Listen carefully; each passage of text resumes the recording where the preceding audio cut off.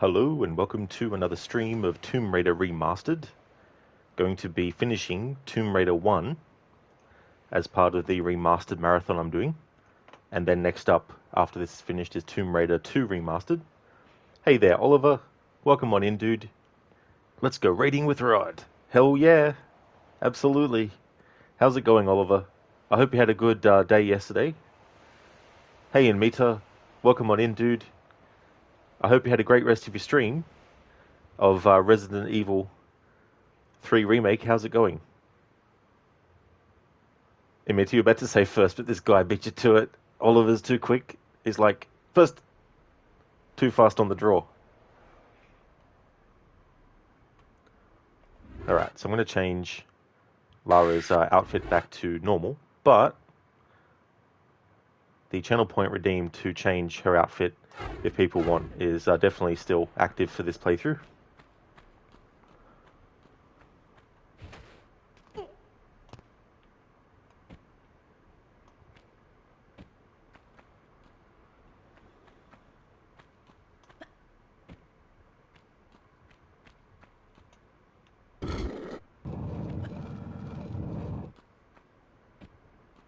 Oliver, yep, had a good day and now a new one starts. Excellent, that's really good.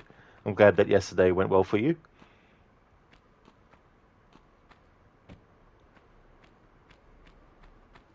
In Mita, it was great, although you almost raged with the second Nemesis boss fight. It wasn't hard, but it took you a while to understand how to defeat him.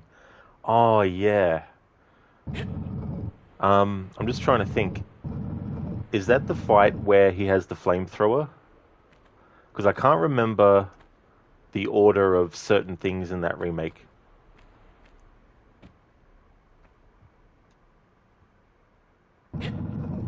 But maybe that fight I'm thinking of takes place earlier.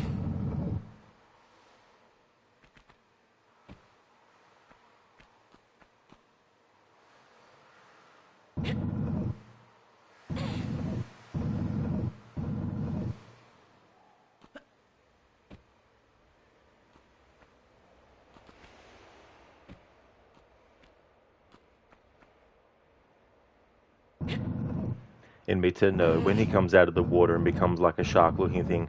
Oh, yeah, I know now. Yeah, that part where he gets wet near the bridge, and then he sort of like runs around like it's like an arena as well. Yeah, that fight can be friggin' annoying.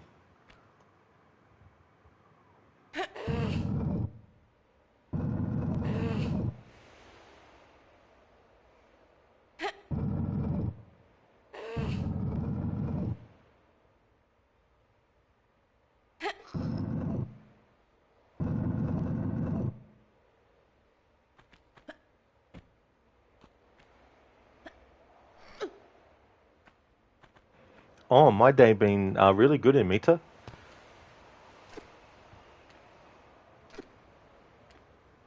Was watching some YouTube stuff. I was watching some Ranton, and he also has another channel, Ran2, as well.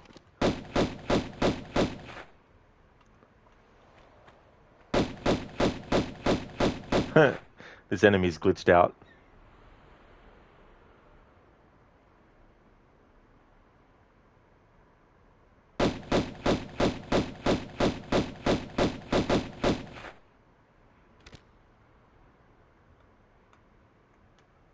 Hey Keone, how's things?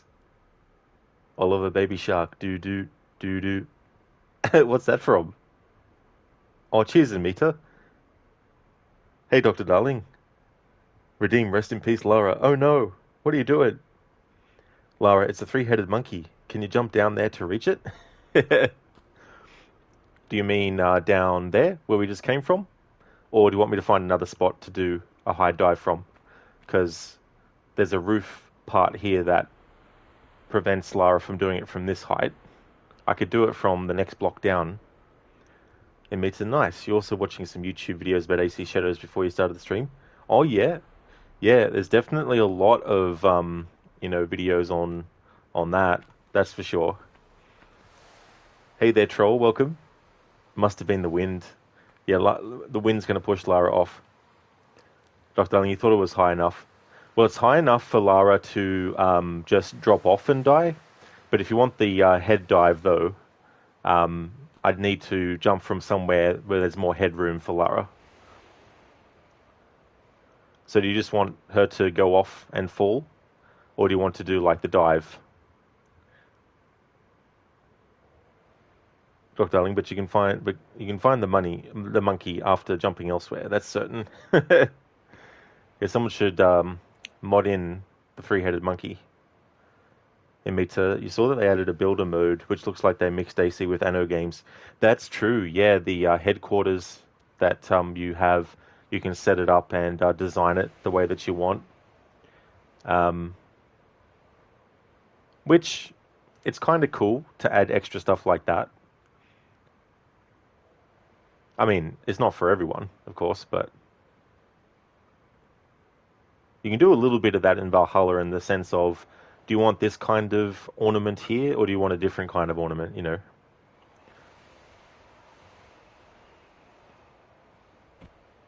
Alright, that's not even high enough for Lara to drop down and die.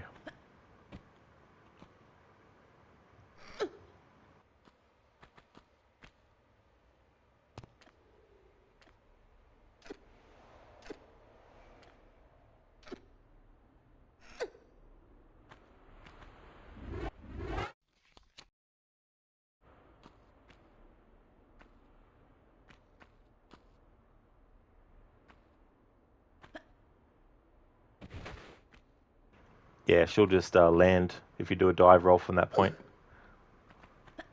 I'll have to find another spot.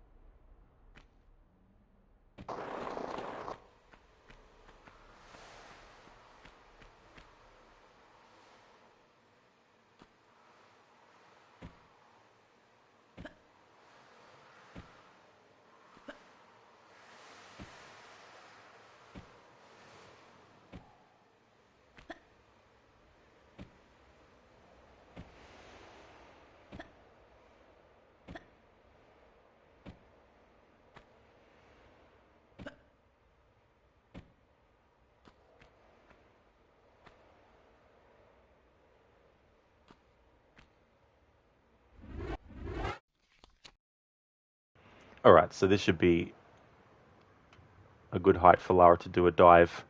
Alright, here we go. Rest in peace, Lara.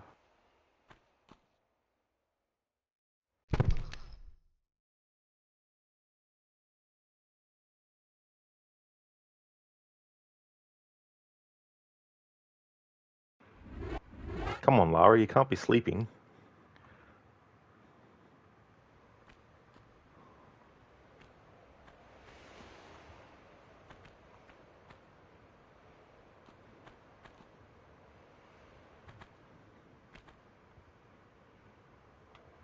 In Meta, you mean it looks cool, but it just feels a bit out of place. You personally like building stuff in games, but it just feels like it doesn't belong to an AC game. That's just your opinion. And that's totally fair too as well. Yeah, I don't blame you for feeling that way. Like, it can become a thing where the focus becomes too strongly on that kind of stuff. And you look at things like the early Assassin's Creed games and, you know, you had renovations that happened, but that was more of a sort of like quick thing, you know. Um, like I guess for people who do like to construct stuff, it's going to be good for them to feel like they're able to craft how the hideout looks and all that kind of stuff. But I definitely don't think it's something that, you know, everyone was like, oh man, we really need to have a a thing in the Assassin's Creed games where we can like build our own buildings and furnish them the way that we want, you know, making it like The Sims.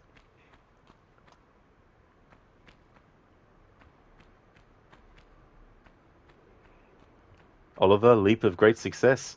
Yeah, that first one was. It was so funny though, because I wasn't even thinking that she'd be able to do the dive in that other spot because of headroom.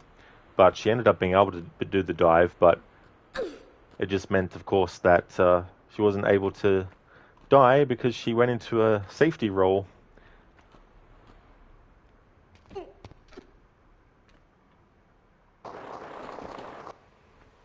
Oliver, what an athlete. Absolutely. Great athlete. Yeah, troll. Rip Lara. Definitely not wrong there. Dr. Darling, no, the monkey ran away. You were slow. That's true, those monkeys are quick. Especially the three-headed ones. You might think that the extra weight on their shoulders makes them slower, but it doesn't.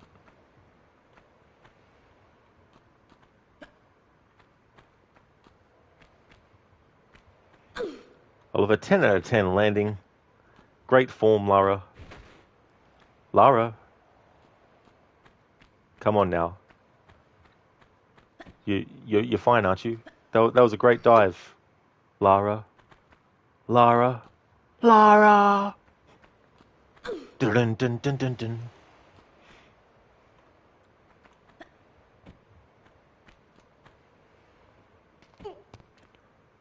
Yeah, the original was 1996. Same year as Resident Evil original.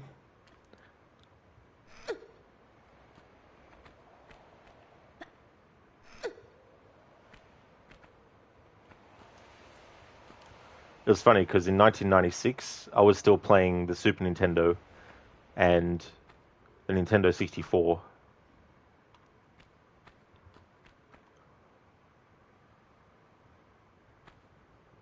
So for me, the 3D platforming game that I was playing in 1996, that was a big wow sort of thing, was Super Mario 64.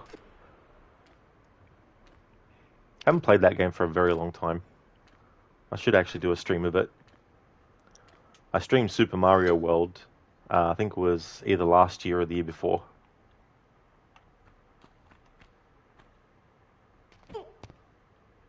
In Meta, yeah, even Black Flag has it, and you don't have a problem with it, but in this case it feels more like a simulation game.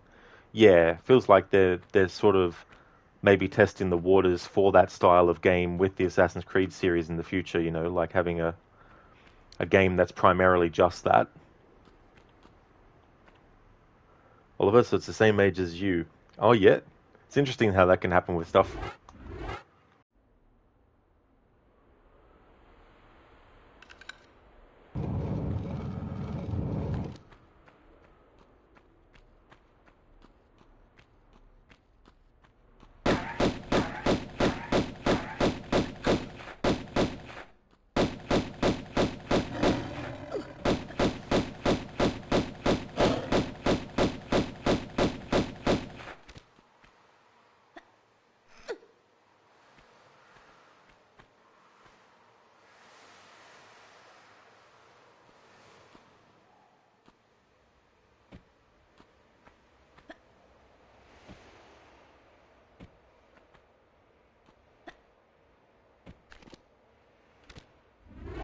Oliver, now where'd you put your walking stick and reading glasses? And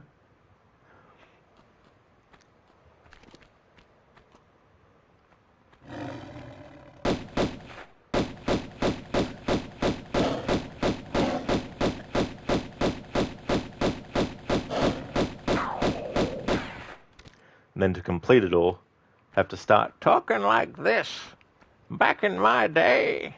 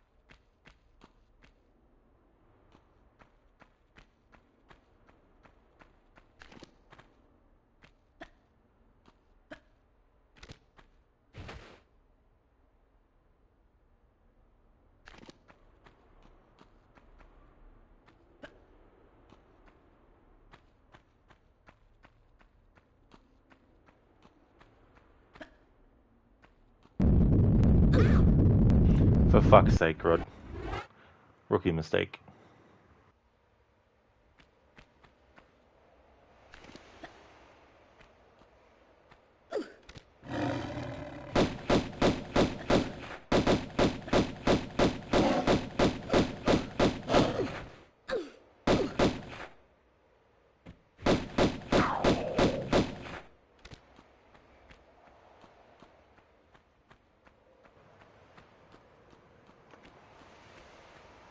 Oliver, and why is your hair grey all of a sudden? Like, what sorcery is this? And Mita more like, I was there 3,000 years ago when the Walkman first came in. Or insert piece of technology that was prominent when you were born. Hey there, Lucas. Welcome on in. How's things going? And Mita, speaking of grey hair, you do have some, even though you're just 29. Oh, that's fair too. Yeah, actually, Arnold Schwarzenegger has grey hair as his natural hair color. He went grey at a young age, and so a lot of the time, when you've seen him in movies and also in general, he's had his hair dyed. But in recent times, he only dyes his hair, for roles, I think now, or sometimes he will, maybe. I don't know. It's not like I know the guy. He could have his hair dyed right now, for all I know. But I mean to say, his grey hair is actually natural, so he's been grey for quite a few decades. Oliver, you don't show off. It's not your fault you look so sexy. Oh, I've just realized, of course, with 96 in your username that, yeah, that makes sense. Yep, you were born in 96. Troll, did you know the reason lions are yellow and tigers orange is that animals have cloven feet, like gazelles, buffalo, pigs, and more? See that color differently. For tigers, that color becomes green. Perfect camo in the jungle, and for lions, it's more of a brownish sandy color. Perfect camo for savanna. So seeing a black lion is hilarious in this game? Had absolutely no idea. But that's cool, Troll. It's interesting when you have things like that. Like, yeah, I definitely didn't realize that as well. So seeing a black lion in this is more like, an anomaly kind of thing. Dr. Darling, you were there 300 years ago when Isildur decided to keep the ring. Cast it into the fire! No.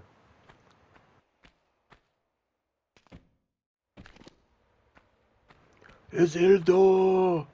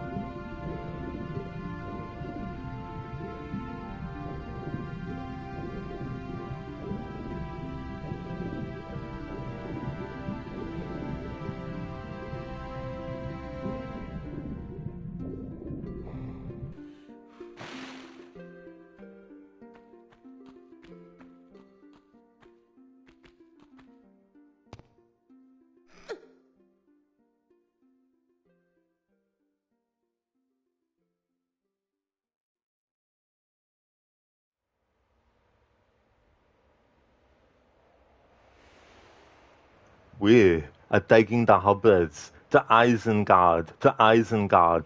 We're taking the hobbits, the hobbits, the hobbits, the hobbits, the hobbits, the hobbits, the hobbits to Isengard, to Isengard. We're taking the hobbits to Isengard, to Isengard. Thank you, Mr. Gote, for redeeming the Arnie impression there with that. How's things, dude? In Meta, he was like, my precious. Indeed, he was in Meta. He was like, this is my precious. You ain't getting that. Troll, we never understood why Elrond didn't just shove him into the lava, honestly. That's a good point. And the thing is, because Elrond knew what the ring was, you can't even say that he was just hoping that Isildur would have the strength to withstand it. Because if you know already how powerful the ring is, then you wouldn't be trusting someone like Isildur to actually hold it. Because not even Elrond would be able to have the ring without it corrupting him, you know. So that's definitely a fair point. But I wonder if there's something in the novel, because it's been a long time since I read the books.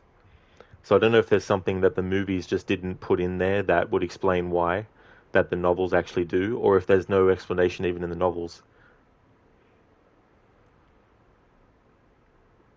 Oliver, a mistake which cost you dearly. You forgot a comma in meter. Because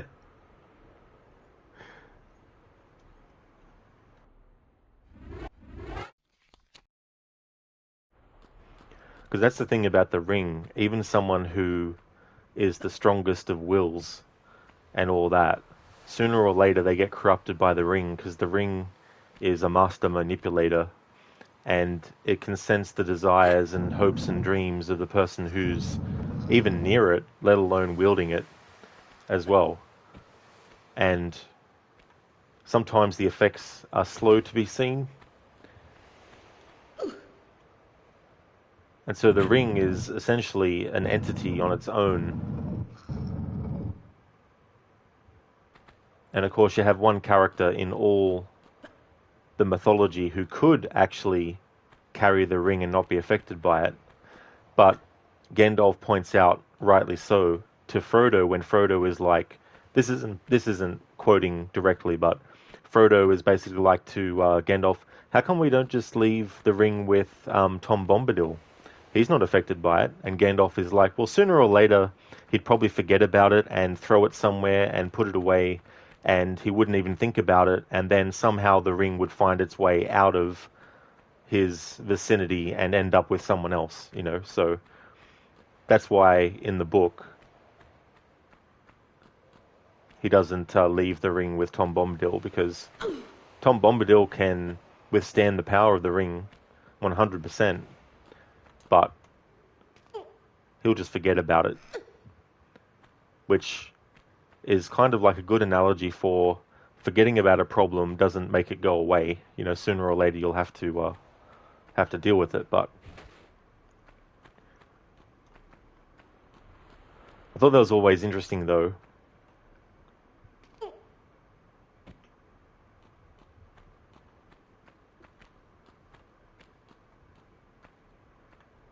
And in some ways, the Pieces of Eden in Assassin's Creed series are similar to the Ring in the sense that they can wield a power over the minds of people and can sort of get inside your head in a way as well.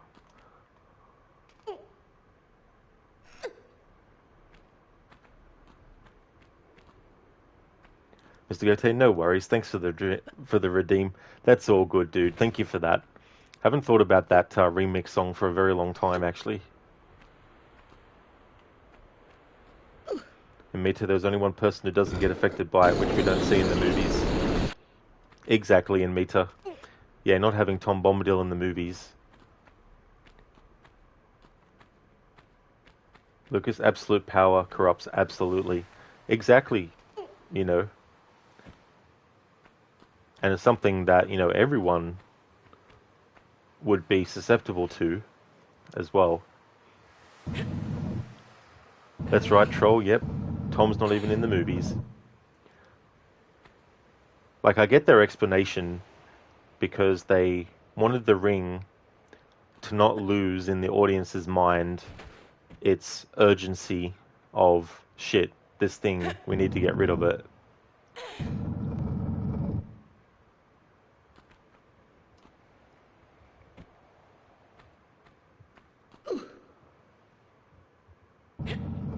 I mean, for fans of the book, it wouldn't have been an issue because we would have been like, oh yeah, you know, we know that Tom Bombadil is fine with the ring, so you know, showing the ring to not be strong in his thing, you know, they can still use the same logic that Gandalf actually says.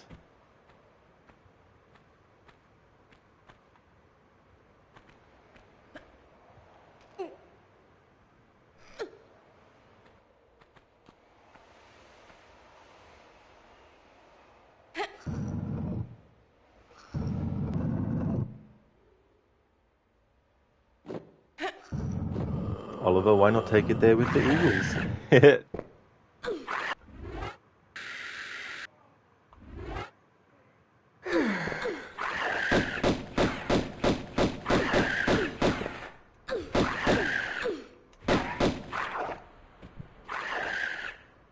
Damn it, that stung. Mr. Gote, you're good. You're playing Resident Evil 4 Remake. You're now up to the mines with Lewis, low on ammo and health, and hardcore run just hits different. Oh man, I can't imagine playing that game on that difficulty. There's a lot of really annoying enemies that come into play, so playing the game on the hardest difficulty, like I remember playing the original on professional mode, was just insane. It was super frustrating. It took me ages to actually get through the game, and there was a lot of moments where I was severely at a disadvantage because I didn't have enough ammo and didn't have enough resources, health and stuff.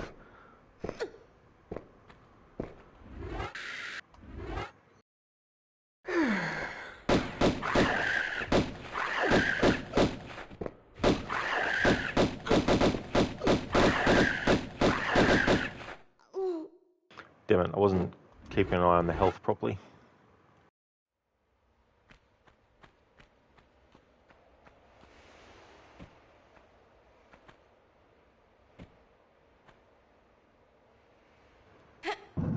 Oliver taking the human language. It's like, we need to take this human language. Mr. Gote, why not just ask Goku for a lift from Dragon Ball Z? Yeah, just call them up and say, hey, we need to get this ring to this mountain. Sure, mummy raptors are not just raptors anymore. That is true. Yeah, these enemies are so friggin' annoying because, of course, their movement and jumping around pattern can be either quick or slow depending on what they want to do. You know, Mr. Gote hardcore and no infinite weapons. Oh no, yeah, infinite weapons, that'd definitely be a must.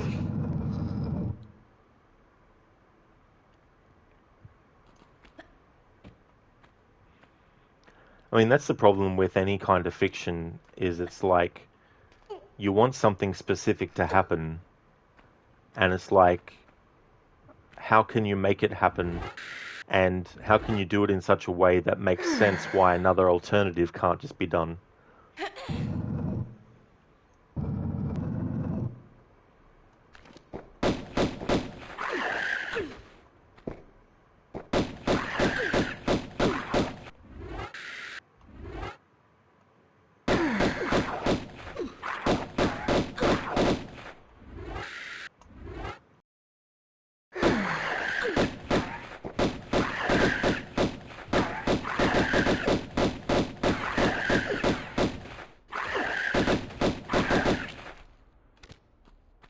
Jesus.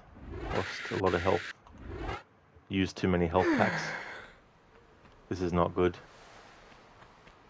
I need to have 50 health packs to feel like I can use one.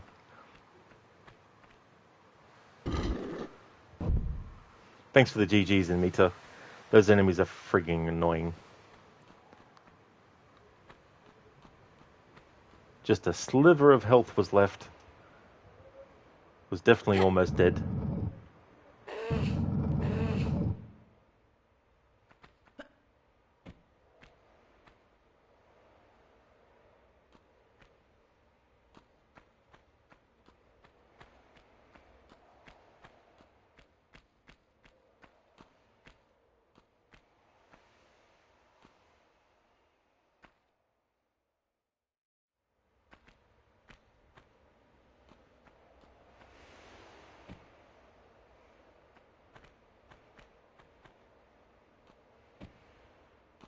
Knew there was something I forgot to do.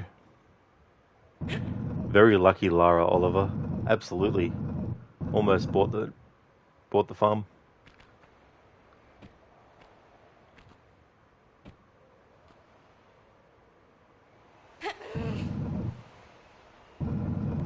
There's also a lot of other things too in fiction. Like I remember with Star Wars Episode One, The Phantom Menace, how you have moments where Qui-Gon and Obi-Wan will use the ability to run really fast, quickly.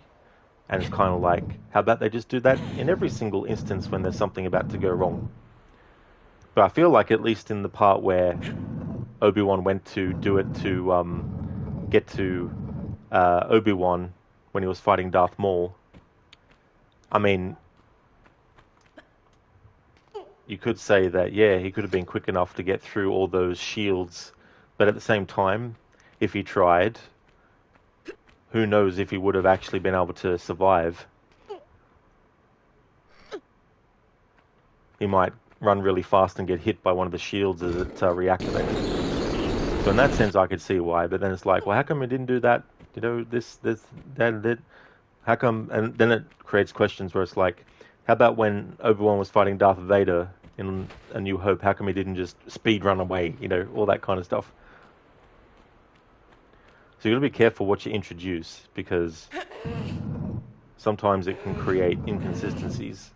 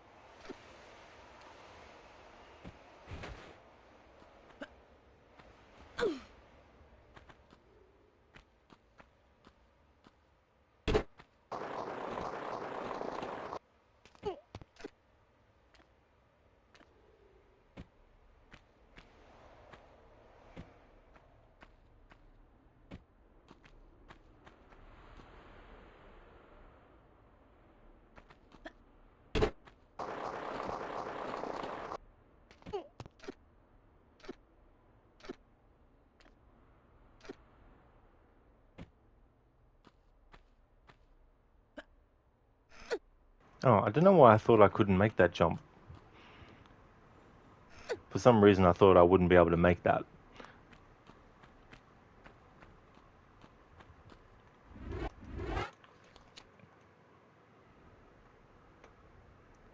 In Mita, you had a moment like that in Resident Evil 3 remake yesterday. You were playing as Carlos, and there was one licker who attacked you a few times, and for a moment you thought you were dead, and you weren't typing any keys on the keyboard to walk away, lol. Oh no. Yeah, that can be funny too as well. When something happens, you think, oh yeah, character's dead, but then you look and you're like, oh no, wait, actually it's still alive. Troll, you feel like the Clone Wars animated series is a way better representation of Jedi, honestly. They're just space wizards with martial training. That's a good way to put it, Troll. I never watched a lot of that show. I do remember seeing. I mean, I didn't watch the old version of the Clone Wars animated stuff, but I saw the movie of the Clone Wars that kicked off the series, and I saw some episodes as well. But that's a great thing about having a long-running sort of like format, like a series format. You can take so much time to really, really craft the world of the story and also the characters and make the characters feel like they're going through something in a natural way versus a movie where sometimes you have to sort of like create shortcuts to get a character from being in one point to another. It means when you realize you just ran and hid. I don't blame you, dude. You know, oh, you wasn't pressing any keys. You meant to say, oh, I gotcha now, Anita. Yeah, you weren't pressing anything to keep moving, but that's good that you realized and didn't die.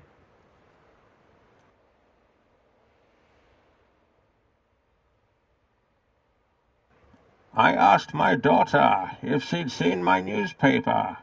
She told me that newspapers are old school. She said that people use tablets nowadays and handed me her iPad. That fly didn't stand a chance. Very clever, Doctor Darling. Thank you for redeeming that as a Bane impression. Nice. But what if they missed the fly and threw the tablet or hit something else? Tomb Raider 2432. Thank you so very much for the follow.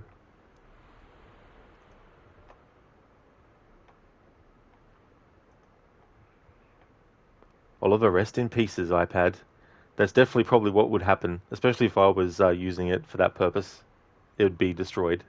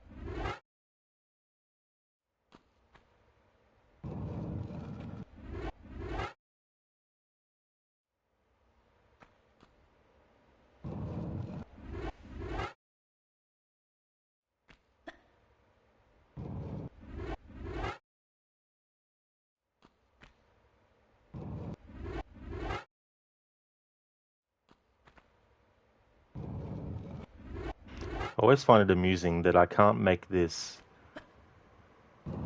grab. Yet if I do it from the other way to where I have Lara, she'll actually make it.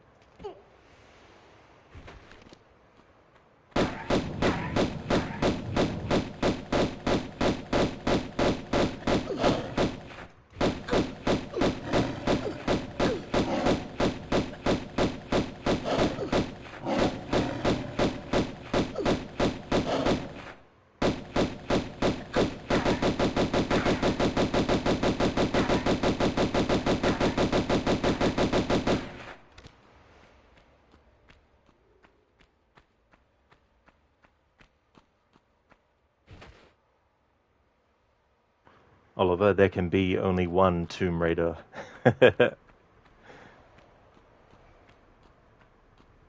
There can be only one. Ayo, DJ, give me a beat. That's what I like about getting certain timings with the dual pistols. Makes it sound like a drum beat.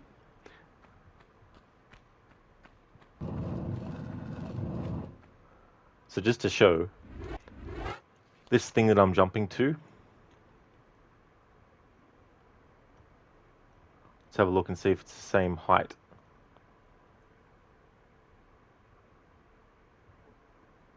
Actually, see if I can move it, camera down a bit and as close to the top of the screen as possible.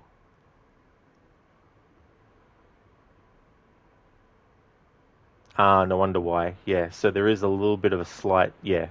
So there is a height difference between the two. That's fair. No wonder why you can do it from this way. Because this other ledge is actually lower.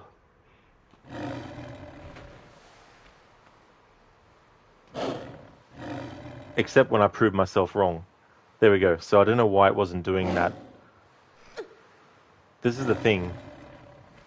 When you have so many variables at work, like, that seems like random.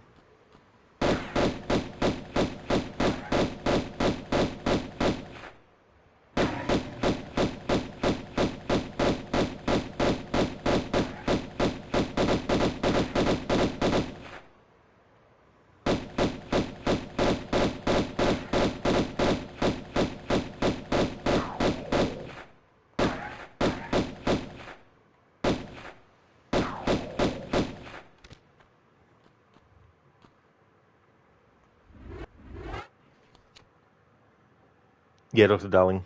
Uh-huh. Troll, 3 hours later. Still trying. And meter later on, you actually punched another licker in the face. It was so funny. Yeah, that kind of stuff can be funny too.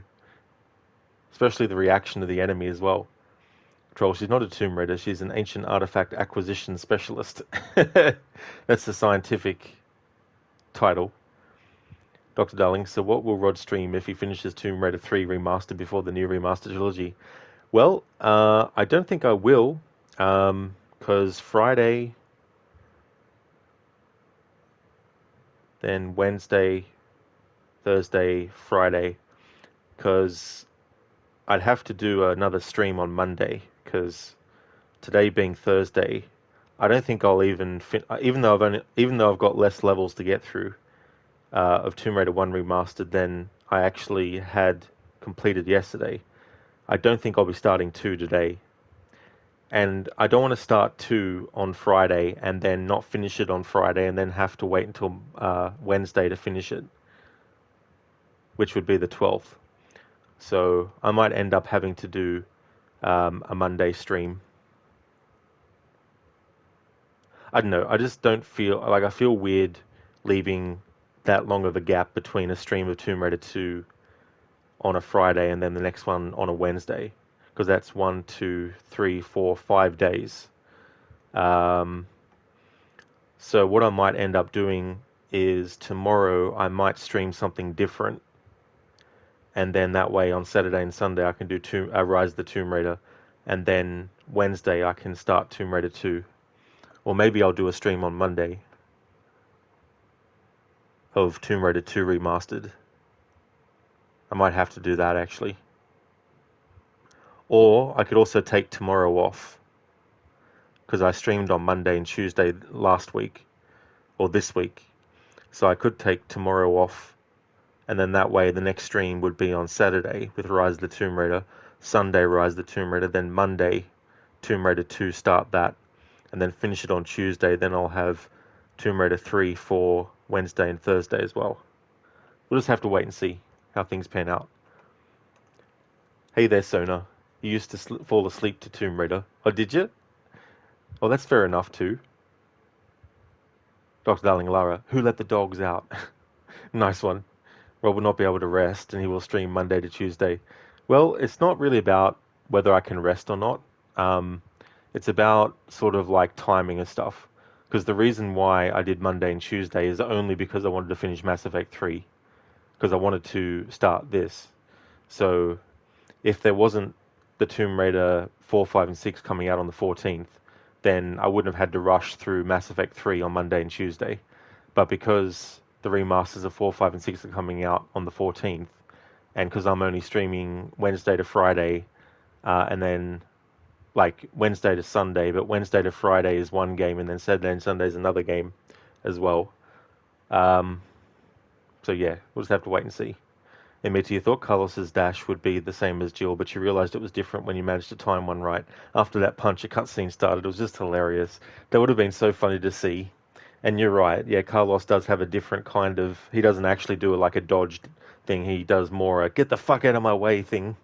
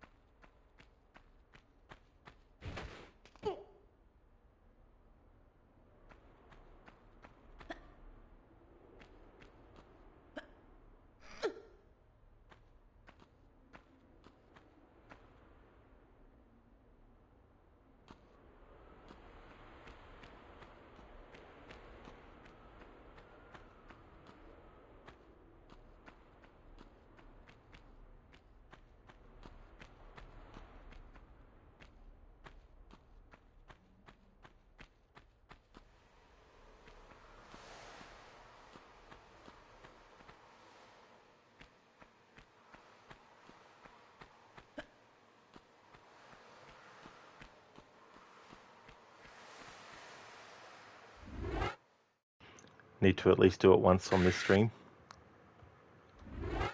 No. No.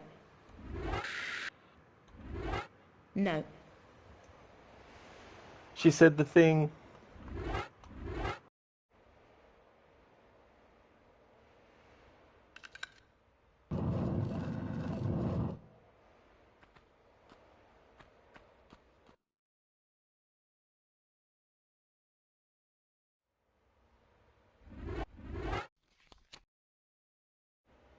And me too were like, did I actually punch a licker in the face? It's like, I wonder if anyone's done a challenge playthrough where when they play as Carlos, they can't actually kill enemies using any other weapons, not even the knife, except for using that dash move. I wonder if you can actually kill an enemy doing that. So in middle school, a more powerful enemy than a zombie.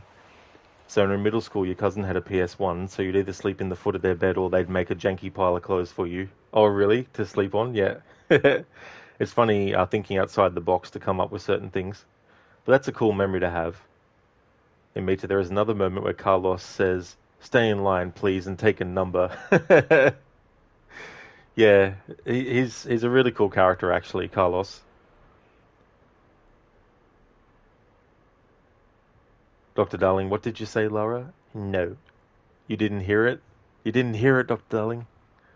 Well, too bad, because you're No. not going to hear it again. Just kidding.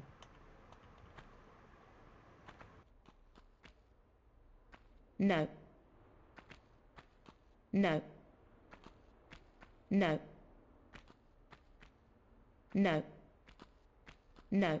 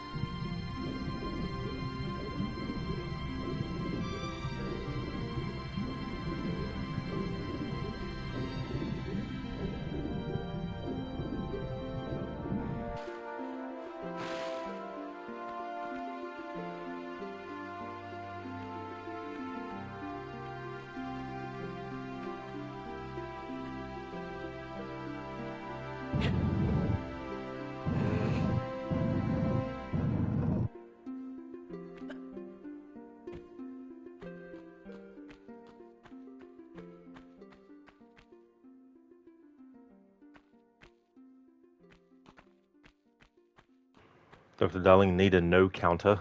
The only problem with that is I could make Lara say no more frequently than it would naturally happen.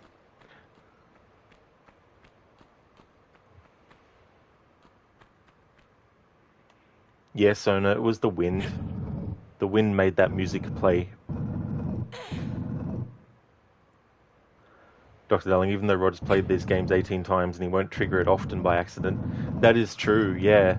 Like, there might be an item that goes in a certain keyhole that I might choose the wrong item, and then Lara's like, no.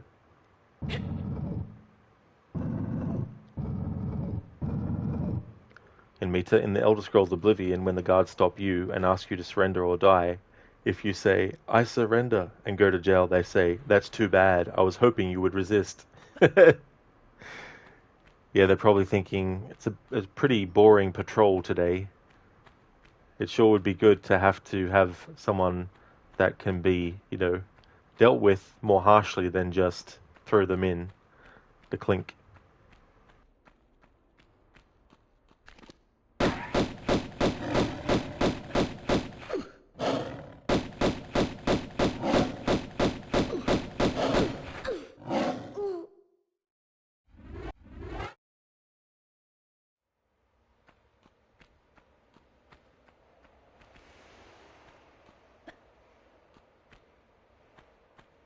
Hey there, Anamoon.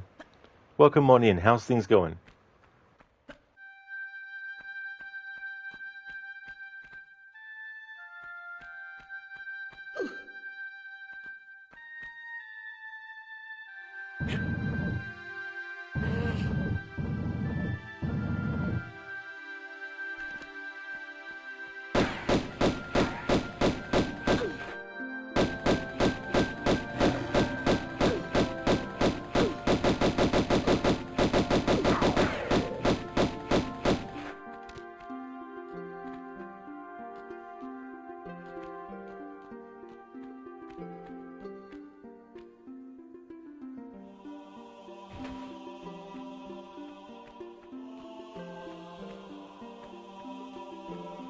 Oh, that's good, Moon. Good to hear that it's going okay. As for me, things are going well. Had a good day today.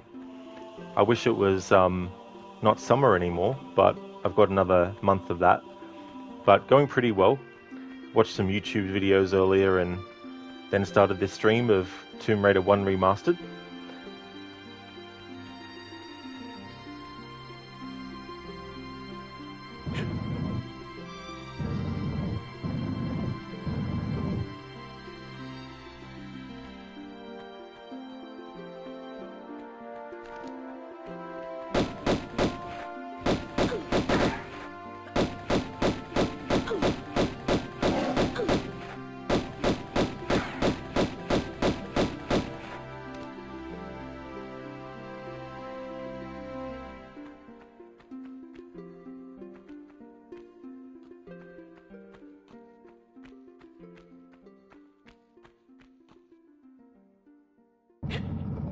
Oliver, great beat. You can totally jam to it. Absolutely. Oh yeah.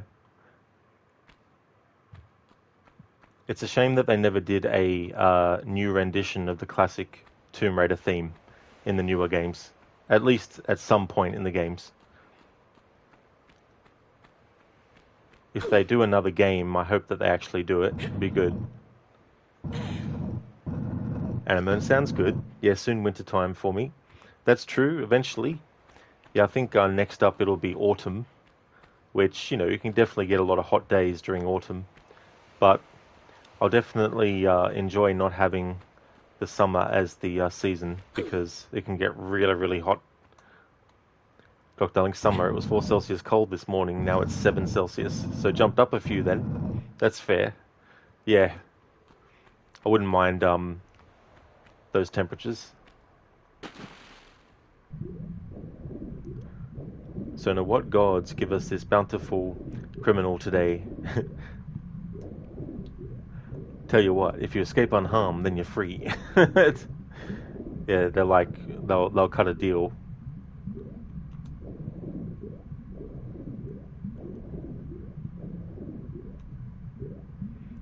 Oliver, Aussie winter ain't exactly the same that we have here in the north, is it? Well, I mean, there's definitely places where it can get really, really cold.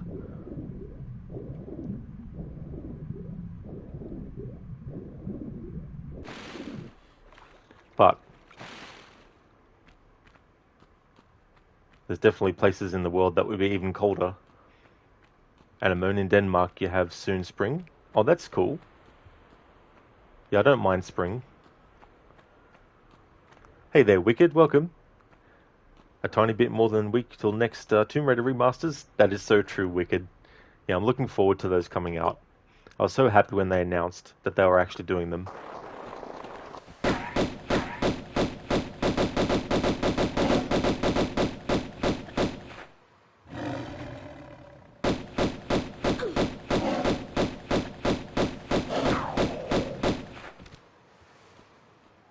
Oliver, most of January was without snow and plus degrees.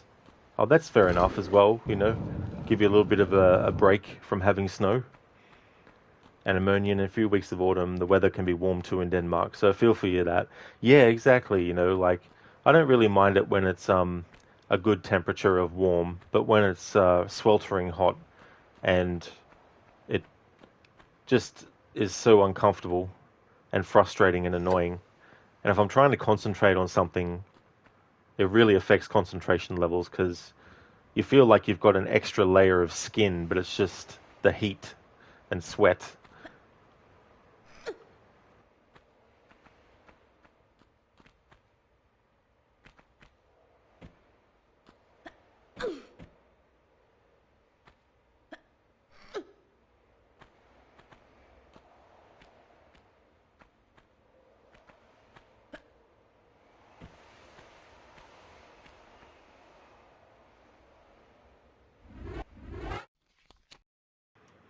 Troll. What qualifies as really cold in Australia?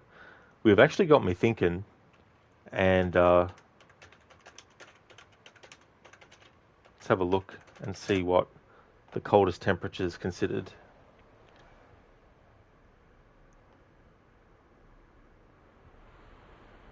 Well, apparently the lowest minimum temperature was minus 23 Celsius, but that was way back in 1994. So that's the coldest or the lowest minimum temperature that we've had.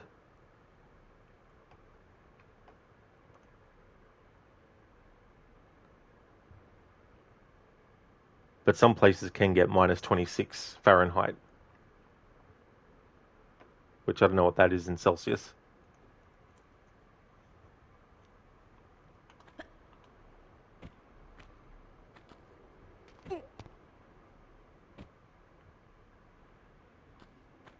Anemone, oof, yeah, big oof.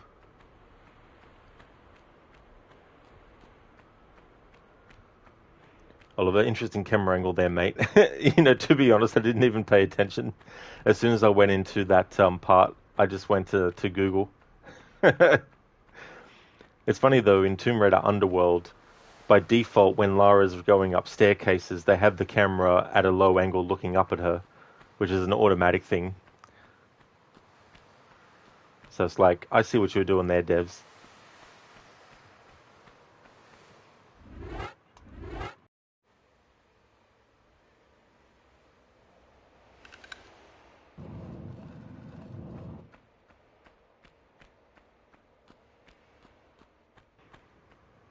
And Amon, you don't want to move out of your bed. I definitely know that feeling. You just think to yourself, no, just want to stay here. Oliver, I'm guessing you can get those temperatures in the mountains. Oh, absolutely.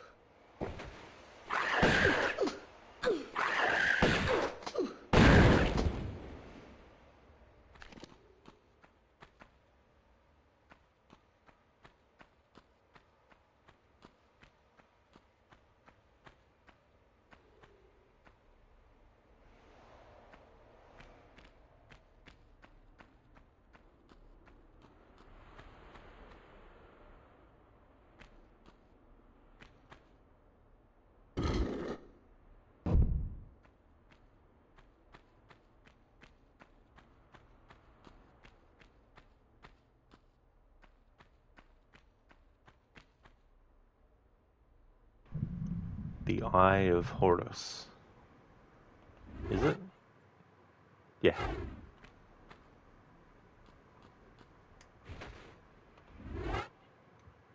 Oliver, devs are men of culture. Nothing more to say. Well, there's definitely a lot of, gay and lesbian fans of Tomb Raider as well. Just like with Xena, like that was a really big show that had a big fan base of gay and lesbian as well. That was a great show too. The double feature of Hercules and Xena back in the day was really cool. It was something to look forward to. I also like to watch the Goosebumps show when I was young as well. They'd have it on Friday night. There was also this show that was similar to Hercules in tone and style called Sinbad, which I remember, really going crazy for as well.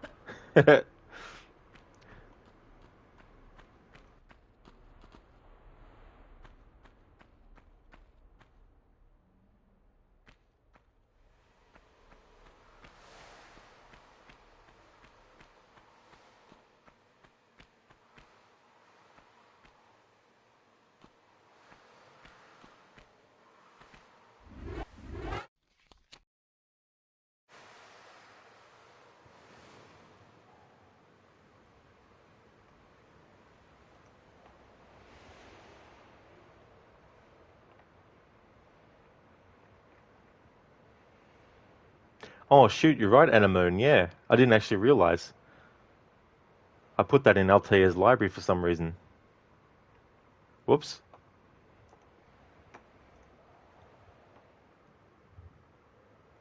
Troll Australia doesn't have mountains. It's all desert. Well, either that or a descendant of a criminal that was sent there from England.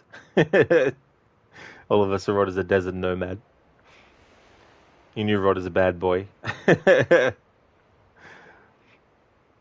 In Meter, the highest mountain in Australia, according to Google, is 2,228 meters.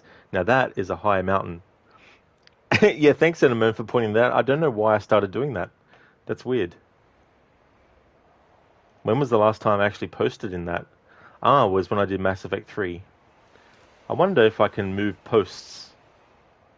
I've never actually done that before.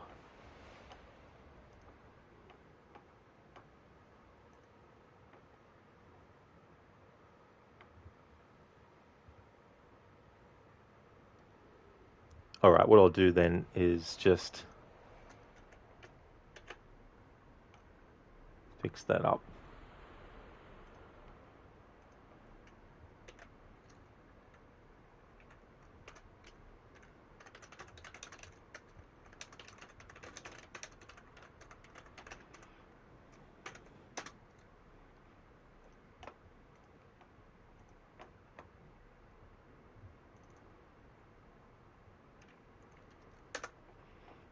There we go. So I'll just post those now in there, or repost them. Good catch though, Anemone, because who knows how long I would have kept posting it in the wrong in the wrong channel.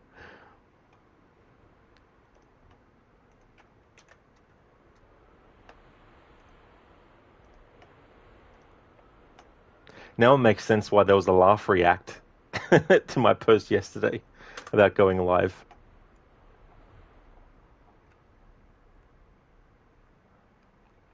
There we go. All right, so I've reposted those messages in the right spot.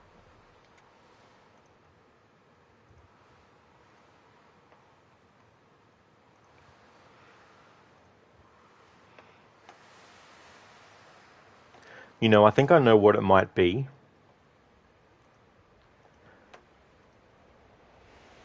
I must have been like, right, I'll just leave the window open for Discord so that when I actually start the stream, I can just go straight in there. And I must have absent-mindedly just been like, do, and that channel must have been the last one I was actually viewing beforehand.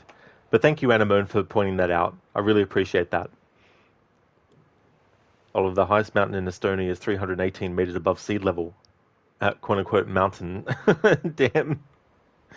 That's still a tall mountain. In Meter, the highest mountain here is 2,765. Imagine scaling that. And you're so welcome. You saw it yesterday, but you didn't have much sleep. Then later you went offline on the same day. You couldn't make notice to you. Oh, that's totally fair, Anemone. Yeah, that's definitely understandable. Thank you so much, though, for pointing it out to me. And Meter, yeah, you thought about it too. You were like, how much did you drink? And that would have been a feat because I haven't really drunken alcohol for a few months now, actually. Not that I drink it regularly often, but every now and again, I like to open up a beer and be like, ah, this is good.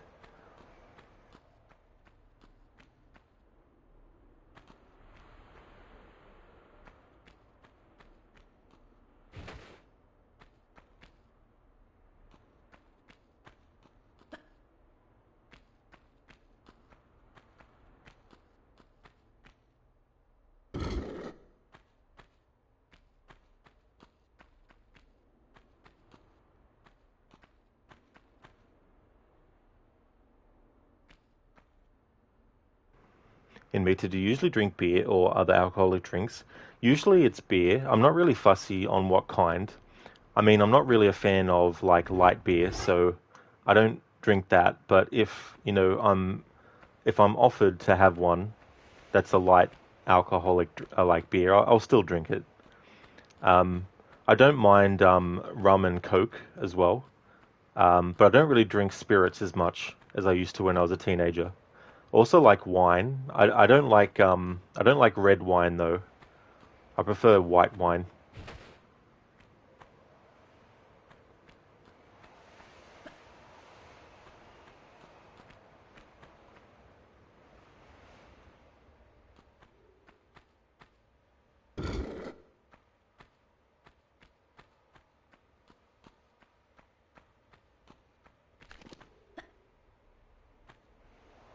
Rod, what are you doing, you idiot?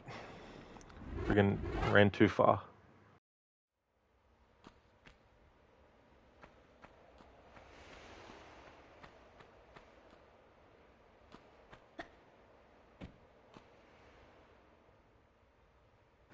Yeah, troll. Yeah, I like wine. It's also one of those things too where I'm not really knowledgeable about all the different, flavors and kinds of wine, except for red or white.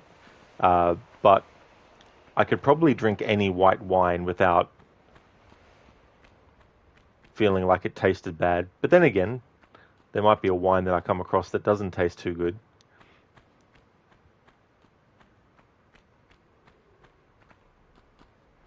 Oliver, Amita loves you now. Amita, you understand. You're also not picky, but you like both beer and wine. You prefer red, but you don't mind having white wine sometimes. Oh, that's good. Yeah, it's interesting how things can be like that. Like sometimes it's not any one thing that's really sort of like something that makes you like it or not.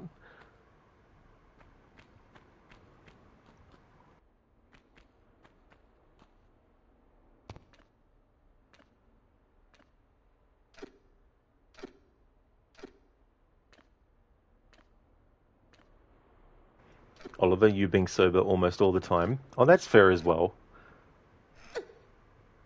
Yeah, when I do drink though, I don't like to get shit-faced. I still like to have the ability to have full 100% strong perception and all that kind of stuff.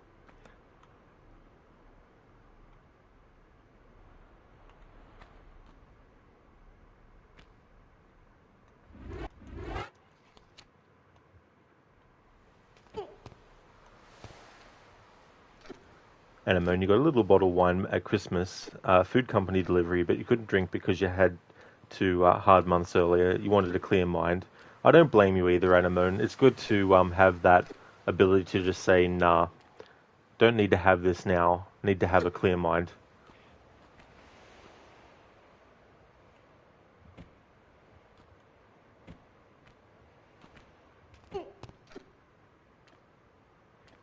Amita, yesterday you were drinking sweet sparkling wine, not something you usually do, but it was gifted to you for New Year's by the company you work for. Oh, that's cool that it was a gift. It's awesome when that happens, when you get given things like that.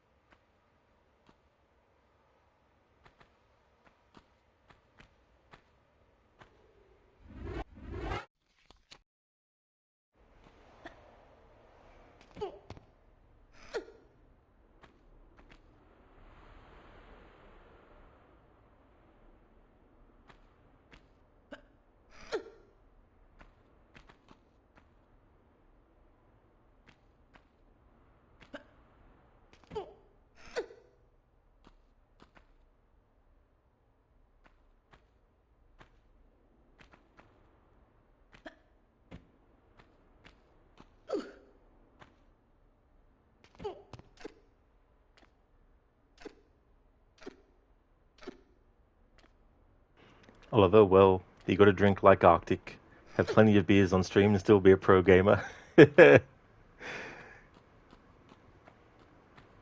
That's something that I've never really done.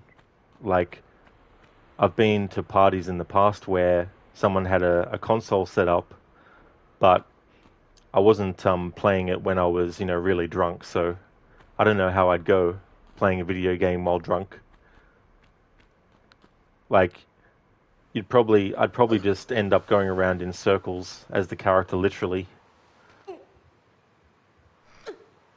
Like, Rod, you've been playing the game for an hour and you've just made the character run around in a donut circle.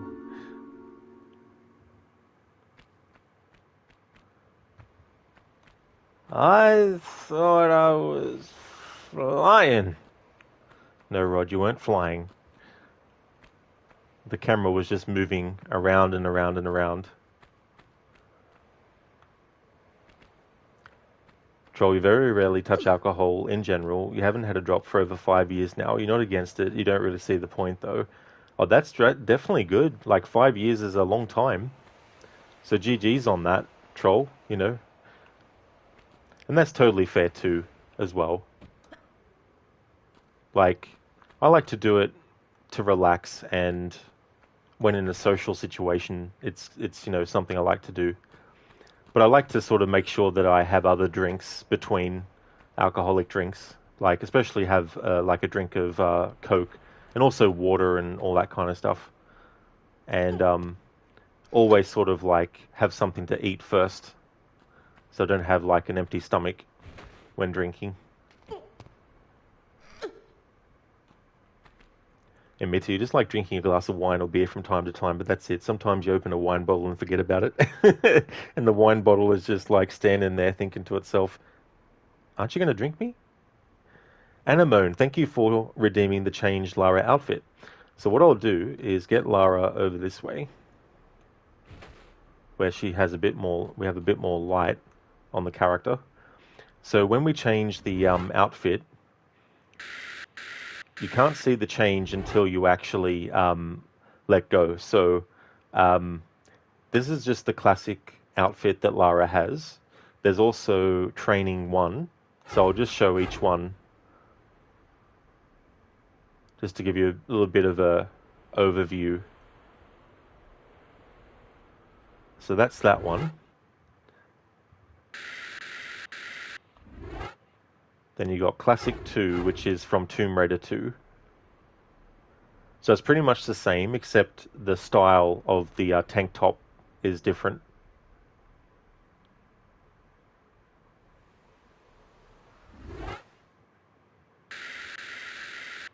And then we have Training 2, which is Lara's training outfit from Tomb Raider 2.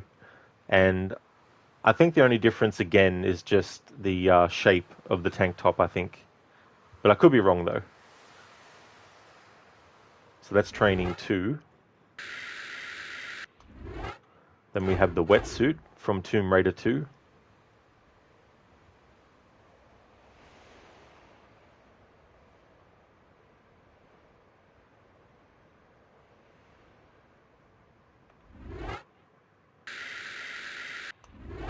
Then we've got the bomber jacket from Tomb Raider 2. Oh, you like the wetsuit, Anemone? So did you want me to have Lara wear the wetsuit? Or do you want to just see the other one still? Because I don't mind either way.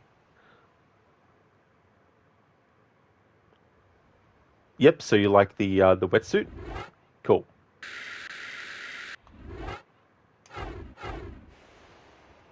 Oh, you want to see all the other ones. Gotcha, cool. Alright, so then we have the bathrobe, which is what Lara wears at the end of Tomb Raider 2.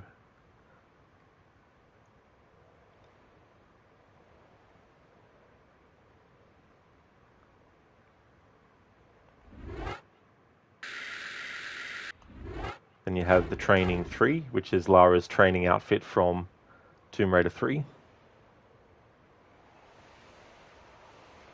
Yeah, Anemone, that's fair enough. No to the bath towel.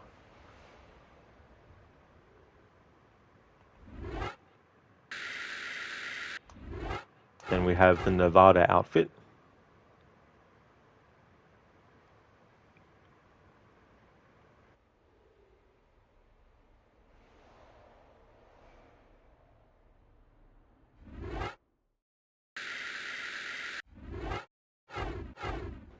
And then you have the South Pacific Island outfit that she wears in Tomb Raider 3.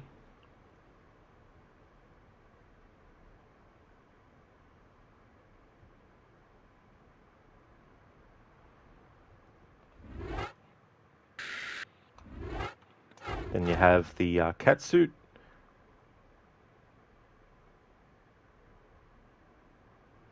That's from Tomb Raider 3 as well, in the London levels.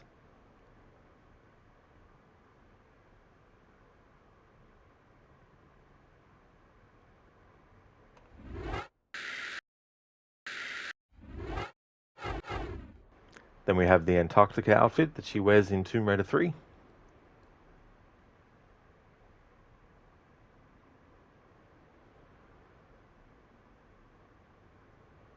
Yeah, Oliver, we've got a proper catwalk over here.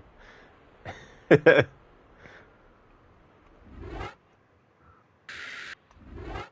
you have the Bloody Classic. So it's a classic outfit, but there's some rips and tears and also blood on Lara's skin. So that's the Bloody Classic version.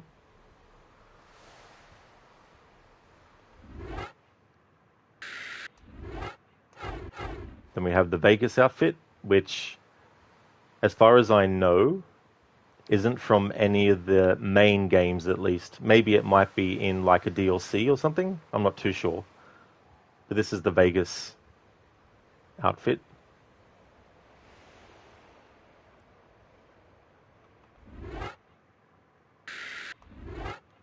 And then that's all the outfits. So they're all the outfits, and you can also have sunglasses on or off as well. So Anemone, is there any one out of that you'd like me to pick the most?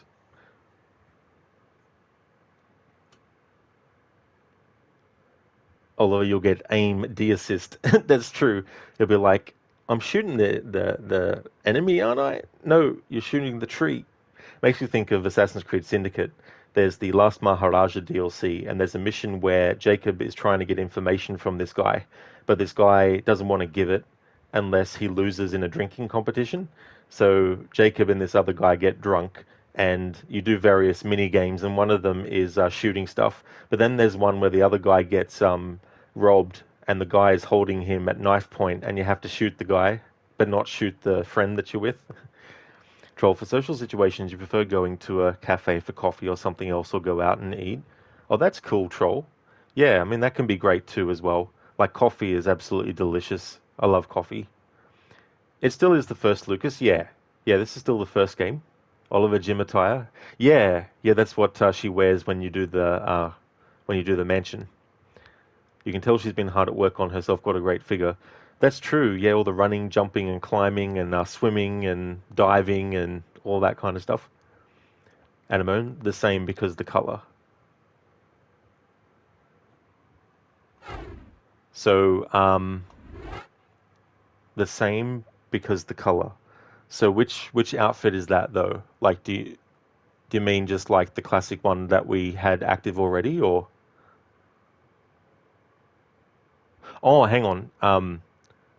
Yeah. So, which outfit were you thinking? The wetsuit. Ah, cool. There we go. And did you want Lara with the sunglasses on or off with the wetsuit?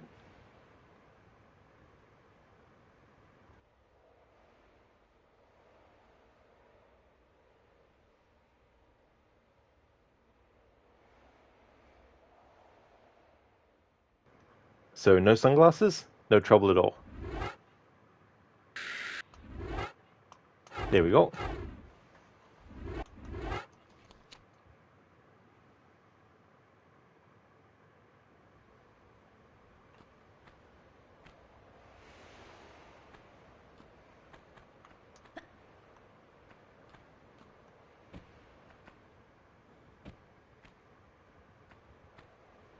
Sooner it amazes you that you remember customers when you were barista. Yeah, that can definitely happen. Sometimes too, certain things stick out more than others.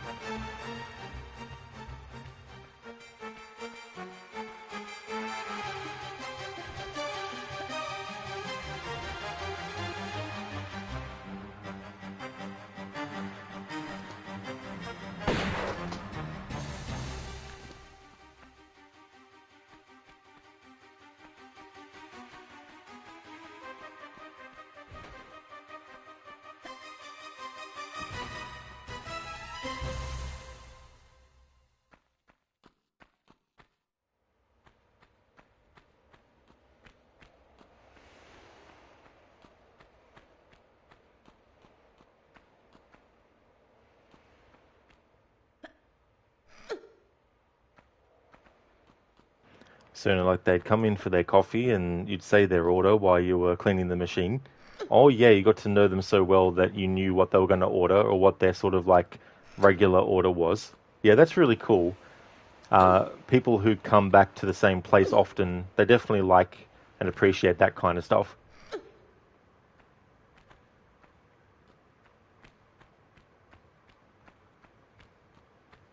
Lucas, did you know that the US has the oldest commissioned Navy ship in the world?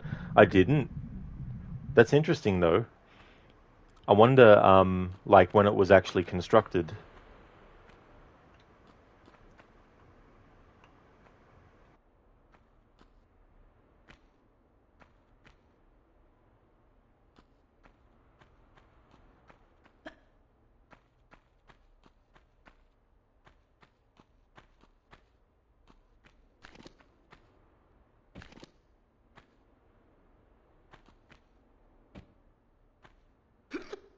So it was 1794. Damn, very long time ago.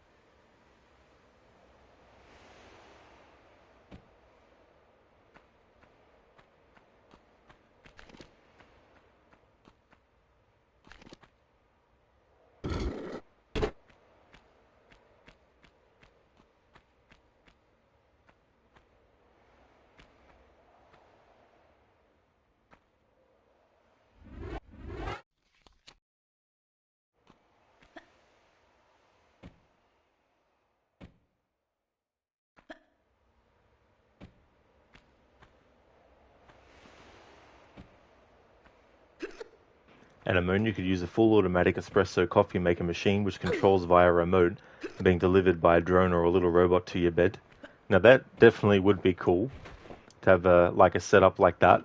That's for sure. Lucas, the USS Constitution. Ah,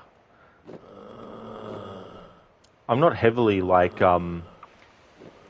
into things like that, but I do like finding out what the oldest of something is. It's like the origin of things. I always like to find out what the origin of something was, because there's so many things that we just take for granted as a normal everyday thing that we either say or that we actually use. That it's like, oh, I wonder when this was created. What led to the creation of it? Why did the person feel the need to create it and stuff like that? Wonder if there's any, like, ghost stories about that shit.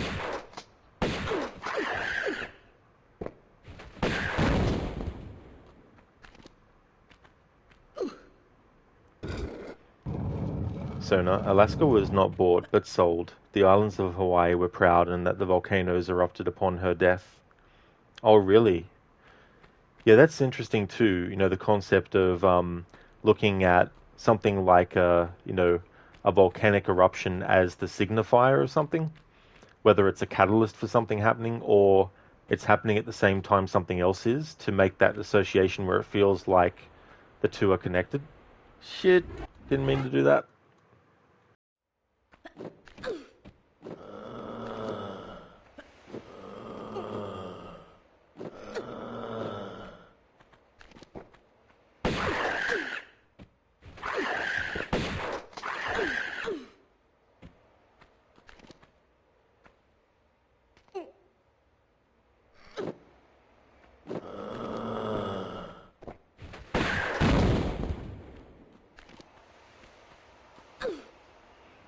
Lucas, it's the last of the original 6 frigates built for the US Navy.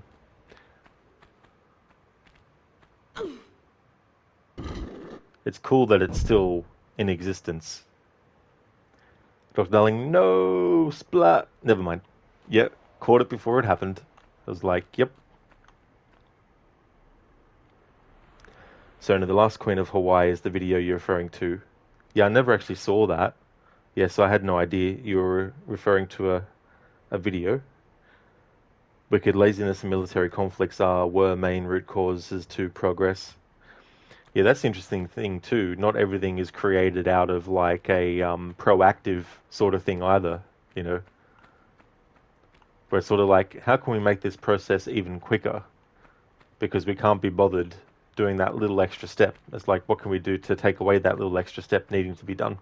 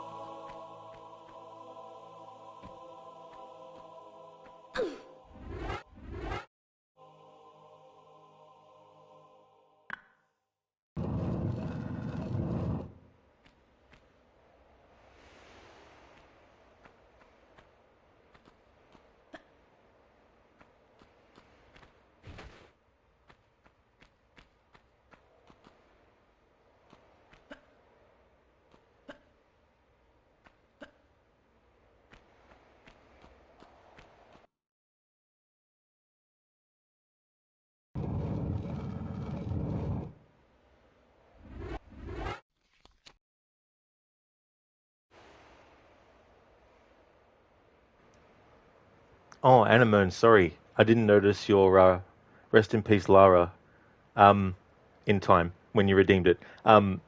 So coming up, we've got like an enemy that will kill us if we let them. I could also get to a point, I think, where we can do a dive from a great height. Uh, I don't know if there's any water nearby in this other part. Um, so what would you like it to be? Troll, you mean yes, but also no. Adversity is the main route to progress. It just so happens that the two biggest one of those are war and sickness, but religion is also a huge player. If there was no religion, humans would progress far faster. There's definitely those elements, when you think about it, that come into play as well. Um, Organizations that have a lot of power in a certain field will also be able to make certain progresses happen as well, or also make sure certain progresses don't happen. So now you're getting vague flashbacks to Rabbit Picket Fence. Oh, that's fair enough. Yeah, I never saw that movie. Lucas, the ship is still fully operational. Well, that's pretty cool. Yeah, I thought it might have been, not operational anymore, but still existing. And ammonia, her traveling to Japan, Asia, Australia, etc. in cold winter months is best to do because the heat isn't so intense. Yeah, I mean, I definitely could see the logic in that. Troll, such a gross crunch, you'll like it. Yeah, yeah, that crunching sound when Lara dies from a fall. It's like very, very like, everything just stops dead in its tracks. Lucas, damn, you wanted to see the splat. Dr. Darling, never mind. Water. That's right, yep. Dr. Darling, you like how she's programmed to scream even if she's going to jump in the water? That's true. Yeah, yeah. Troll, the northern part of Japan is way up north in terms of geography. Super heavy snowfall in the winter. Oh, you live in Denmark? Oh, that's cool, Troll. And I'm in Denmark, you have mostly grey weather in autumn winter months. Not too cold, not too warm. So sort of like a bit in between. Troll, Denmark has rain, and sometimes if you are lucky, frozen rain. Now that's something I've never actually seen.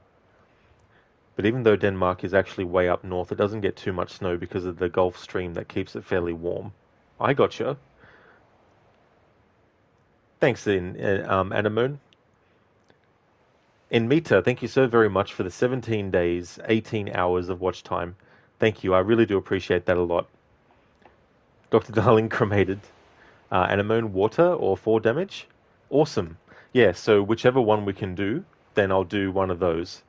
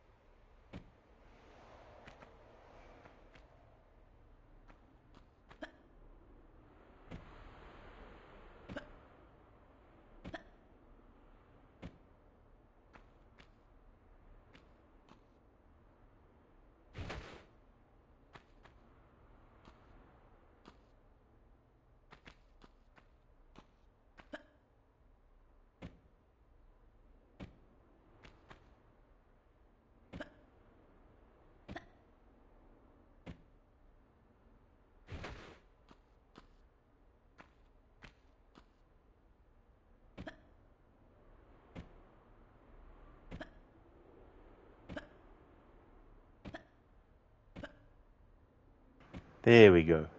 That's the side of it that you need to do that for, if you want to do it that way. Alright, Anemone. Almost to a point where I can do the rest in peace, Lara. Oh, I just thought of something too before we get to it. Just as an alternative, in case you want to, Anemone, there's actually something that will... I don't know what it will look like animation-wise, but there's some spy... There's some... Oh, I'll actually show it.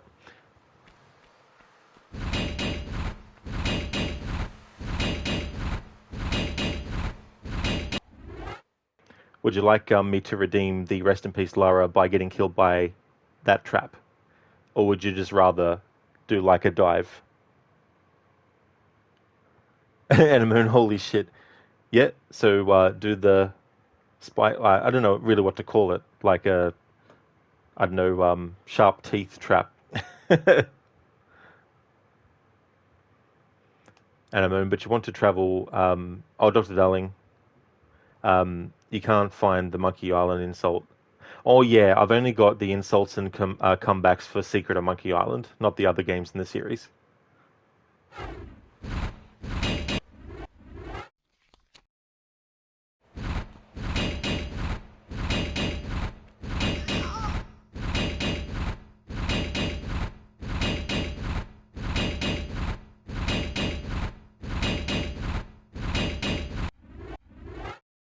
There we go, Anemone. How was that? Thanks for redeeming the rest in peace, Lara. Anemone, you want to travel to England, Rome, and America too? Oh, that's cool, Anemone. Well, that'd be good if you can. I give you a choice. You can be gutted or decapitated. The importance of breakfast cannot be overstated. Thank you for redeeming those. So, is that from Curse of Monkey Island? I've forgotten. Have you played the other ones too? Like, did you play Escape from Monkey Island as well?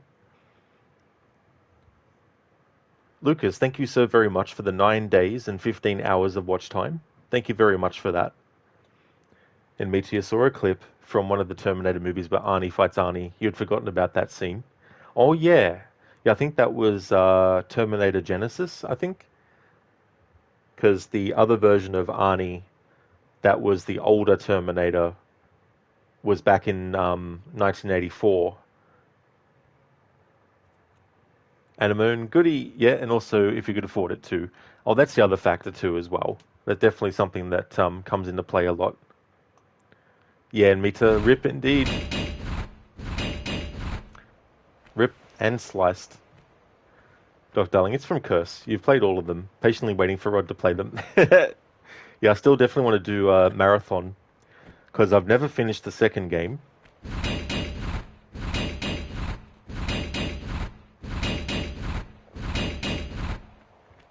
I've never finished the second game. And I've never played Tales from Monkey Island. And I haven't played the new one, Return to Monkey Island. Return to Monkey Island's actually on not Game Pass, PlayStation Plus. And Escape from Monkey Island, though, I'd probably have to buy that. I did buy it on physical, but that was back in the day when it first came out.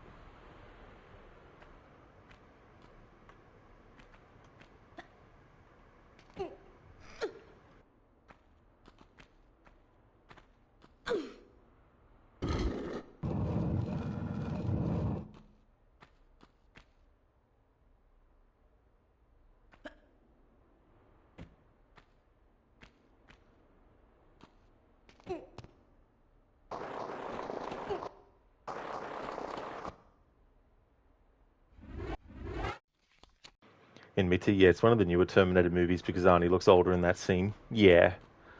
Yeah, there's some things about that movie I didn't mind.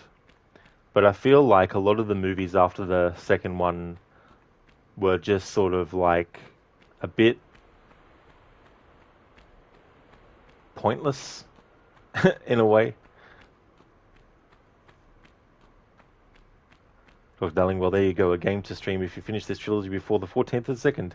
Well, I mean, the plan is to finish this before the 14th and then jump into the remasters of 4, 5, and 6 because they come out on the 14th. But I definitely want to try and find a way to do those, but I need to get all the games first.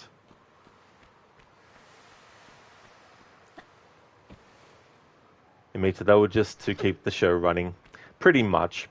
I remember for the longest time as a kid hoping that they would do a Terminator 3, but by the time that happened, I was 20 years old, and I saw the movie and I thought it was okay and everything, but objectively, I still think the series should have ended after the second movie.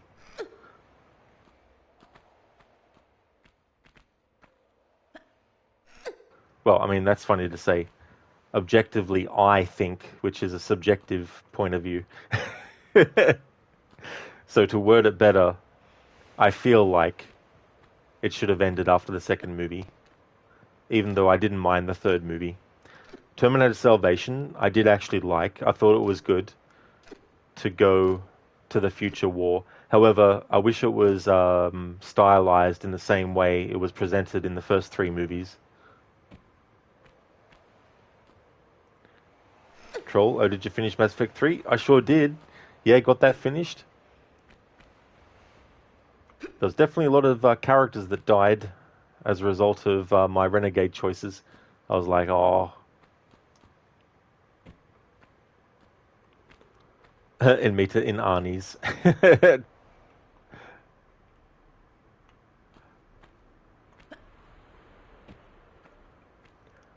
I feel like a better way to go, and I know they did the Sarah Chronicles show. They should have done a series that was just about the future war on its own.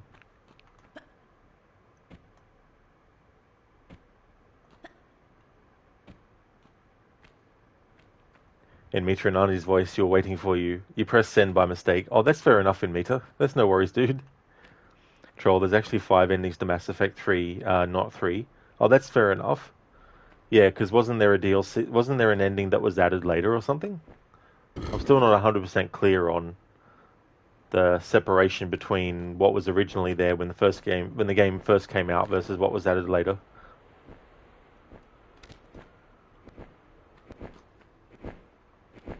That enemy is spawned inside that. Oh no, they didn't. I just thought they had.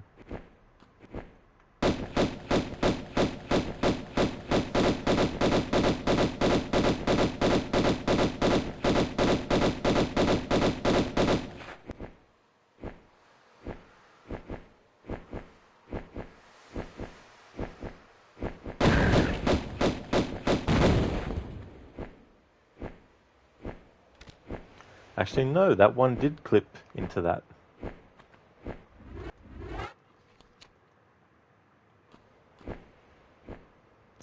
Troll, no, there was 5 to begin with. There's the 3 obvious ones. Then there's you can just walk away or you can shoot the child. Oh, really? Damn. Yeah, I was just choosing, like, I think there was one choice where I had enough Renegade points to choose that particular option, so I chose that. But all other choices, I made the one that was on the bottom.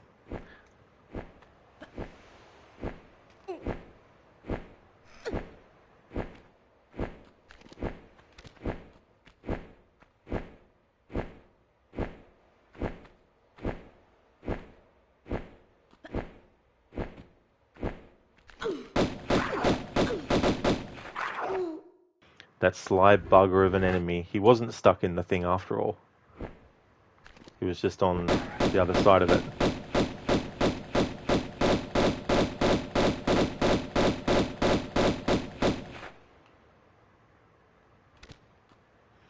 Troll, you saw that. You killed Morden in cold blood and without even hesitating. Exactly. Yeah, because it was the renegade prompt turned up, and it was a renegade playthrough.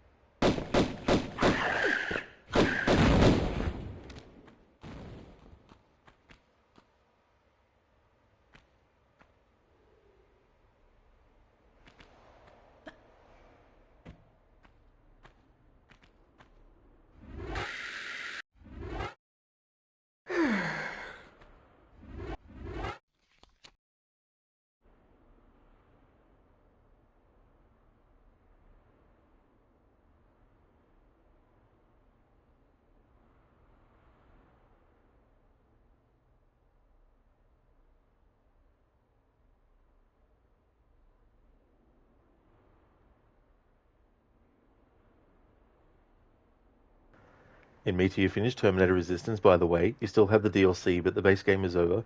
You really liked it. The ending was really good, and it connected to the movies. They even show a Terminator looking a lot like Arnie. They just show him from behind and not the face, but it looked a lot like Arnie. GG's, dude. That's good that you finished it. I wonder what the DLC is going to be like, too. Um, I haven't actually played. I can't remember who did that game, but I haven't played any of their games before. They did a Rambo game, which was like an on-rails first-person shooter thing, which I thought was a bit bleh looking. I remember Angry Joe did a video review on it one time. Um, but it's good that they've gotten some good games later, like Terminator and RoboCop. I've got RoboCop. I bought that when it was on sale, so that's one of their games that I can play for the first time.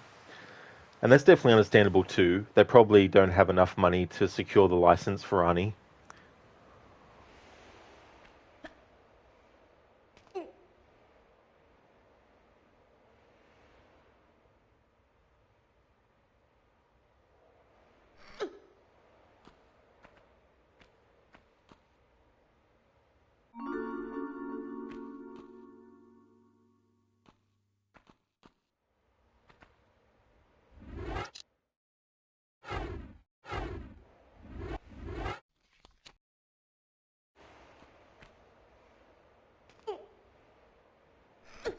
Yeah, and Mita floating Lara. Yeah, it's so funny how they put that there. In Tomb Raider 3, there's actually things you can jump on that are invisible as well.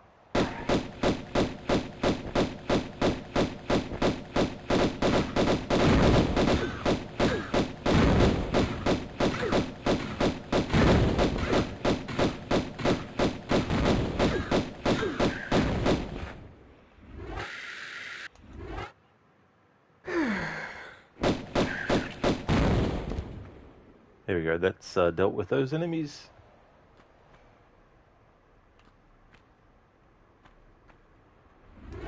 Troll, they have to make a spin-off, not Robocop, but Rubbercop. Rubbercop. He's just completely made out of rubber. You got bullets just bouncing off.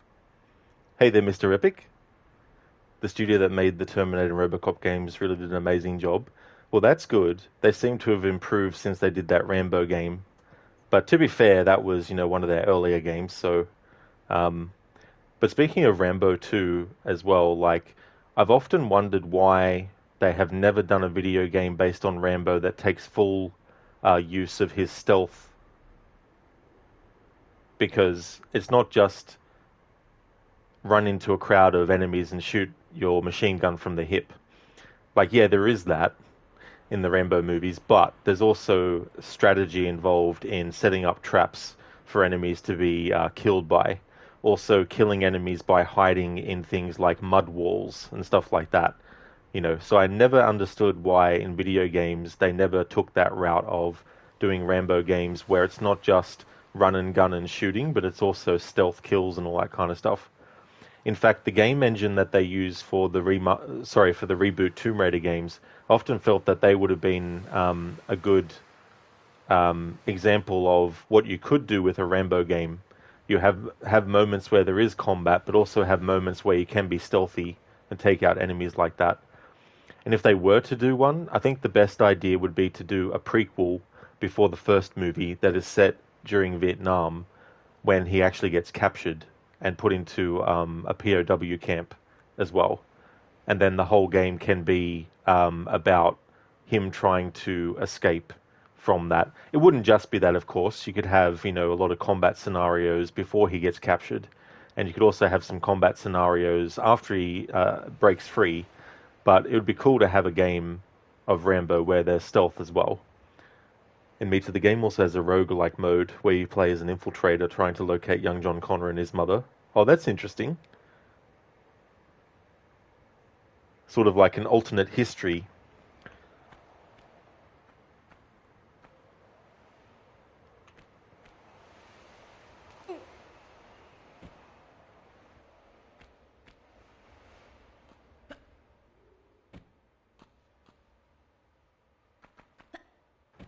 Dr. Darling, you finally sorted your Steam library to 4 different categories: future games, ongoing, replay, and long-term grindy. That's definitely a good idea to put them in categories like that. Can sometimes help too. Mr. Epic, you hope then next game is Judge Dredd. Oh, now that would definitely be cool. I mean, Robocop is partly inspired by Judge Dredd as well. So that'll definitely work out well.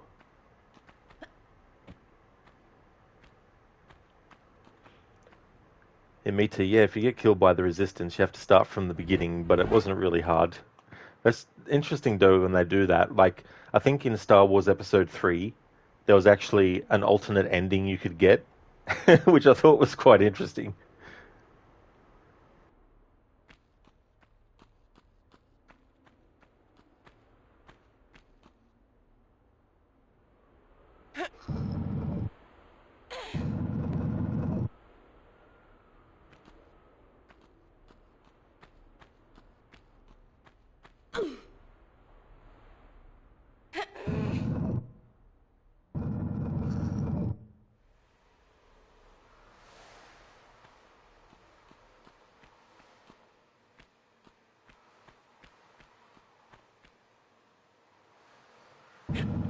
Oh, was it Mr. Epic? That's good.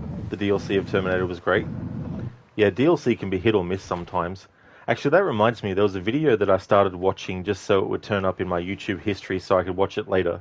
Even though there is an option to actually choose to watch something later or put it in that category. But there's a video that's doing a deep dive into the Jack the Ripper DLC for Assassin's Creed Syndicate. I just remembered that I wanted to watch that, so I have to make sure I remember that for later. It's done by a streamer on YouTube, well, a content creator on YouTube named Fishy. It's not spelled that way though. It's Fizhy, I think.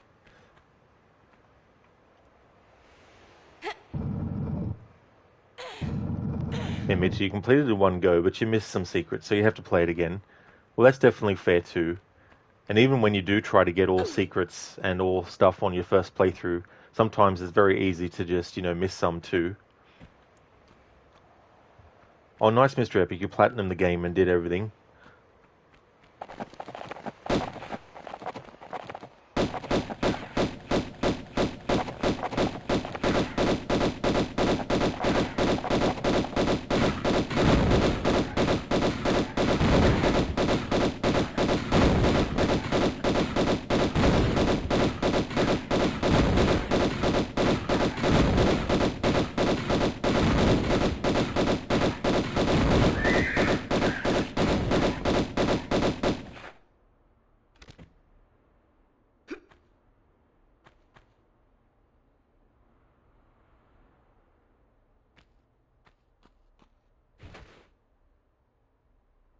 Dr. Darling? Ah, yes, the Bacon Centaur. That is true.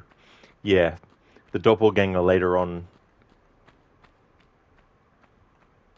of Lara Croft is referred to by fans as Bacon Lara. So yeah, that's very apt for that enemy to call them a Bacon Centaur.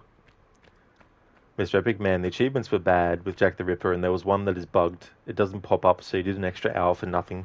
You weren't the only one. You think it's bugged for everyone. That would be so frustrating. It's really annoying when you're trying to go for getting everything in a game and there's something that is beyond anyone's control. Well, any of the players' control, that is. I remember in that Mad Max game, when I streamed it, I was doing a 100% playthrough, and in the game there's these challenges that you do, and doing all the challenges was also part of the 100%. However, there's 2 challenges that rely on an internet connection to the servers. Well, they shut down the servers, didn't they? So those 2 challenges can't be done, and so you can't get 100%. If you're playing the PC version, you can actually get a save file and download it that actually has those 2 challenges done. But if you're a console gamer, then you've got nothing like that. So you pretty much can never do a 100% playthrough of Mad Max on console because the servers are shut off. I was so annoyed at that. I was like, really? You couldn't patch the game and make those two challenges automatically pop at the very least? If not, make them something that doesn't require an internet connection? But nope.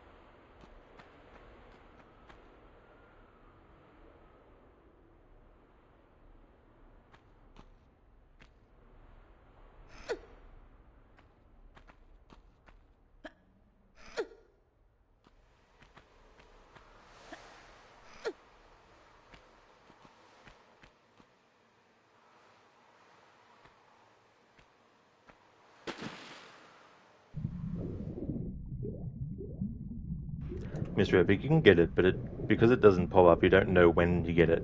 Ah, I got you. It's still obtainable, but there's no way to actually rely on the game to be like, hey there, Kesmond. Welcome. How's things going?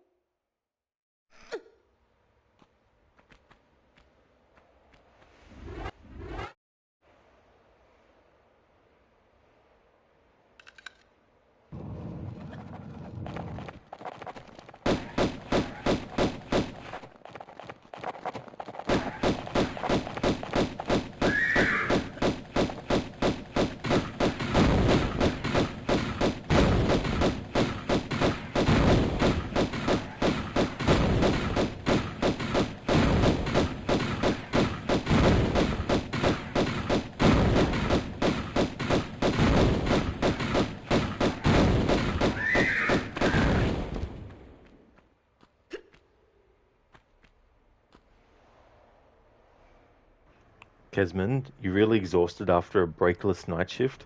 Wanted to get a workout in, however, your body just doesn't feel like it. Damn, Kesmond, that's crazy. Like not being able to have like a break. Damn. I don't blame you though for not wanting to be able to, go and do a workout as well. Like, I mean, you want to, but your body is just like, nope, can't do it, which is definitely understandable. I hope that you can recover well, Mr. Epic, just like the older AC multiplayer achievements. Because of that, you'll never have the platinum of AC Black Flag, and that hurts. One of your favorite ACs. That really does suck, dude. Like, yeah, that's just ridiculous when that kind of stuff isn't doable anymore. Yeah, troll. Rambo using his machine gun, shooting at the hip.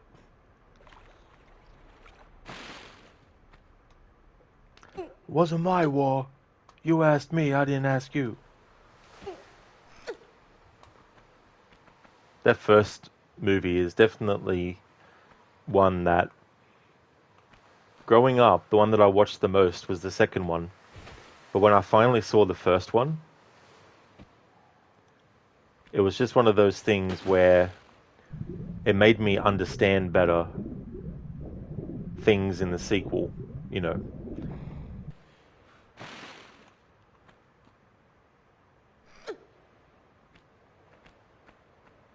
Because I'd seen Rambo 3 as well before seeing Rambo 1.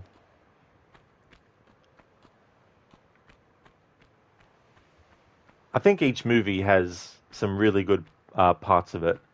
I'd still say the one that I think is the best is First Blood. It takes a really good look at the psyche of Rambo's character and sort of looks at the prejudices that the sheriff actually had. I mean, in the novel, it goes into more detail about why the sheriff is so against Rambo, because it's more than just him looking at Rambo and thinking he's, a degenerate, like, but it's also because he fought in the Korean War, and he felt that those who served in the Vietnam War and the PTSD and everything that they suffered from, he felt that his sort of generation and the people that he fought with in that war were overlooked as well. So there's a little bit of that, but that's more in the novel. I think there's like an allusion to that in the movie. I think on his desk, in one of the scenes, like after he thinks Rambo is dead, there's a scene where he's in his office, and I think there's something. I think there's some war medals on his desk as well.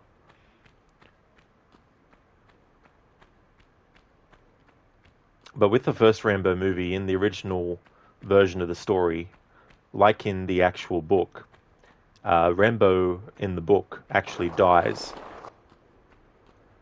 Now, I can't remember if he kills himself or he gets shot by Troutman in the book. But test audiences, when they saw the version of the movie that had a similar ending to the book, when they saw it, they were disappointed because they wanted Rambo to survive. So that's a case where in the novel the character dies at the end, but in the adaptation, because of feedback from test screens that saw that ending, the studio changed the ending to where Rambo actually lives. He just gets arrested for all the havoc that he causes, which is why at the start of the second movie he's in a prison camp serving out his sentence. But Colonel Troutman comes to him because there's a mission that he's offering Rambo to take, which will give him a pardon, and he takes it, of course. There's actually like a really long version of the movie, the first Rambo, that was really edited down, because it was a big rough cut. I think Stallone said it was like 5 or 6 hours, the initial version of the movie. Now, call me crazy, but no matter how unfinished it might be, you bet your ass I wouldn't mind watching that version of the movie. I mean, I probably wouldn't watch it all in one sitting, but I would watch it, in parts. But I don't know if there's anything that is that survived of that. So it would be one of those things where probably never ever see it, but I wouldn't mind seeing it.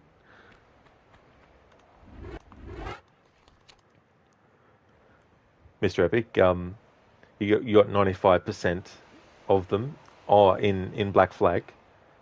And me too, you only missed those achievements in Black Flag, got all the other achievements. For the longest time, I couldn't get 100% in Black Flag. There were these social chests that wouldn't actually appear for me, and so I just gave up. But then there was one playthrough, out of curiosity, I checked the stats to see if there was any social chests, and to my surprise, I had actually found the 3. So that's when I decided, fuck this, I'm definitely going to make this playthrough a 100% playthrough. So that was the first time I was ever able to do 100% of Black Flag, after accidentally and not realizing it straight away that I had actually gotten those social chests to appear. Therefore, that Abstergo challenge was done, and then I just decided to do the rest, because I knew that they were the only ones that I missed out on all those years before, and those years worth. So I was like, yes, now I can get 100% finally. Kesman, you have pre-ordered 4 to 6 Remastered and WWE 2025, the Bloodline Edition. Oh, nice, Kesman. That's cool. Yeah, I still haven't actually pre-ordered the remasters, but I'll do that, soon because there's no real rush. But that's really good as well because then you can take advantage of any because I don't know about you, but on PlayStation Plus there's like a percentage off for being a member of PlayStation Plus off the full price. It's not a big reduction. Like I think it's 44.95 Australian normally, but it's $40 Australian if you have PlayStation Plus. Mr. Epic, what was that Mad Max achievement called, Rod? Good question, actually. I'll just see.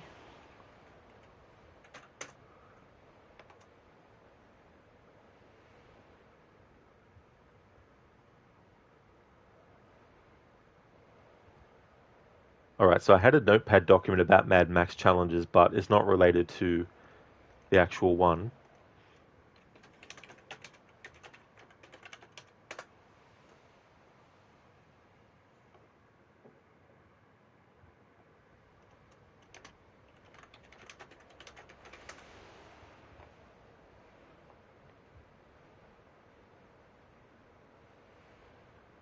Okay, so players can no longer access the online challenges and leaderboards within the game as the servers are no longer operational.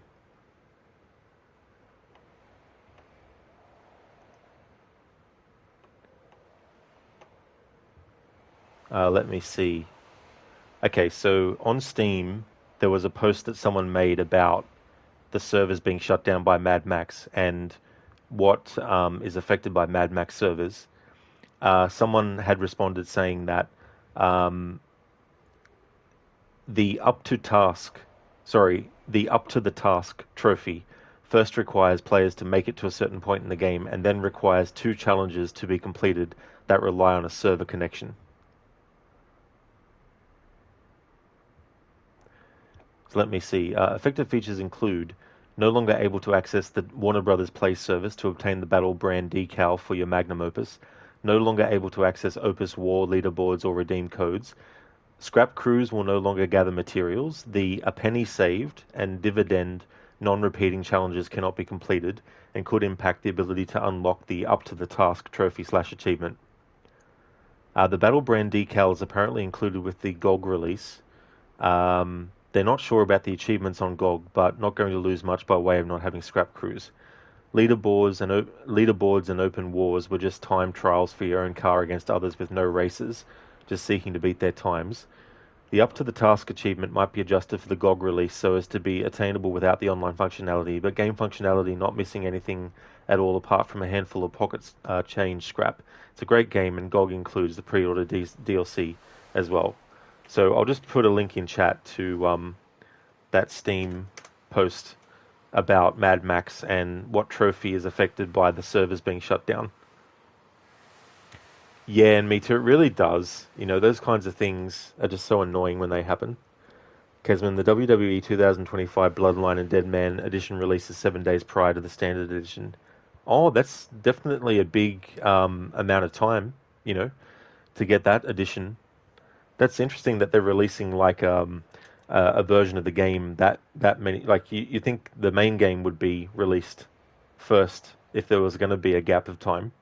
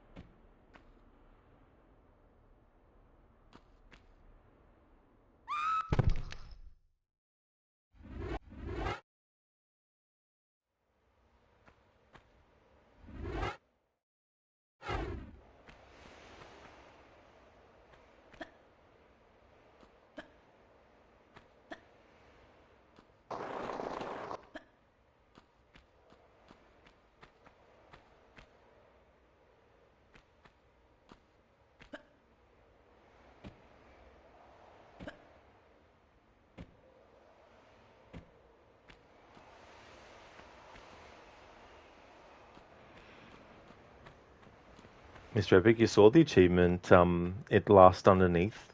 Oh, I see, yep.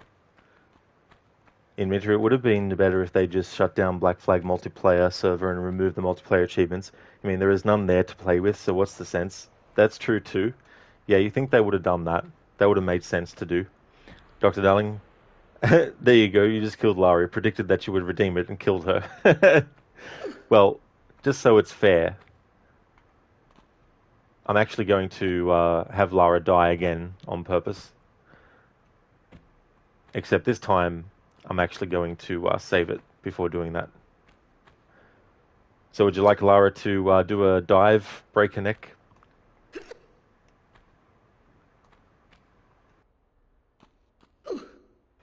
Yeah, Kesman, the thud sound that happens. The sound effects, very, very crunchy.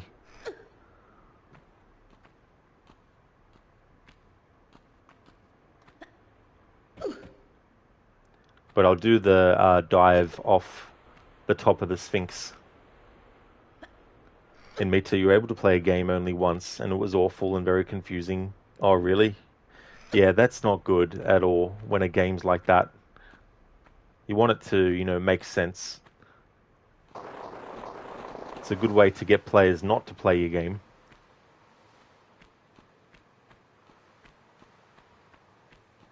Dr. Darling, but you killed her already. That death was enough entertainment.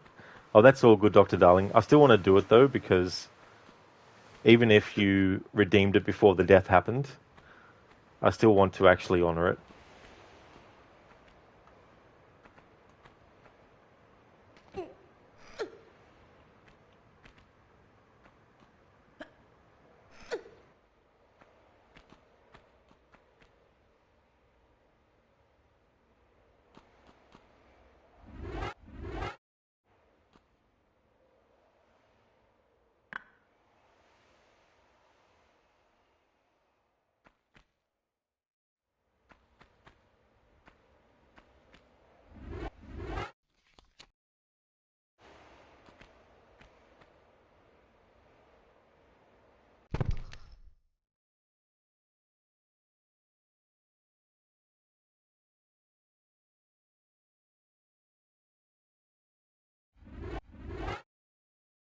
There we go, Dr. Darling. Thanks for redeeming the rest in peace, Lara.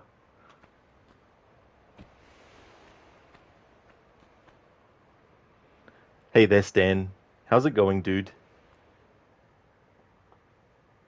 Kesmond, must have been the wind.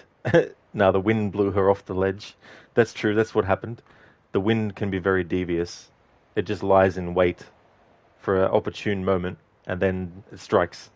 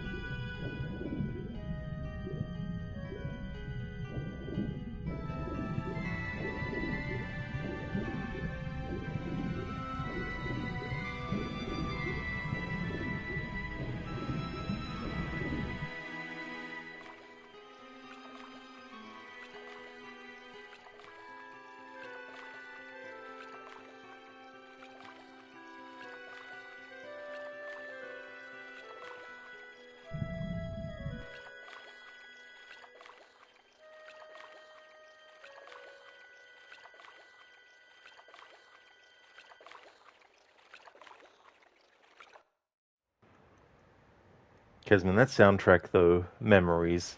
Absolutely, I know that feeling well. Especially too, if there's something you haven't heard for a very long time. It's really cool to hear it again. Brings back so many different memories and stuff. And the thing about these older games is I can understand if people get put off by the fact that there's not much music very often, and that's all you're hearing is the sound effects. What I do like about the fact that music's not constantly playing is it allows the atmosphere and the immersion of being in an environment that no one else has been in for centuries that much more eerie of a feeling. And the fact that Lara is going into these places and she doesn't have anyone accompanying her, whether that's them being physically there with her or talking to her over communications, like in the other Tomb Raider games that came out later, it really adds to that sense of isolation. And then when you do hear the music, when they actually put it in, a lot of the times it can signify certain things as well, like a certain feeling of wonder and all that kind of stuff in an area that Lara's first coming into, for example. Or there might be something that's sinister up ahead, and there's a little bit of music that plays to signify that, you know.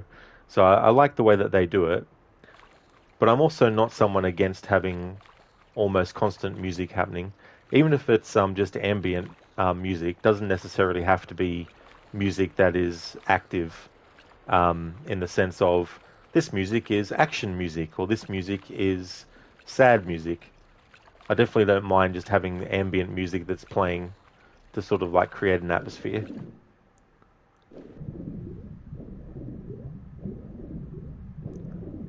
I really do hope that they end up doing newer,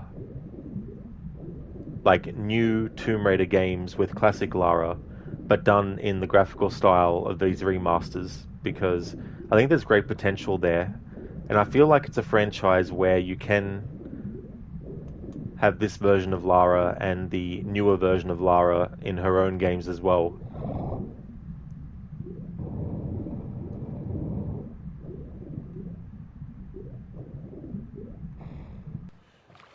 Because what would be really cool is if they were able to do some sequels to Angel of Darkness, because that game was originally planned to be the first in, like, if not a new trilogy, at least the first of the new direction that they were going in with the series. So it might be that after all these years, they might finally be able to actually realize that by making those games now.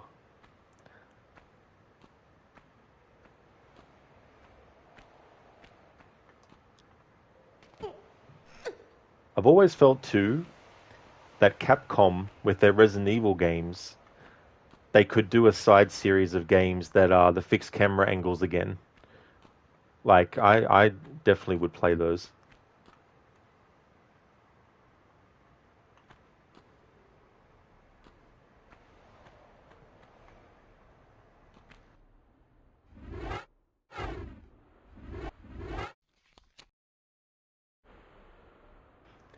Alright, so it's been a half an hour since Lara's outfit was changed, so I'm just going to change it back to the standard.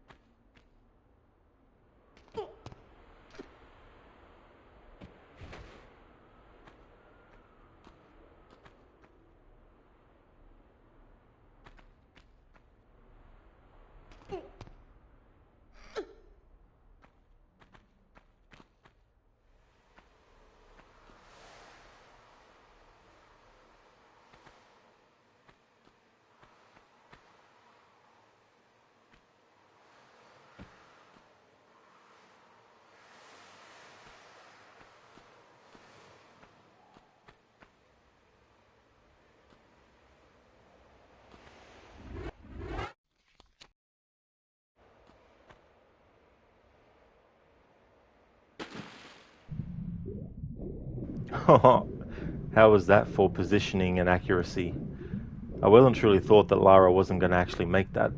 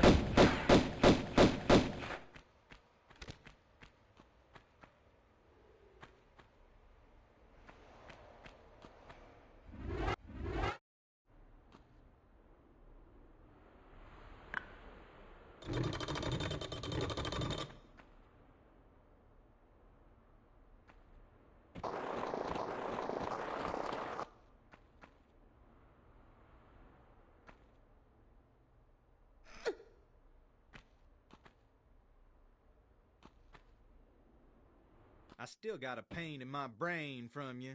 And it's telling me funny ideas now, like to shoot you to hell.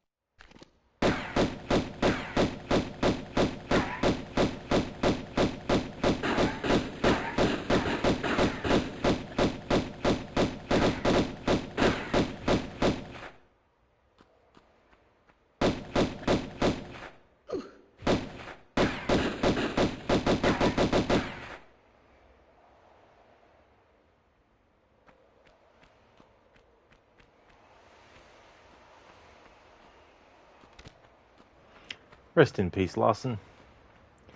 In the remake Tomb Raider Anniversary, Lara has never killed a person before she kills Larson in that. Whereas classic Lara, she's just like, oh well, you're dead. Moving on.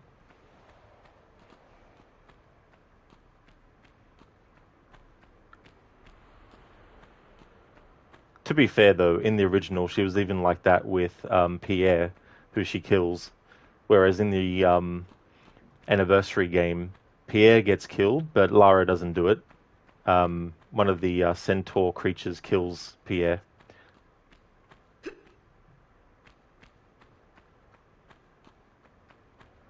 Lucas, shoot you to hell. Shoot you to hell. I'm terrible at doing accents like that.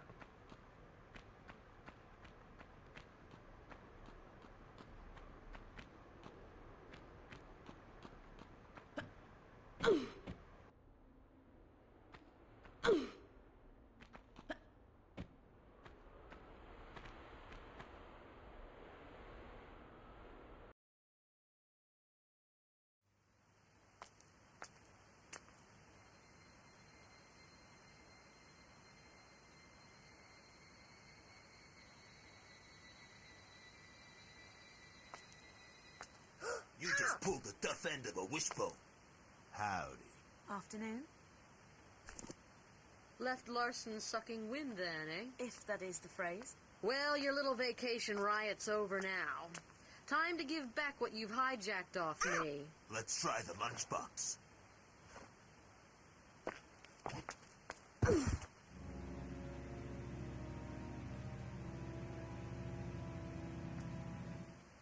Well, kill her! Hey!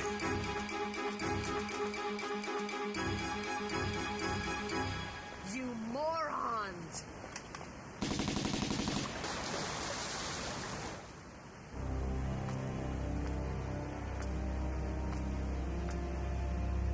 Let's go.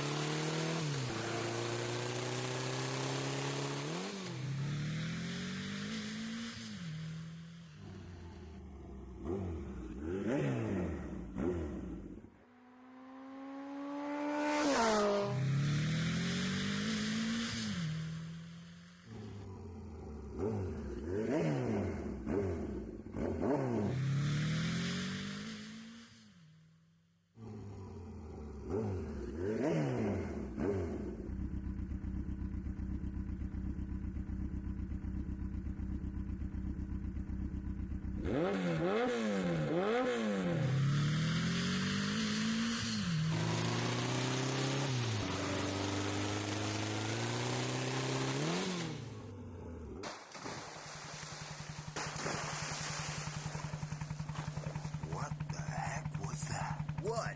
That a one. Probably just a fish. Hand me some fish, kid. Man, you have got to learn to chill. I'm going back inside. You coming?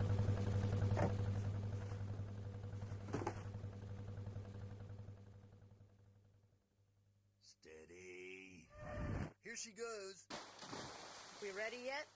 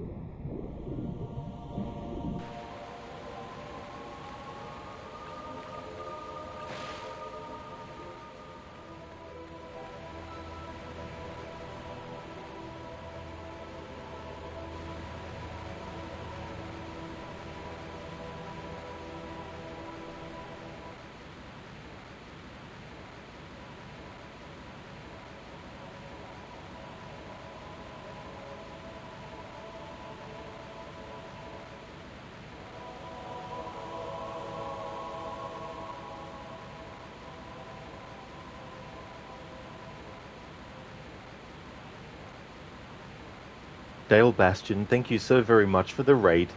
Welcome on into you and your raiders. How was your stream? Lucas, well, good thing there was a river there. That is true. Yeah, that definitely helps. In any endeavor where there's sort of like some villain you're chasing and they're near something dangerous, just have a river. Pardon me, just have a river there. That's right, in Meta, there is always a river. All the time. Every time. Hey there, Dale. Hey there, Shaky. How's it going, dude? Lucas, it's a bird, it's a plane, it's Lara. It sure is. No worries at all for the shout out, Dale, and thank you so very much for the follow as well. That's awesome of you, thank you. Our stream was good. Scalar is a thoroughly average game, so you had a good time. Oh, nice, that's good. I'm glad you had a good stream. I never have actually heard of Scalar before, to be honest. I'll have a look at what type of game it is. Ah, so it's like a Xbox original game. There's so many games that come out on so many systems. Oh yeah, it was even on PlayStation 2 as well. Yeah, definitely didn't see that game before, that's for sure. I'm doing a marathon of the remasters of Tomb Raider. Very much looking forward to the next remasters coming out on the 14th. So I wanted to do a marathon of not only those games, but also the remasters of 1, 2, and 3 as well. I was so happy with the remasters. So when they finally announced that they were actually doing 4, 5, and 6 as well, I thought, oh yes. I'm so glad that they decided to do that too. Shaky, it was great. Matt Mercer voiced it. Oh, really? So Matt Mercer, wasn't he cast as Leon in the Resident Evil games for some of them? I want to say Resident Evil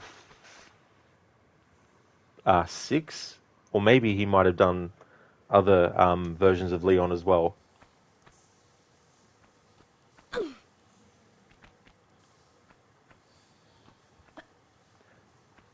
I'm hoping that they'll also do remasters of Anniversary Legend and Underworld. While graphically they're still, pretty good for how long ago it was that they came out, I do feel that Underworld could definitely use with some fixes with the camera, especially. Because everything else about Underworld I actually really like. I like the story, I like the setting, the music is great, Lara looks great, the way that they've animated things is great too, as well. So the only thing that I hate about that game is the damn camera. Because you're constantly fighting with it all the time when you're trying to do stuff.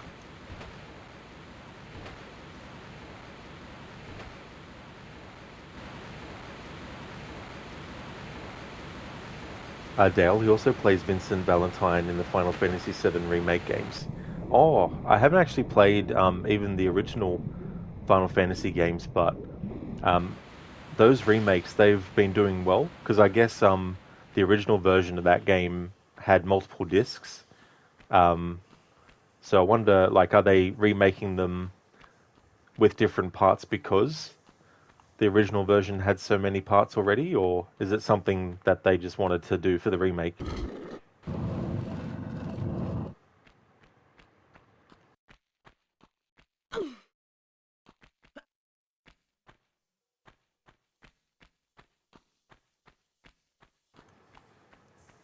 I do, Lucas. Yeah, because streamers, when they become an affiliate, or if you become a partner as well, you get a certain amount of a split between yourself and what Twitch gets as well.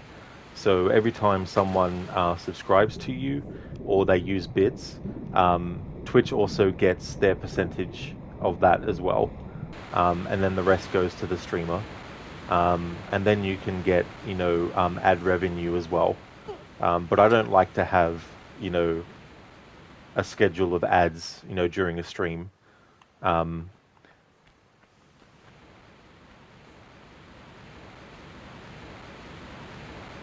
I kind of view it as a hobby though.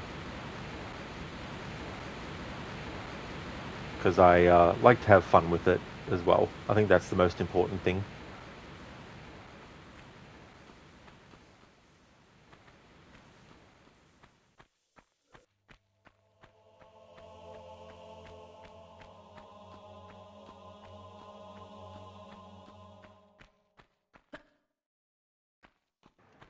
They're basically reimagining the original as a big sprawling action-adventure trilogy. That's definitely cool, though. It's a good way to add some differences as well.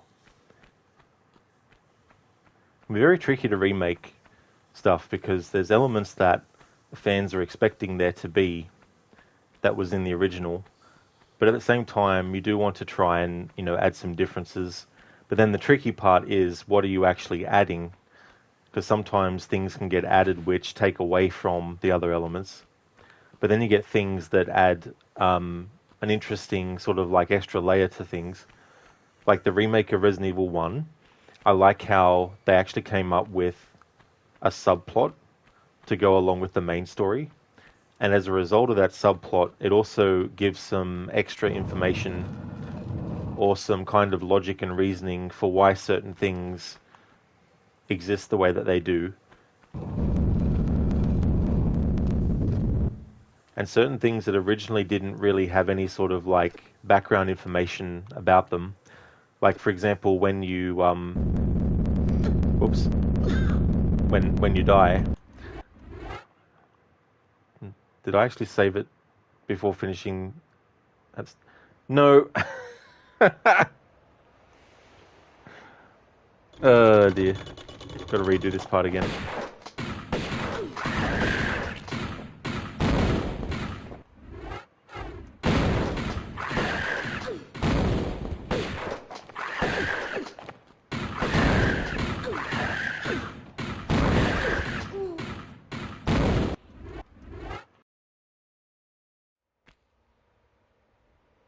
In Mita, it's such a beautiful day outside. Sadly, you can only see it because you're at work, lol. Oh no.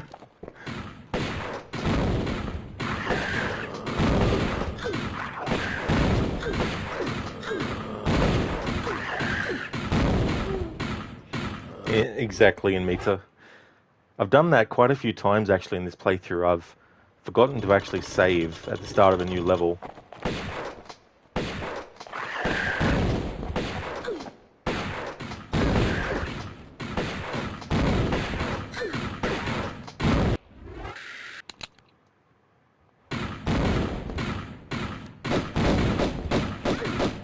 Oh yeah, I was talking about the subplot of Resident Evil Remake. Oh my god, Rod. Hang on.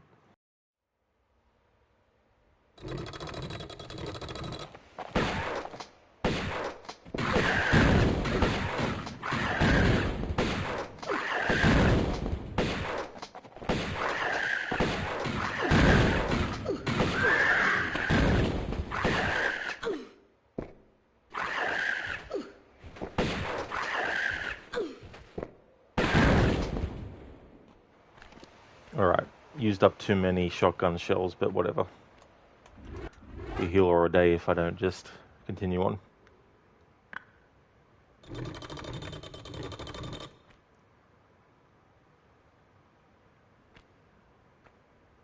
Yeah, so in the remake of Resident Evil 1, there was a father and his wife and his daughter, and he was hired by Umbrella to, I think, do all the architecture of the mansion part, and also come up with some of the trap rooms and all that kind of stuff. But Umbrella didn't want him to just do the job and then, leave and then potentially reveal what they had wanted to the world. So they basically set a trap for him so that he would be buried in this part of the mansion, and they even made a mock gravestone for him and had his name on it and everything.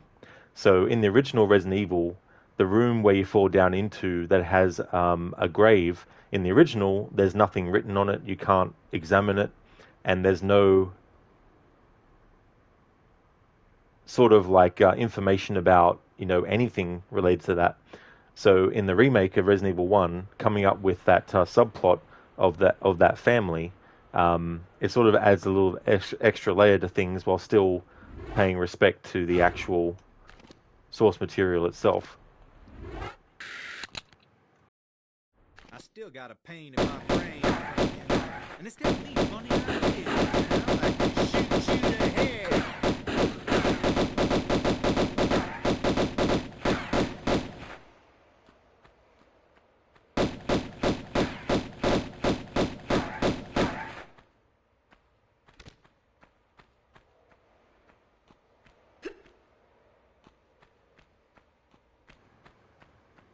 Kesman, you hid in the gate. Oh, you did?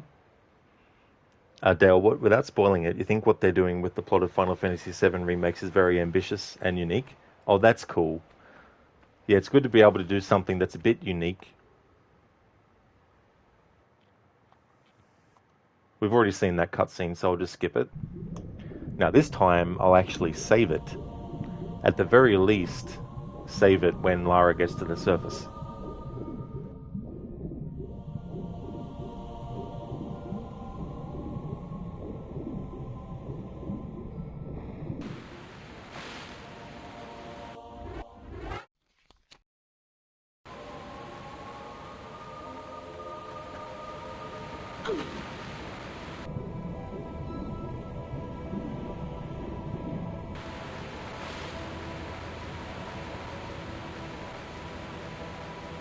So at this point in the story, Lara gets all her weapons taken off of her. So if you look into your inventory, the only thing you have is your health kits and also any ammo that you had left.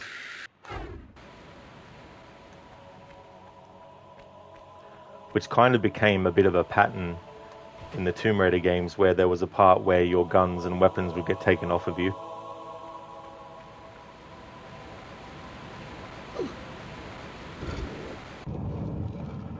And me to take it easy, I'm just needling you.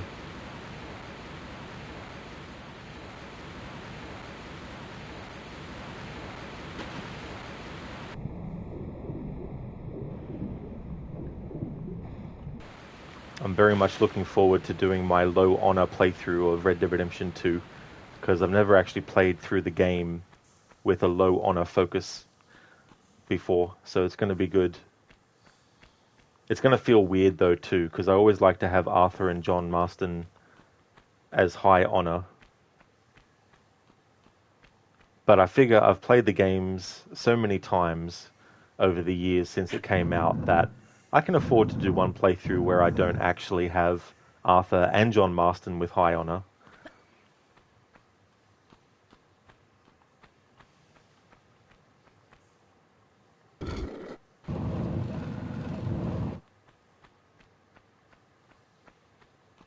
But I don't know when I'll be doing that playthrough because I also want to do Ghost of Tsushima to 100% in March.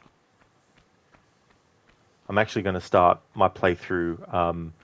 I don't think I'll start it on the actual day of Assassin's Creed Shadows release, but just as a little bit of a tongue-in-cheek meme, I'm going to start my playthrough of Ghost of Tsushima for 100% around the time that Assassin's Creed Shadows comes out.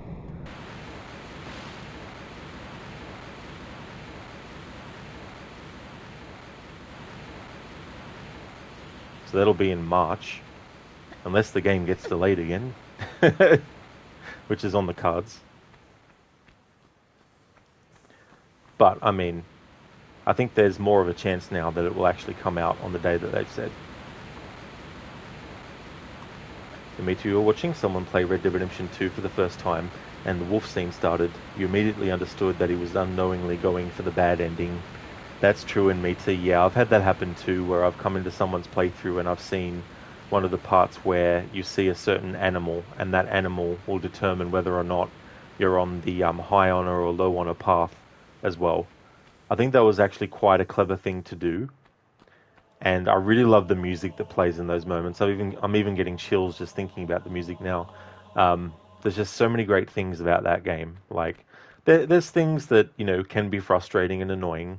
And there's things that I can understand players not liking about the game and all that kind of stuff. Like, I do feel it's very narrow with letting you do things at your own pace.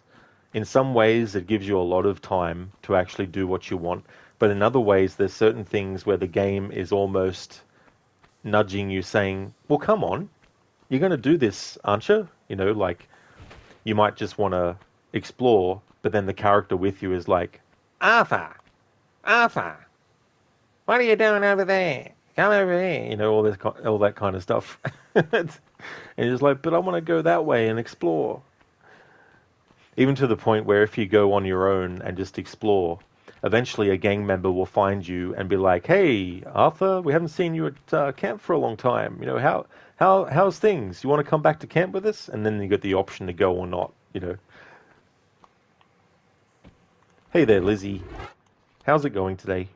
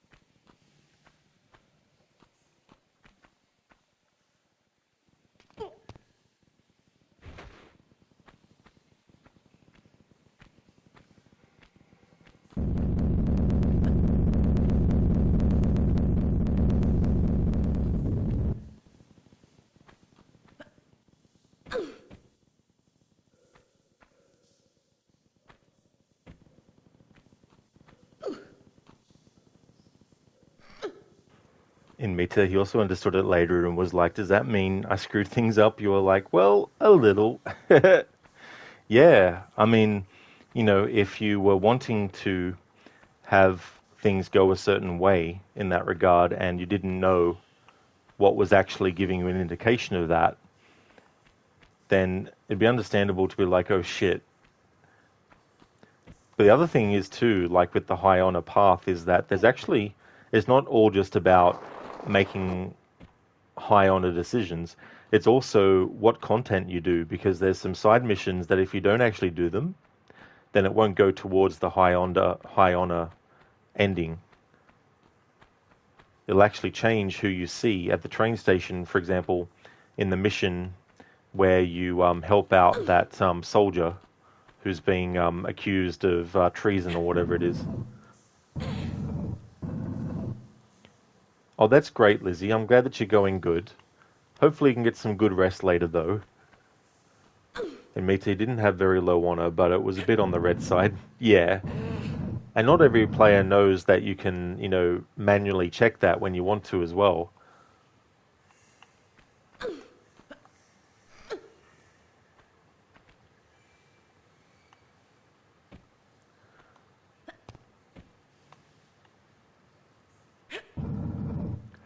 So yeah, when I do my playthrough of Red Dead 2 as low honor, it's going to be not only just doing low honor actions in the story, but it's also going to be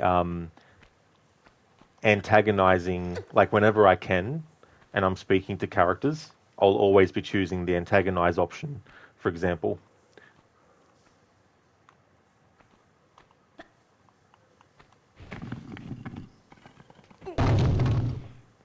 And of course, as well, for low honor, I won't be paying off bounties either. I'm going to let the bounties stand.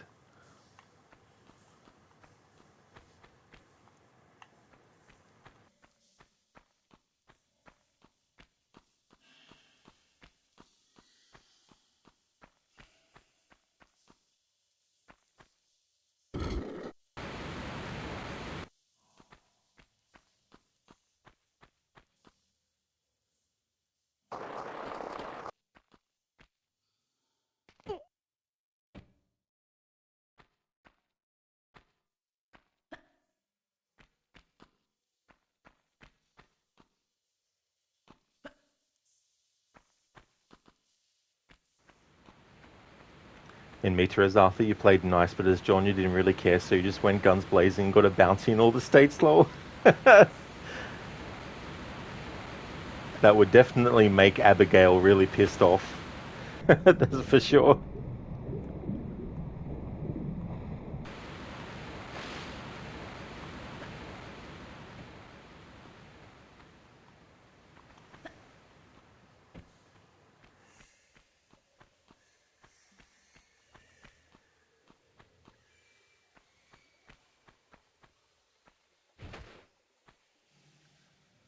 There's an achievement for it. In Mita, that's cool.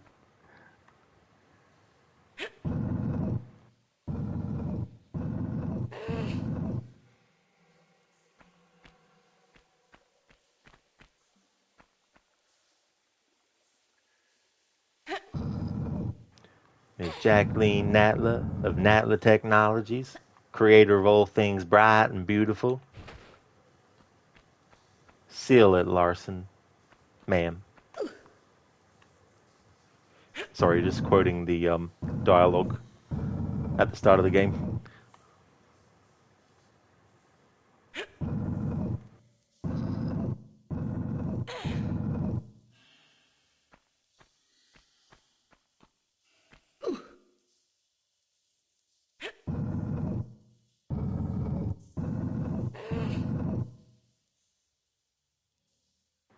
In Meta, you need to get a bounty in all the states and survive for 3 days. The last part was very hard. Oh, that's interesting that that's added as well. It's not just getting the bounty in all the states, but surviving for 3 days, because getting the bounty is easy. Oh yes, in the in those games, it definitely doesn't take much.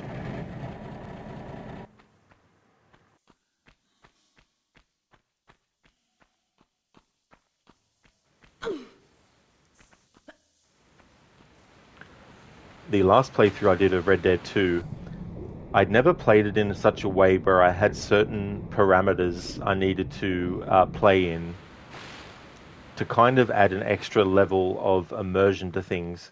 So what I did was I came up with a thing where, and I wasn't the first person to come up with this, I'd seen other people talk about what they had done with the Red Dead games in terms of like adding extra immersion. But what I decided to go with was I had to change Arthur and John's outfit at least once every in-game day. It didn't matter if I had them wear the same outfit on the third day out of the, like if I had them wear one outfit on one day, it didn't mean that I could never have them wear that outfit again. It just meant that the next in-game day I had to have them wear something different. So I did that. I also made it that I couldn't pay off all the bounties, because the idea was that Arthur and all the gang members have a bounty on their head as part of the story anyway. So it would make sense to not pay off the bounties. I also had it that there was no fast travel, and I also had it that I had to hunt and kill and bring to the camp at least one animal every in-game day as well. It didn't need to be perfect quality. It didn't need to be more than one, just as long as I actually got at least one. And then, and this is a spoiler for Red Dead 2, when Arthur gets sick, I also made it that I wasn't able to make him sprint run. I could make him jog, but I couldn't make him sprint run. So I added those in and did that kind of playthrough, and it felt quite good to do a playthrough like that. You could definitely take it in a more extreme direction and add a lot more different ways to do it, but I definitely felt satisfied in doing it that way. So I've already played the game without paying off the bounties, so for the low honor playthrough, to not pay off the bounties will be neither here nor there, but I'll still not pay them off as part of the whole low honor thing. But as far as like, changing outfits every in-game day, I won't be doing that.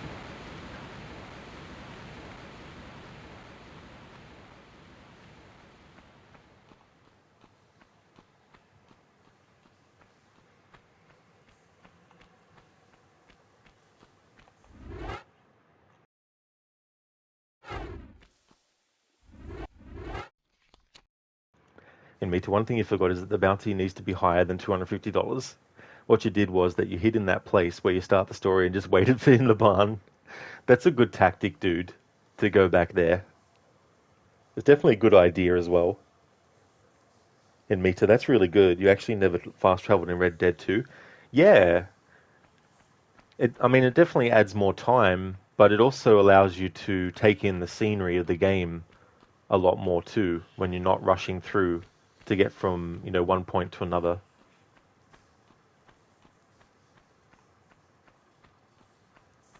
So much so that I've also done it in other playthroughs of different games where there is that kind of similarity.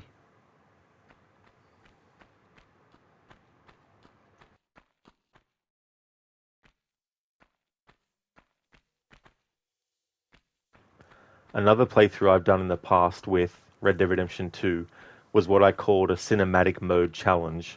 So what it meant was cinematic mode, when it was available for me to go into, I had to go into that mode, even for things like just walking around an area. During missions as well, mind you.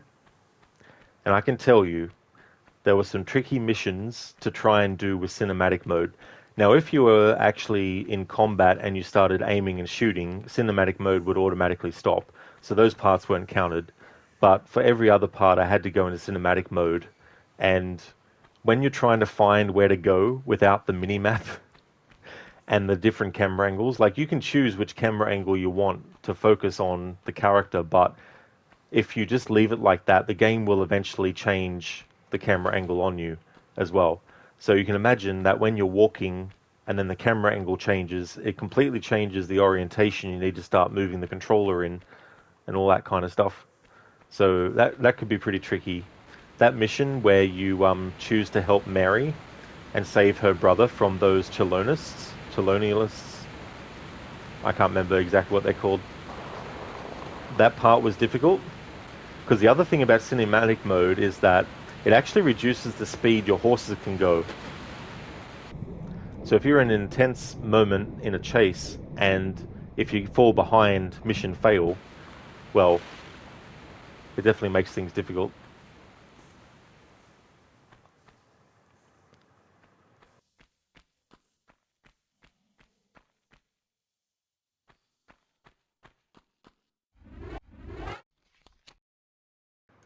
Mr. Epic, you looked at your brother's achievements first list because he played Mad Max a while back, and he also wanted to platinum it. But he also got mad and said to you a while back he had the same problem, so he just finished the story and didn't care about the rest of the game anymore.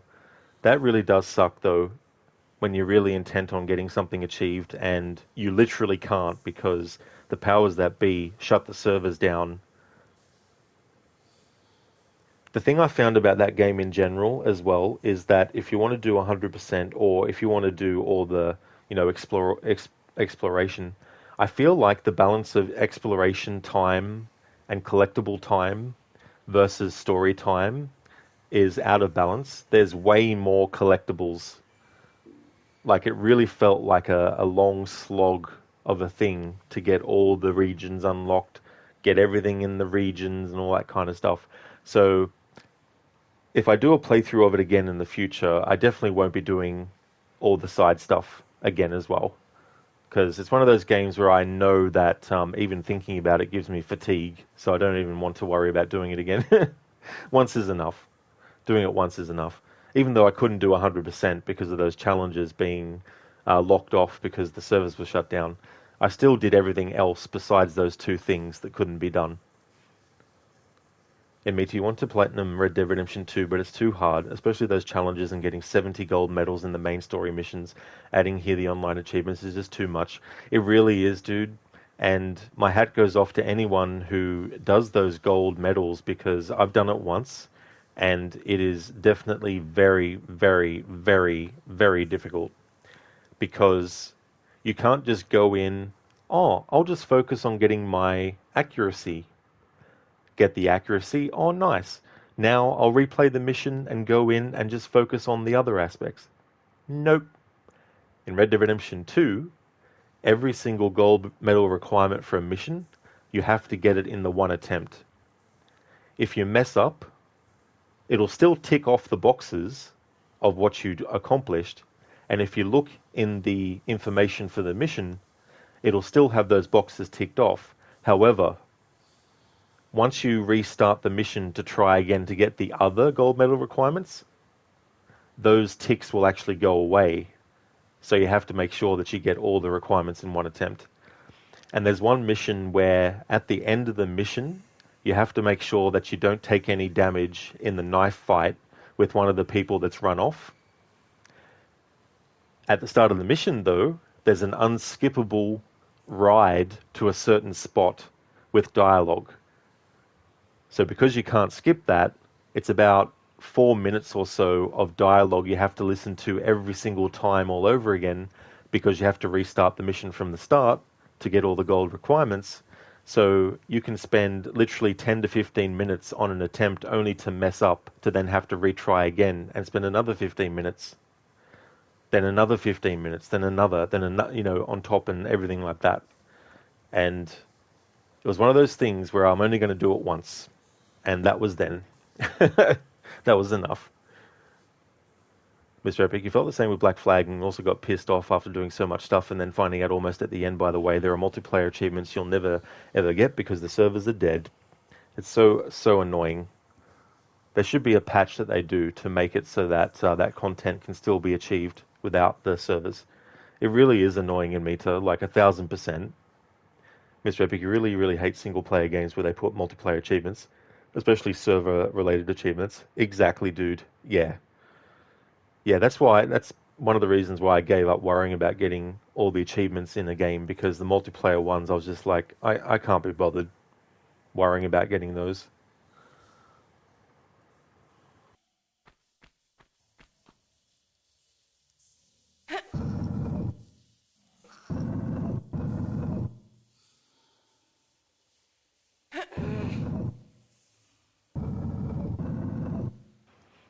It's so funny, I just realized the name Natla.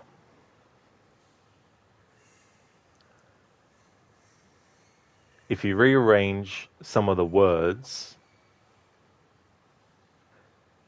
if you take one of the A's and put it first, and then you put the T next to the first A, and then you put the L, and then you put the other A, and then the N right at the end, it starts the first few letters of the word Atlantis.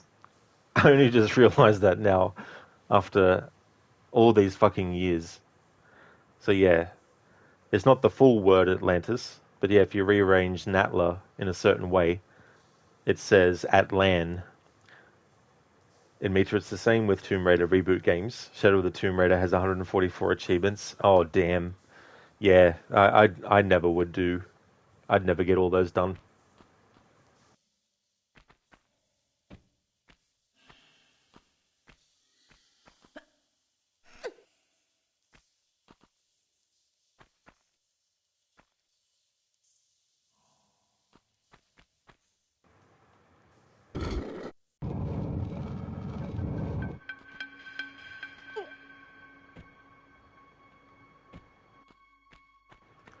So this part here, if you don't have your weapons yet, there's actually a fuse that you need to get. But you need to make sure you don't trigger the enemy to appear. I mean, I guess you could just run off once they appear, I suppose, but... Or am I thinking of Anniversary? Yeah, I think I'm thinking of Anniversary. Never mind me. At least I think it's Anniversary. Oh no, it's this too. Yeah, no, don't... Jeez, second guessing myself. Here we go. Yep. So, if you go too far, you'll trigger the enemy. Ain't nothing personal.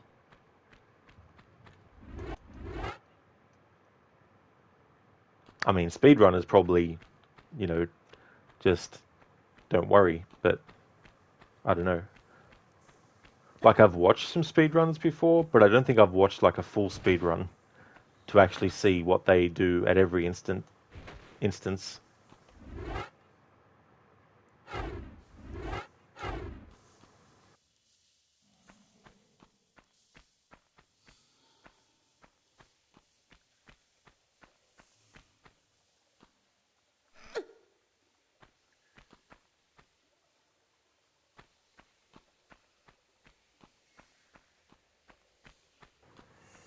Mr. Epic, your last platinum was Cyberpunk 2077, and man, that game was so good. I definitely look forward to playing that one too, because that's definitely on my to get to list.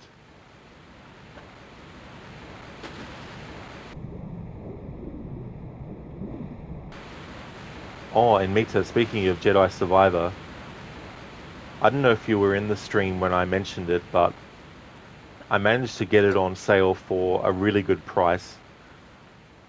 I think it was like $20 to $24 Australian that I got it for, which I was very, very happy with considering it's over $100 at full price.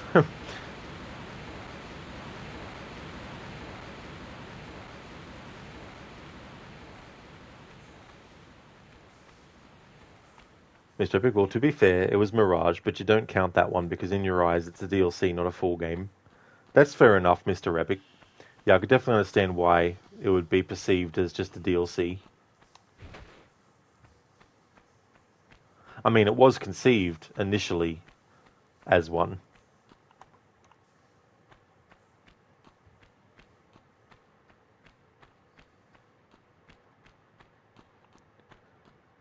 And Meta, a DLC that's getting a DLC, lol. That's true. Yeah.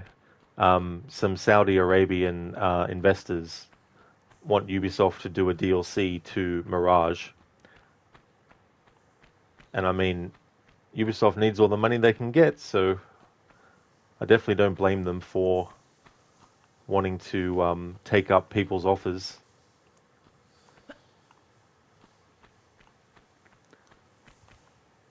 I mean, I don't know what they could do as the story for it.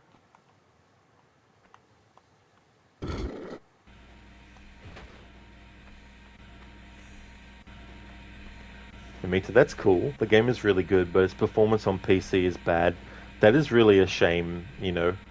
Like, if anything, the performance of the game should be better on PC in general.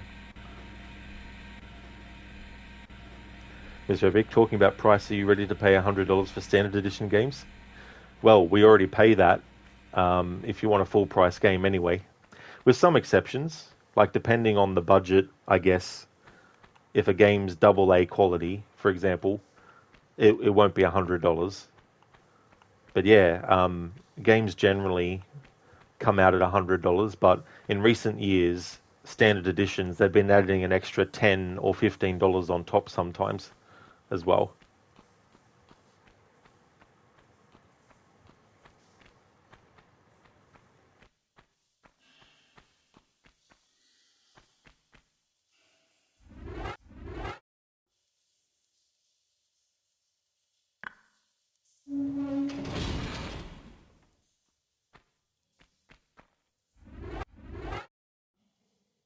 Mr. Epic, you personally, that happens, you'll just wait for a sale. I don't blame you. The only downside I can see for having to wait sometimes is if you really want to play a game without being spoiled for it. Because the internet being the way the internet is these days, and, you know, like some might say, well, just don't go on the internet then, but it's like, you can get spoiled for stuff without even going anywhere near something that would be a place you think you'd be spoiled for. Like, you can even get spoiled by a YouTube thumbnail these days because the person who does the thumbnail doesn't realize, well, I mean, they do realize, they know what they're doing. If they didn't put the thumbnail with the spoiler information in the visual, they wouldn't get a click on it. But you can just be looking on YouTube and then you'll get a suggested video that says, here's the ending to this new game that just came out today, but the people who were given early access have already played it and recorded their footage, and so they've already got the ending that you can just watch. You know, so sometimes it's definitely very, very, very difficult to avoid getting spoiled for a game.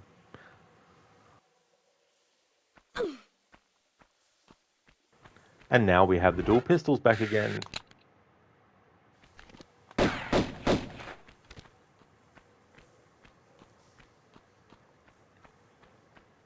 And Mita, you always wait for a sale. For example, you've been wanting to get Red Dead Redemption 1 since it came on PC, but you're waiting for a good sale, at least 50% off. It's on sale now, but only for 20%. That's definitely a good percentage to wait for. Yeah, I'd probably want to at least do the same as well. Just makes it a lot better in the long run, especially if you want to budget for other stuff that you need to get.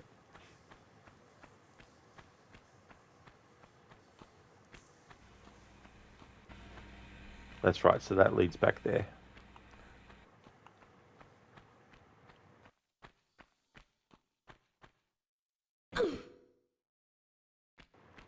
Mr. Epic, yeah, you also got spoiled because of thumbnails. Blade being in the Deadpool movie got spoiled for you. You were pissed. Yeah.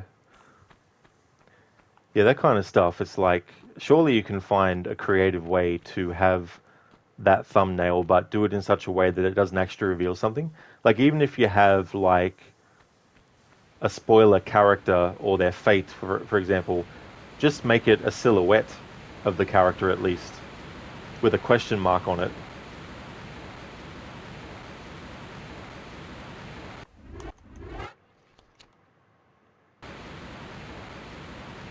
I remember before I played Gears of War 3, I was watching videos on Gears of War 2, which I had played by that point, and I glanced over to the suggested YouTube video list, and of course, someone had, well, it was a long time after they'd actually done it, but still, I was trying to avoid spoilers for Gears of War 3 before I played it, but the video suggestion was a video literally spoiling a character death, and I was like, fuck.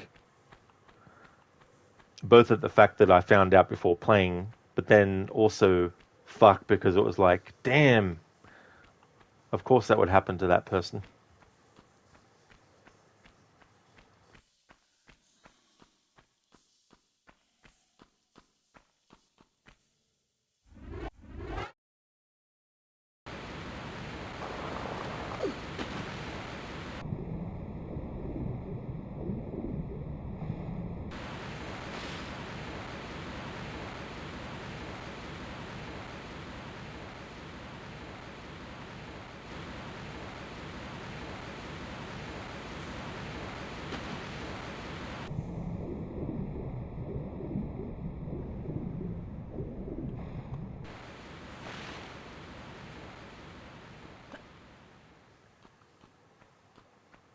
After this level's finished, there's 2 more left, but I think what I might do is actually take a break after I finish this level.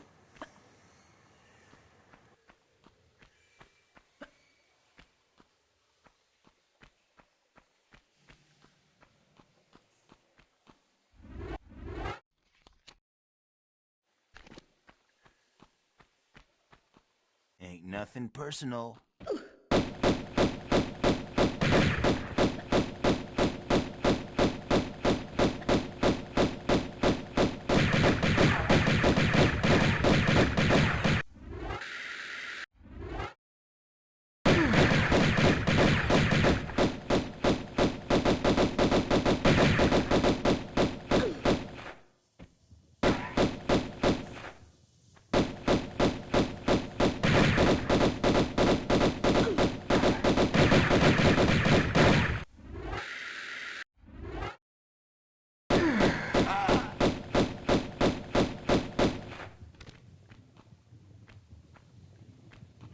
And now we get our automatic pistols, that's right. That's what they're called. No, magnums.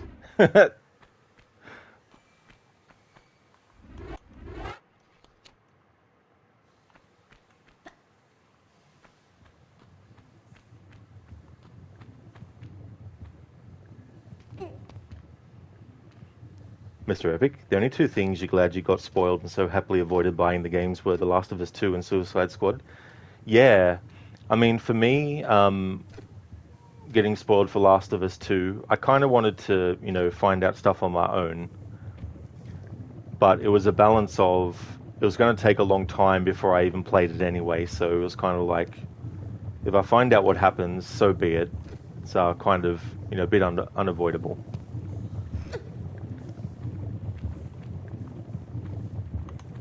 It's Red from Red Dead Revolver. That's a good call, actually. Yeah. I played that game once, Red Dead Revolver, and I like to call it Looney Tunes on acid, because it just felt like that was the aesthetic and the style.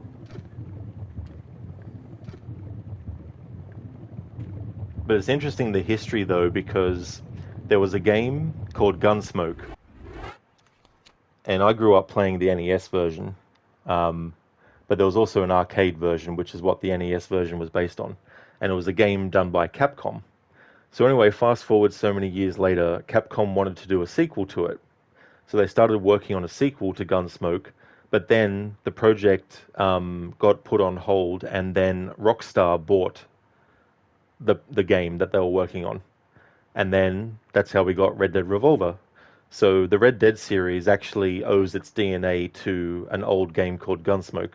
So when I found that out, I thought that was really cool because I was a fan of that Gunsmoke game when I was a kid. It was pretty tough too. I remember because I was about like 7 years old when I played it, and I finally finished it.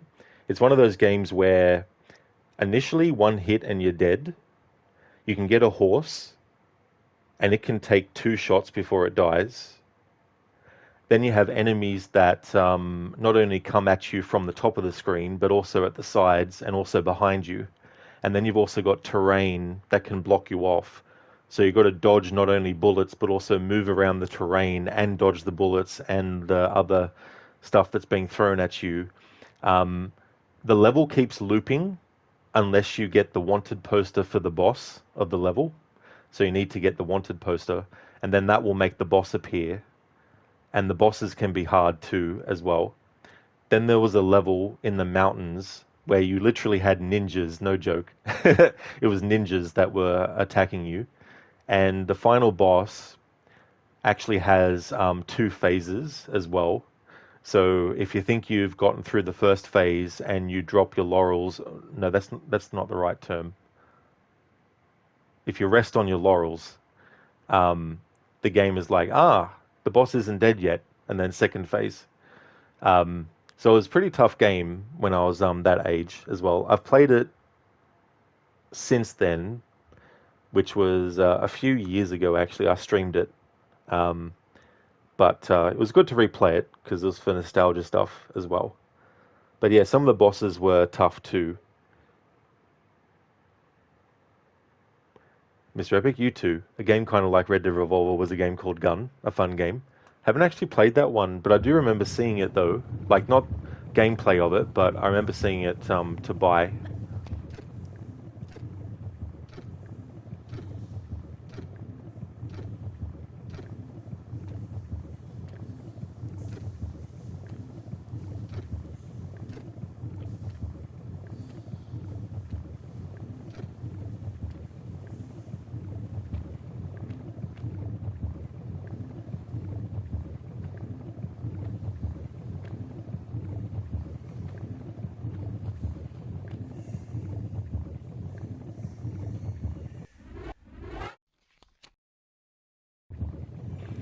Gee, it'd be a shame if Lara fell into that lava.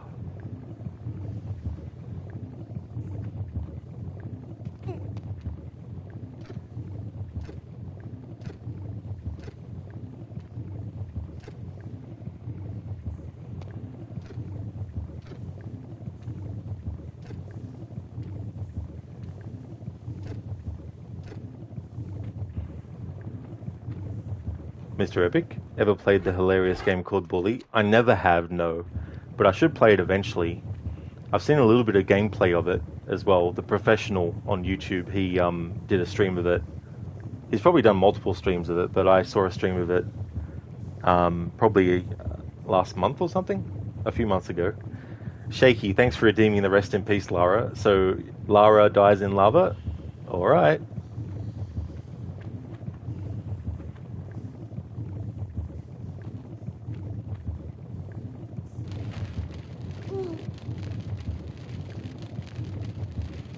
Toasty!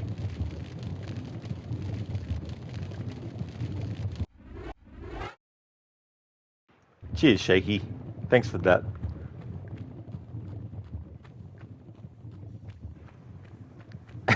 Yeah, yeah. Good call, Enmita. Roasted Lara.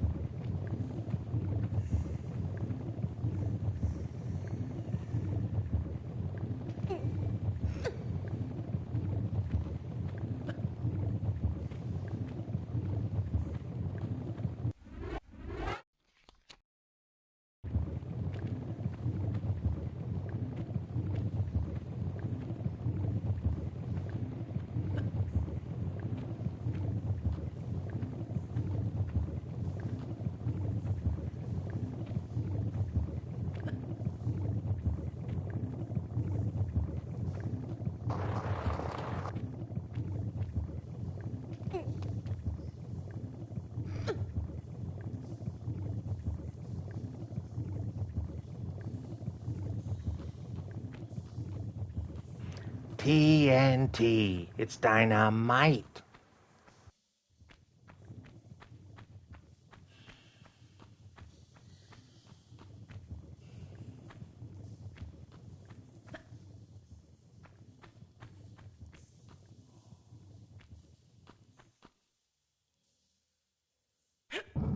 Mr. Epic, what not to like in Bully? You can kiss girls, pinch their butts, and bully nerds and punch teachers.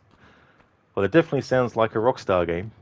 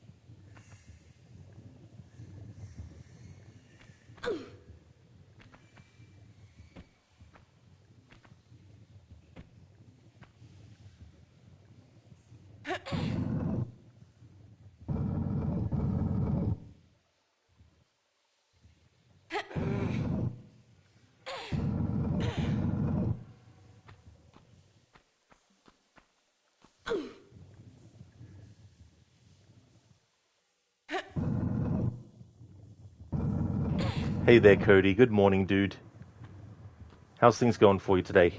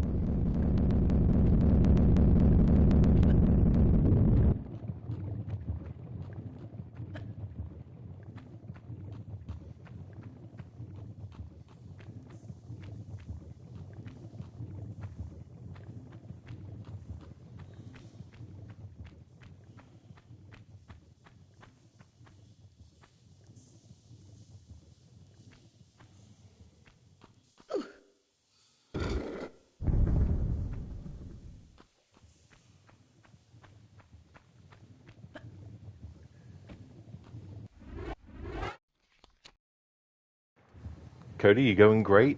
Oh, that's awesome, dude. Glad to hear that, man. As for me, I'm doing well, having a good stream. Going to be finishing Tomb Raider 1 Remastered in this stream. But I think I'm going to start Tomb Raider 2 either tomorrow or wait till Monday next week, I think. Because I don't want to start a game on Friday and then not stream it again until Wednesday next week. So I'll either start Tomb Raider 2 tomorrow and then do another stream of it on Monday, or I might change around the Rise of the Tomb Raider days or do something different there as well. But I'll make a decision after I finish Tomb Raider 1. Mr. Epic, you always wish for a sequel, but how today's American society and can't take a joke, it will never come. Yeah, there's definitely things that, certain games having it in it will cause problems as well. There's definitely some issues that, it's understandable for them to cause problems as well. I mean, I don't know about playing a game where you're at a school pinching girls' butts and stuff. Like, that aspect of Bully 1, to me, would probably be a bit ick.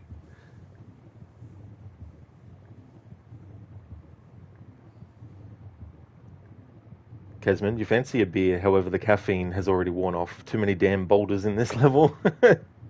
Yeah, this should be just, boulders everywhere. Someone should do a mod where there's boulders all over the place.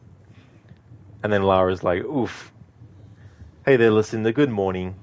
Good morning to you as well. Welcome on in. Tomb Raider's coming along well. We're actually in the third last level. I'm going to take a break after I finish this level and then do the next two. So definitely be finishing Tomb Raider 1 today.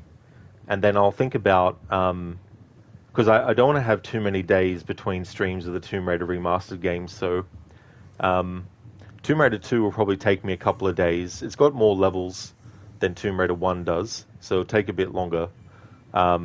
So I'll come up with something, though.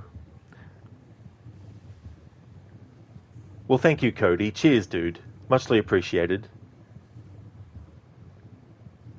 Kesman, Tomb Raider 2 was a real struggle for you as you ended up using all your medipacks. Forget shooting enemies, just squish them with the boulders. That's true. Yeah, just make Lara a boulder herself. Like, there's been mods to make Lara, like, different characters as well. So they could do a mod where she's just a boulder running around, being able to roll and stuff.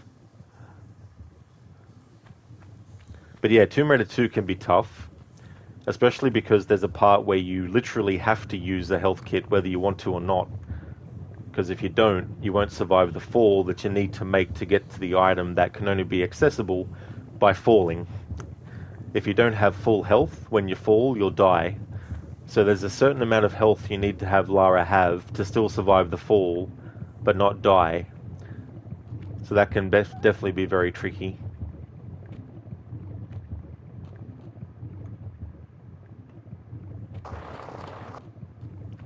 Listen, you're doing alright going into the office today, but you have a light travel advisory for ice and fog. Ooh. Yeah, hopefully that doesn't get too, dangerous, Like, if you have to not go into work because of that, I definitely, wouldn't go in. Hopefully you'll have a good work day, though, But yeah, there's like an advisory. Hopefully it won't, become an eventuality, but you never know sometimes. Kesman, it's so freaking cold here. Ended up doing most of Opera House with no medipacks. Had to use the hide option for the boss of that level. Oh yeah, that Opera level is so friggin' annoying too.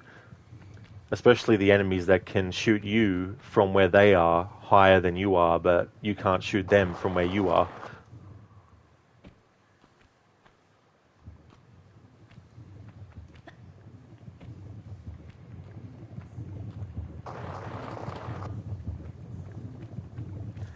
And now it's time to fight the skateboard. Sorry, the skateboard? Yeah, the skateboard kid. Oh no, he's on rollerblades, I think. Anyway, this is the next quote-unquote boss.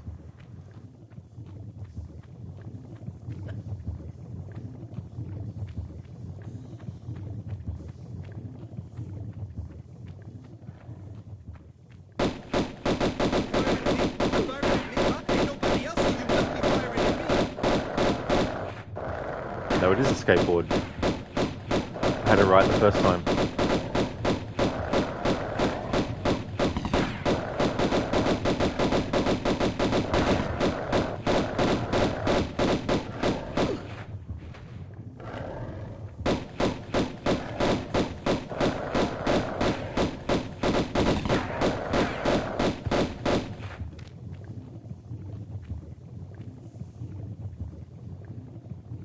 Uzi 9mm.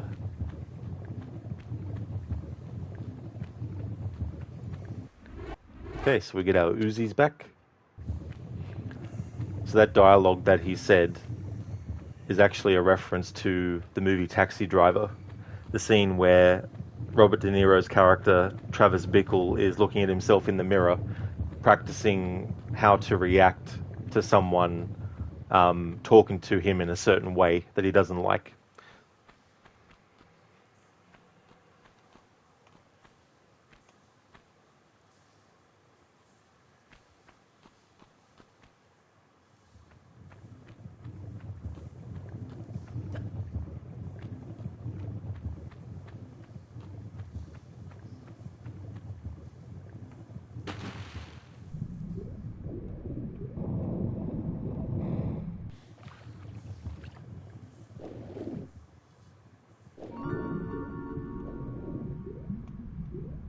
Uh-huh.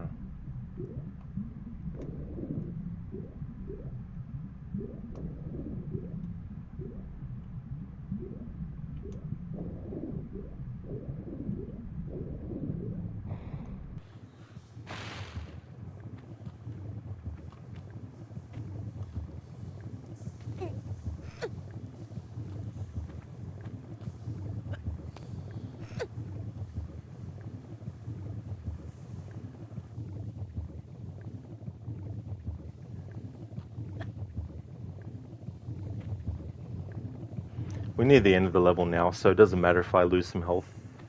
We'll get all our health back at the start of the next level anyway.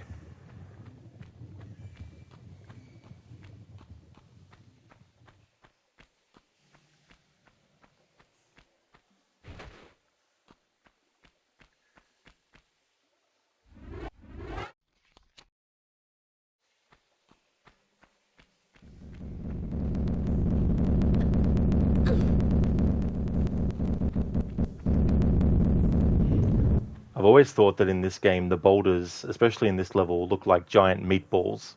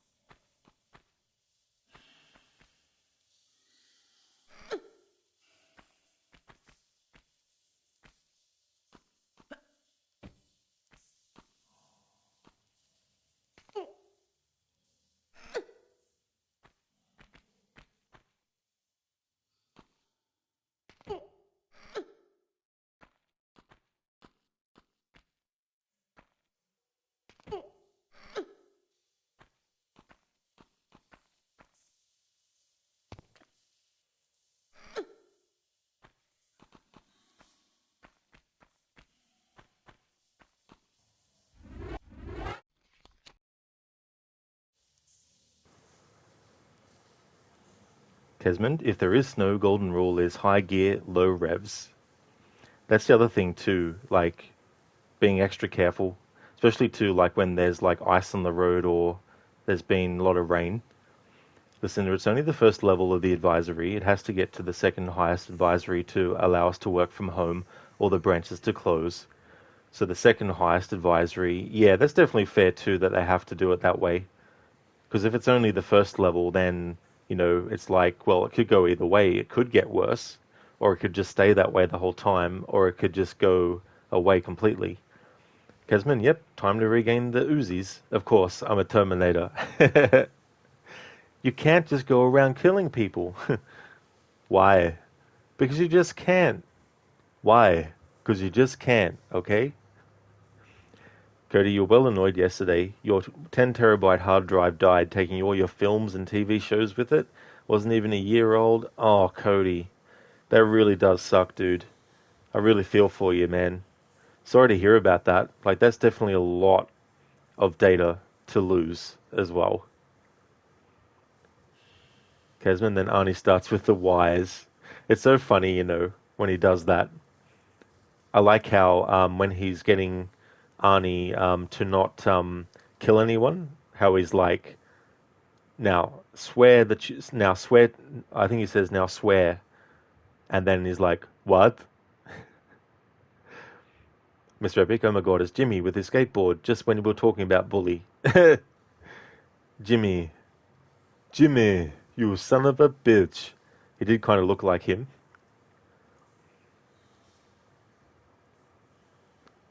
Kesmond, ouch. Good one, Rod. Yeah. In the Angel of Darkness, the nightclub Le Serpent Rouge is translated to the Red Serpent. I never actually looked up what that meant, so thanks for that, Kesman. So the Red Serpent. That piece of music is just so good. Whenever I play that game, I always do, or try to make Lara do a dance to the whole song. Listen to There Is No Snow, it's just ice. Ooh, just ice on its own? Yeah. Well, hopefully it doesn't go worse than it already is. Cody, it's cool, Rod. You've calmed down now. I don't blame you, though, for being angry about that. Like, I definitely would be, too.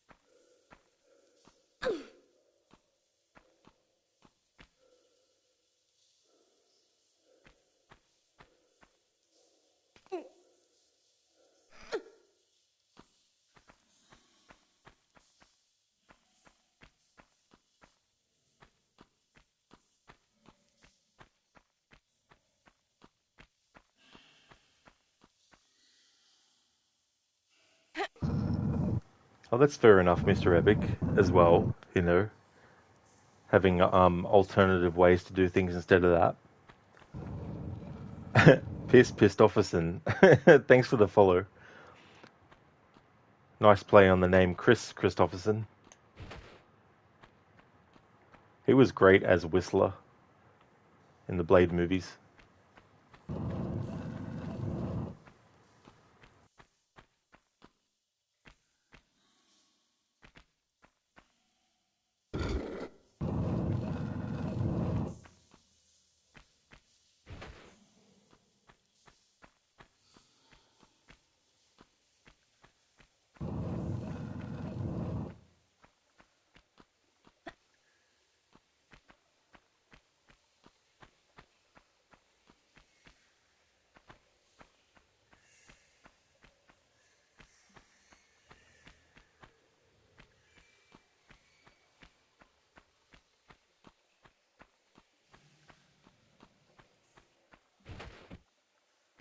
In Meter, that name reminds you of an old Eminem song. Oh, does it? Yeah. What's the name of it? Cody, I feel like hammered shit. Nice quote from the Blade movies. Was that the first one?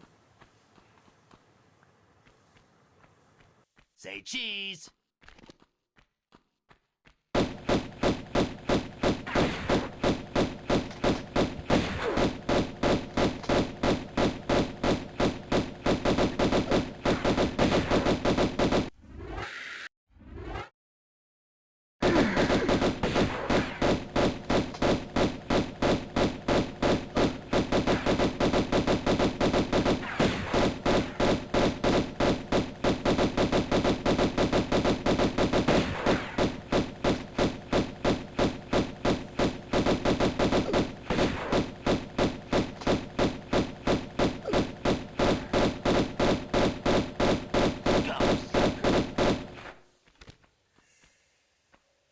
Scumsucker.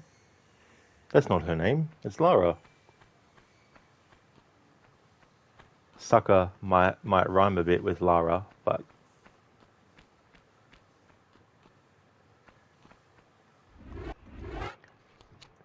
Kesmond, you studied French in high school? Oh, cool. Whenever I play Assassin's Creed Unity and try to read the French words, I always struggle. I definitely butcher them a lot. If I was to actually study a language, one of the ones I wouldn't mind studying would be Italian and Spanish.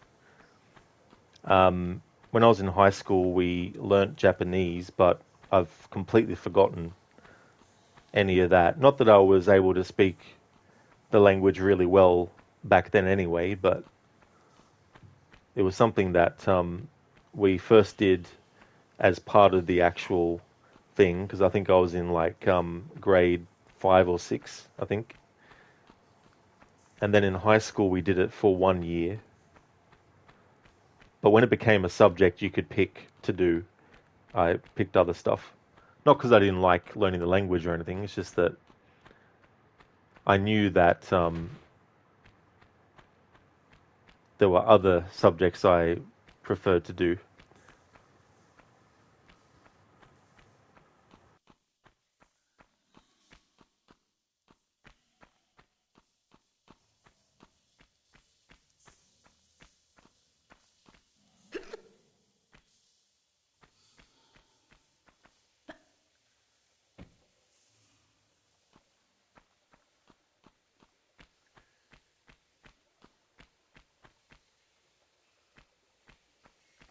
Hey there, Ogorki. I hope things are going well for you today. And me too, forgot the title now, but you remember that line. Oh, that's fair enough, dude. Yeah, I've had song titles that I've completely forgotten too as well. And then I end up just saying, oh yeah, that song that had these lyrics in it. Especially when I'm trying to find it on Google. I'm trying to think, what should I put in?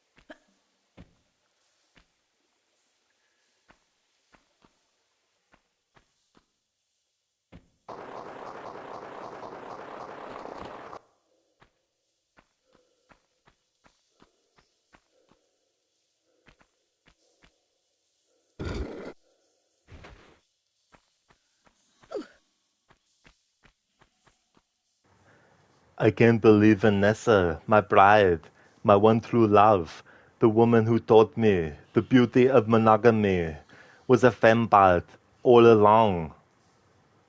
Wait a tick. That means I'm single again. Thank you, Mr. Epic, for redeeming that from Austin Powers, International Man of Mystery. Oh no, hang on. Sorry. That's the second one. I just forgot. That's the twist at the start of The Spy Who Shagged Me.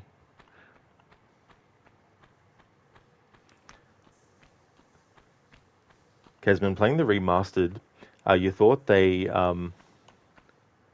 was going to make you feel emotional as you and your older brother bonded with your late father over it. Your dad would read the strategy guide directing us around the level, and you and your brother would take turns attempting to finish the level. That's really cool, Kesmond. I like hearing about memories like that because I have memories of playing games when I was a lot younger as a kid, and because my parents played video games. They don't anymore though, but they did for a long time. And so I remember a lot of times, playing Legend of Zelda, the first one, and also the second one, and A Link to the Past as well. So it's great to have those memories, Kesmond. I'm sorry to hear about your father's passing. It's definitely good to have some memories like that too, of loved ones that have been lost.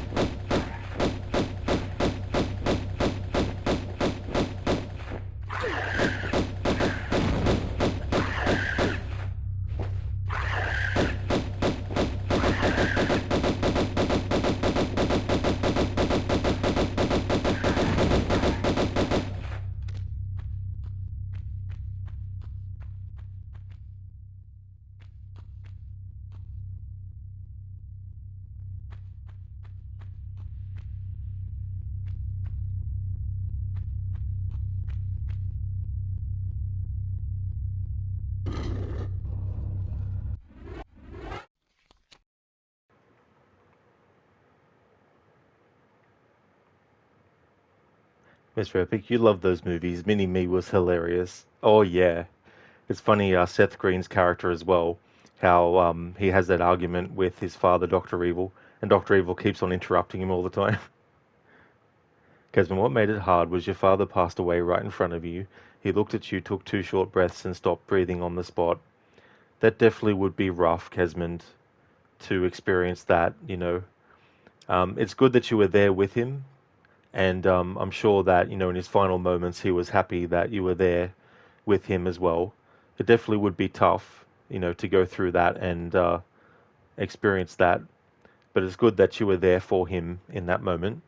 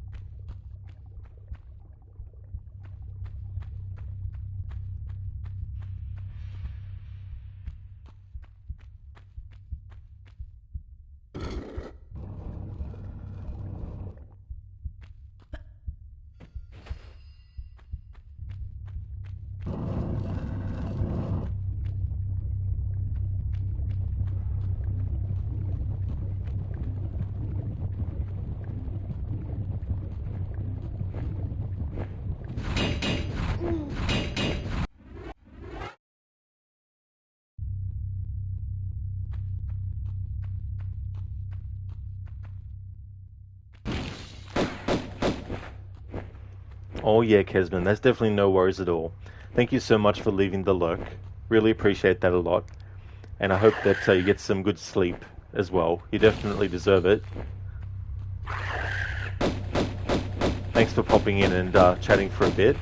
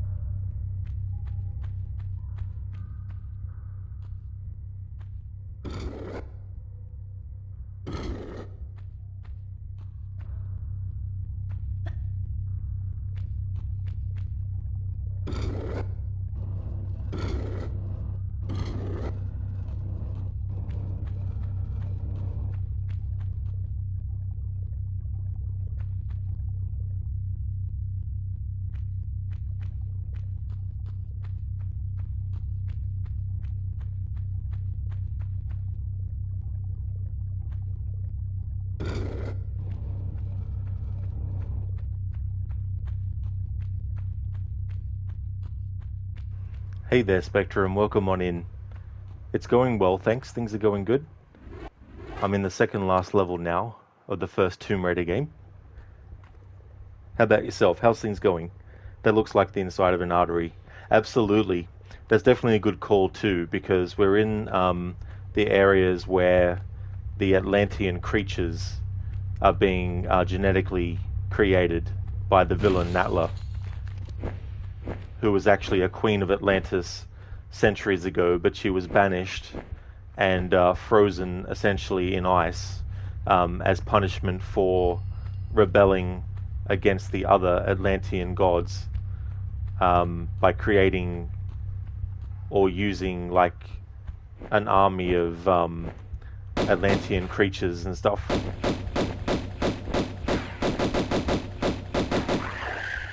So naturally, when she escapes, when she's able to break free, she ultimately starts up a technology company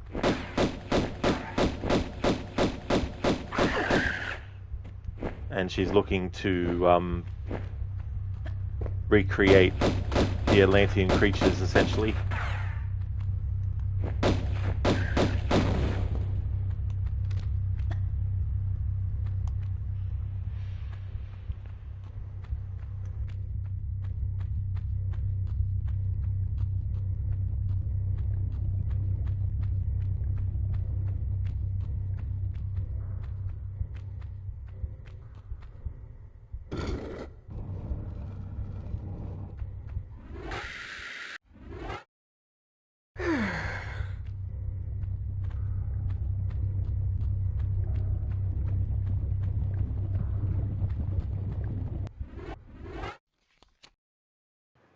Godfather Al, is you ever going to play Indiana Jones and the Great Circle? Game of the Year 2024, in your opinion? Has some tomb raiding in it, if you're into that. Um, I got Game Pass to actually try out the game because full price it was $100, and I didn't want to just buy it outright on the Xbox and find out if I didn't like it or not. So I went with the Game Pass route, which was about $22, and then played it for about 5 hours. And I do like what I played. In fact, so much so that I decided to stop playing where I was up to, and I'm going to wait now until the PlayStation version comes out so I can actually get it and then stream it without the audio issues that happen when I stream on Xbox directly from the console.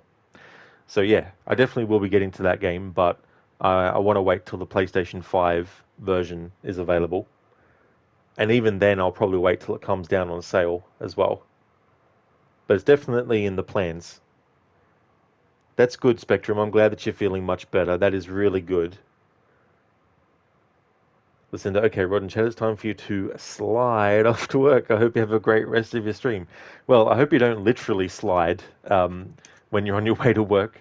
But nice pun, though, with all the ice and everything. I hope that work goes well, and I hope that you have a safe trip to and from work as well. Thank you so much for being here, Lucinda. Would like to highly recommend people check out Lucinda's channel if you haven't before. She's doing streams of games like Thief, is also a fan of The Last of Us and The Evil Within. Also a big fan of the Resident Evil series, doing a marathon of that series at the moment as well, actually. Also sometimes does streams of Diablo 4. Has some really cool raccoon-themed emotes as well. And is such a great streamer to check out, so definitely recommend. You too as well, Lucinda, yeah. I don't blame you, you know. But that's no worries at all for the shout out. Thank you so much for being here and definitely catch you again soon. Hope that work goes well for you today.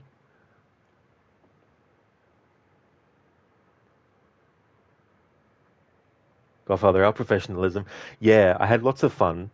I got up to a certain point in the story, and then I stopped doing the main story stuff and did all the side stuff that was available to me. And I enjoyed the side stuff so much too. And I thought to myself, I'm enjoying this game a lot, so I know for sure that I'm going to want to actually play it and stream it. So I figured, well, I don't want to actually play through the game all the way to the end and then stream it. I'd rather have the majority of my reactions and stuff on a stream to it. So, but yeah, I don't know how much it'll come out as on the PlayStation. It'll probably be $100, as is a lot of stuff here in Australia. at the base price as well. But it was so much fun punching people out. I'm a big fan of slapstick comedy, so even in the Indiana Jones movie, when he punches people the fuck out, I often laugh a bit too, as well. Plus the sound effect of the punching, they did a great job with that too, because I'm pretty sure they literally used the same sound effect from the movies when Indiana Jones punches something. So that was a lot of fun too, as well as like sneaking up on enemies with like a weapon like a bottle or something and smashing them over the head with it and knocking them out. Also, fun when they're actually asleep on their chair and you walk up behind them while they're on the chair and you punch the fuck out of them and you break the chair as well. So there's a lot of fun stuff like that in it.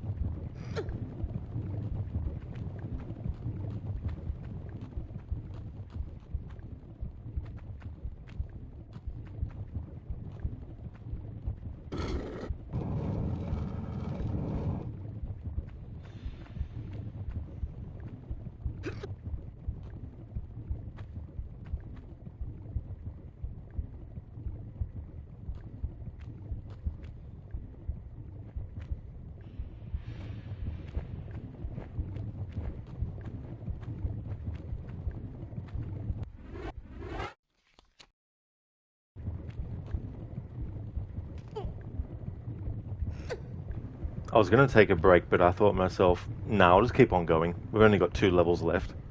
I can have a break when I finish the stream. A play on the whole saying of I can sleep when I'm dead.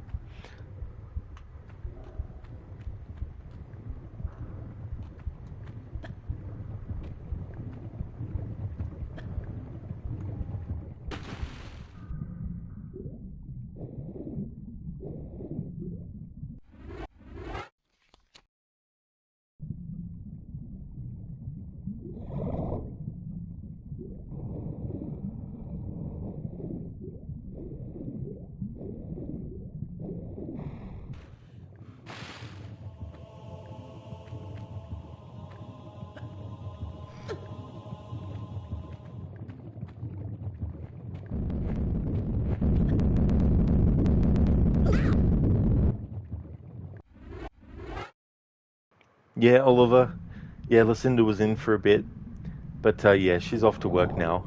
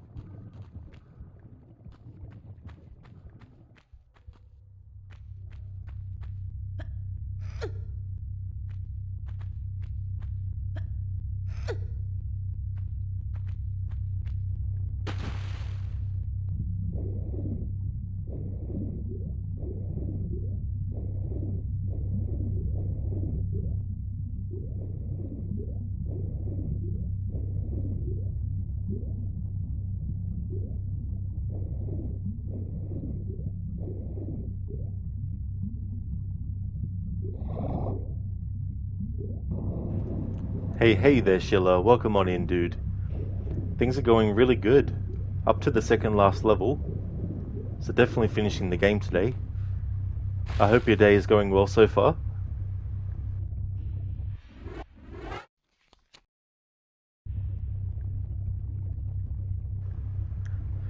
So it'll take me at least half an hour to finish the game off.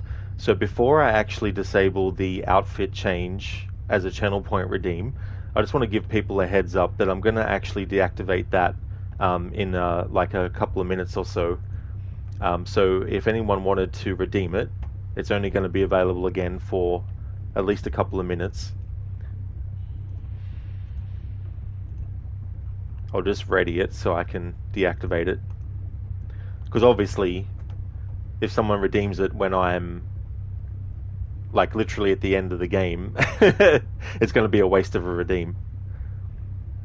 Shaky, thank you so very much for redeeming the change the Lara outfit. So I'll deactivate that channel point reward for the rest of the stream now.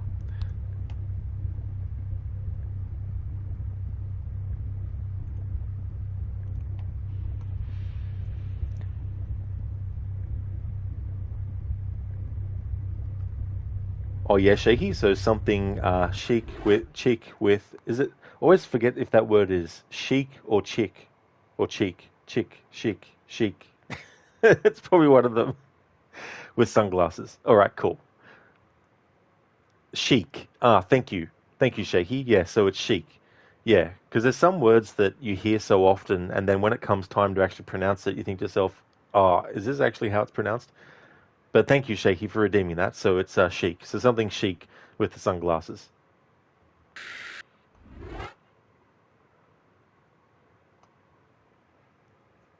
Sheila, you're doing good. You got home and you're ready to enjoy a day off. Oh, very nice, dude. That's great.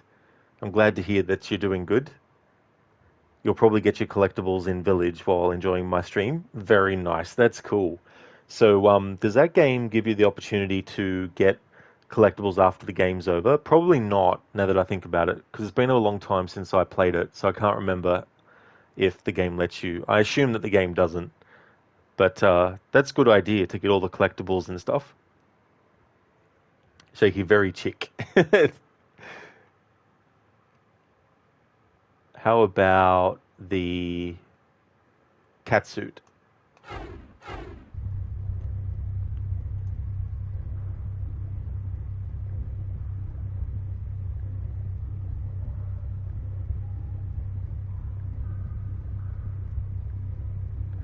Sheila, no, it doesn't. You have a guide open and do a casual playthrough. Oh, that's good to use a guide. I'd do the same for sure. Yeah, when I do collectibles in a game, I want to make sure I'm actually getting them without having to spend, hours and hours realizing, oh shit, I missed some.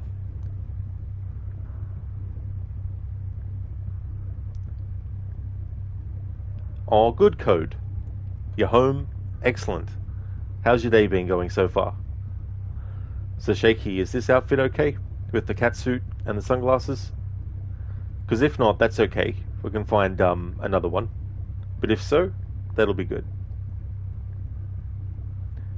Code, well, you need more coffee? Well, that's good. I hope you actually get some more coffee, that's for sure. You love it, Shaky? Nice. Excellent. Thanks for redeeming that, dude. So for the rest of the stream, I'll have Lara wear the catsuit with sunglasses.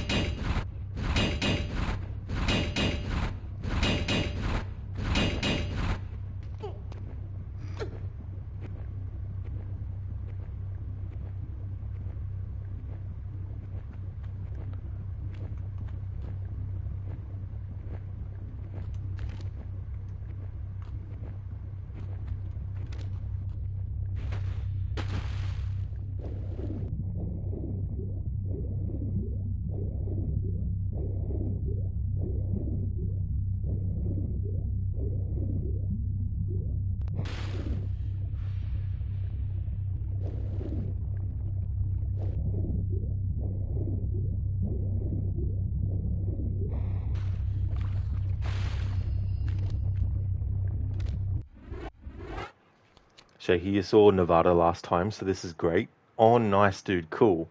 Yeah. There's a few. So there's let's see. So including the regular classic one for Tomb Raider 1, you have 1, 2, 3, 4, 5, 6, 7, 8, 9, 10, 11, 12, 13, 14. So there's about 14 different outfits. When you first play the game, you actually have to finish the game once, and then you'll be able to actually go into the menu and change the outfit and add whether she has sunglasses on or not. So when I get to Tomb Raider 4, 5, and 6 remastered, I won't be able to have the channel point redeem for changing an outfit active until at least finishing Tomb Raider: The Last Revelation as well. But definitely going to have that channel point reward available for Tomb Raider 2 and 3 remastered as well.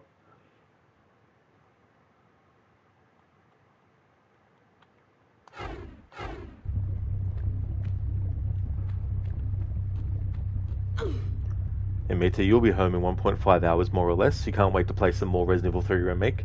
Oh, that's cool, Amita. That's good that you're enjoying the game too, as well. Shaky, do I have a favorite?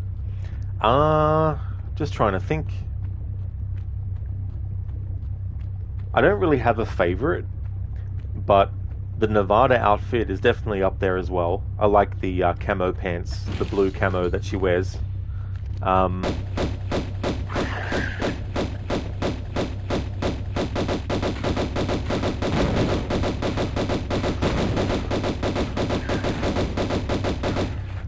The bomber jacket, that one's pretty good.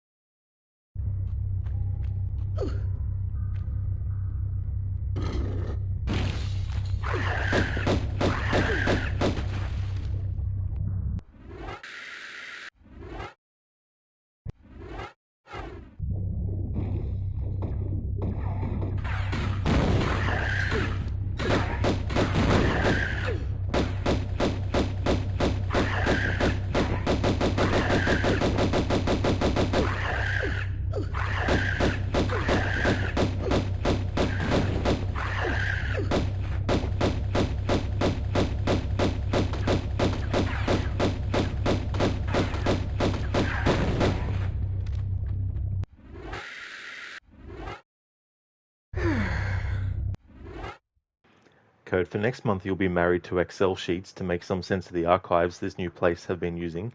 You think of equally well mixed pair of phone books that has to be cleaned. Oh man, I hated using Excel. Definitely not too fond of it. So that would definitely be annoying. I definitely don't envy your code, but at the same time, it's kind of like I can't imagine how annoying that would be. Especially when you actually have to use it. It's different if it's like an optional thing. Like, I'm very happy of choosing not to have to use Excel.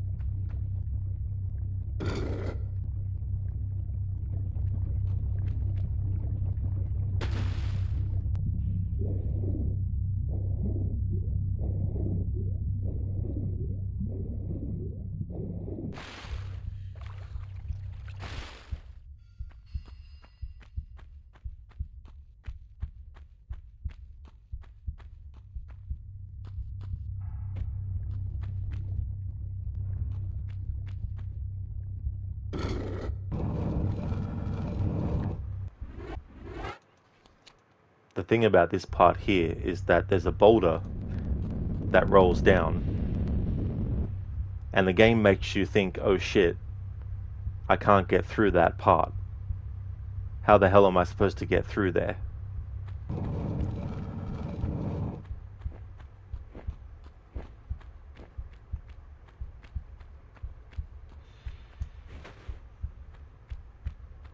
Making you think, oh, maybe I did something wrong. Maybe I pressed a point on the ground that I shouldn't have. However,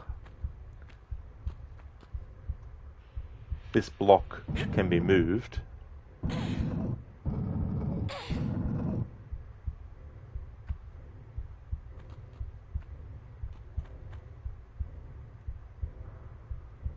And so what you do is you block off the path where the boulder rolled down.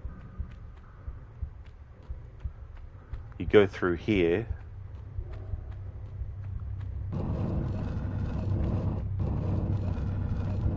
And then when you come back around,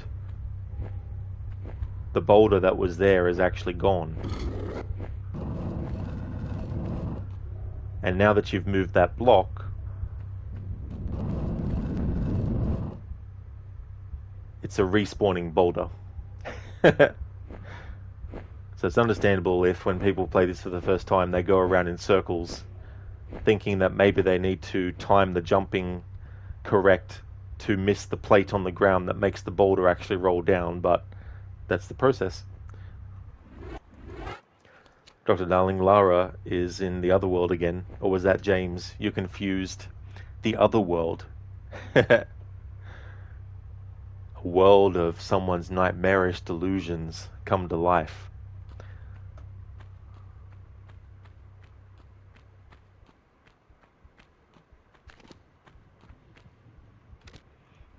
It also makes me think of inside Jabu Jabu's belly in Legend of Zelda Ocarina of Time as well. Code Welcome to the Insides of Xenomorph by Lara. Now imagine that as a crossover. Lara Croft versus Alien.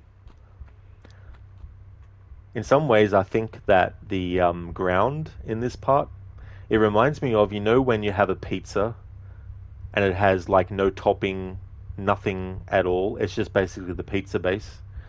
Well, that kind of is what this reminds me of.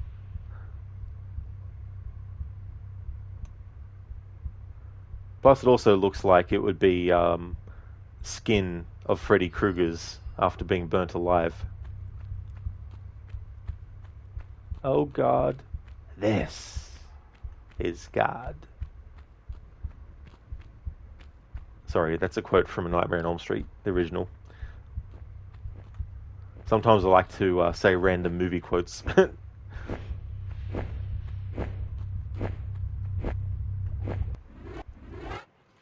Code cooked pasta that spread oven large plate and pressed.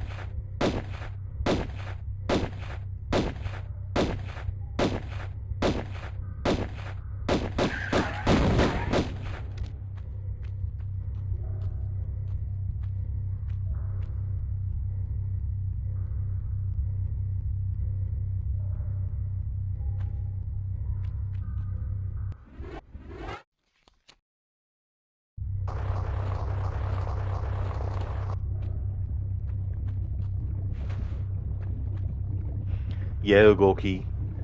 Yeah, A Nightmare on Elm Street. It's actually the first horror movie I ever saw. I was about 12 years old.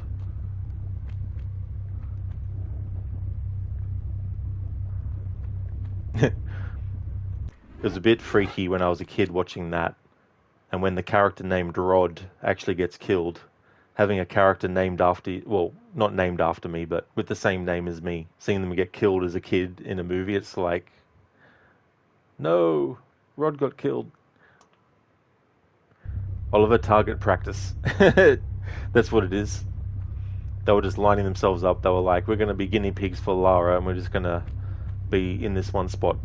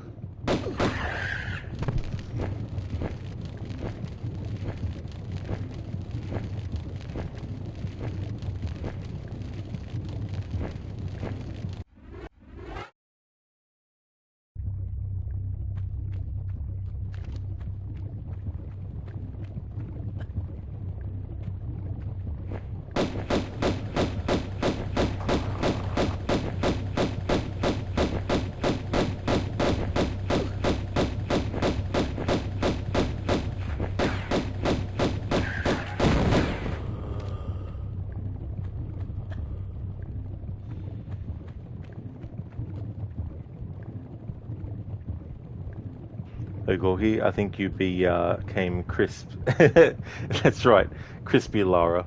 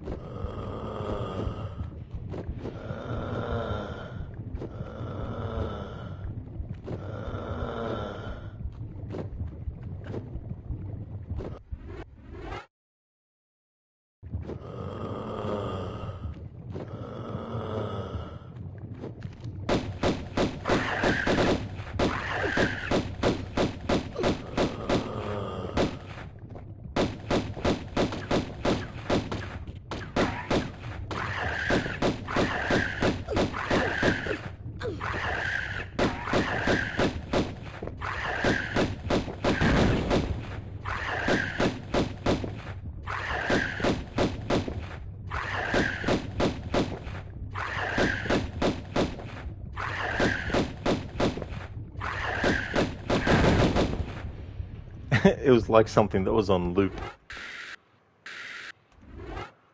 Gorgi, what can you hear? Sounds evil. Oh yeah, the sort of like it reminds me of the lickers in Resident Evil, as in the franchise. I know specifically they first introduced in Resident Evil 2, and they're in multiple games in the series. But I mean to say, in the Resident Evil series, the licker, the sound that they make before they're aware of you, that's what that actually reminded me of. When they're sort of like doing that kind of thing. Hey Mitzi, you got to go now. Thanks for the stream. Catch you later or tomorrow in case you end the stream when you're back. In any case, have a good one. See you. Thank you so much, in Mita. I really appreciate that, dude. Thank you so much for being here. I hope that everything goes well. Definitely see you around Twitch somewhere at some time. Thanks again, dude. Would highly recommend people check out Mita's channel. Speaking of Resident Evil, he's doing a playthrough of Resident Evil 3 Remake. He's been doing various Resident Evil games lately, actually. Also did a playthrough of games like Resident Evil 7. He's also a fan of games like Star Wars Jedi Survivor, and he does 100% runs with games. Also goes for all the trophies as well. A great streamer, also does his own emotes and channel artwork. He's also a graphics artist as well. a very chill streamer, so if you're also looking for a channel where you can just go into lurk and vibe, and Mita's definitely the channel where you can do that too. So, highly recommend. And that's no worries at all, as always, for the shout out, Mita. No problemo, dude. More than happy to give you one.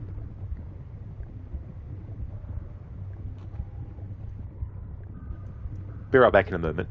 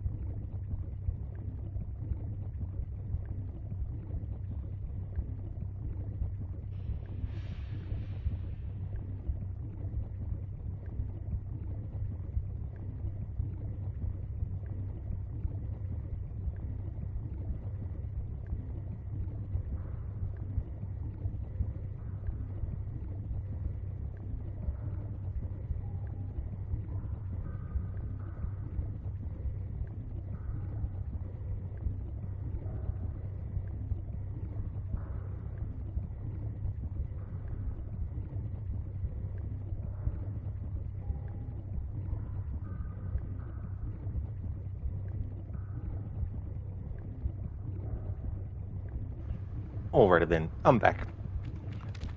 Better save it. Just in case I didn't actually save it before I went.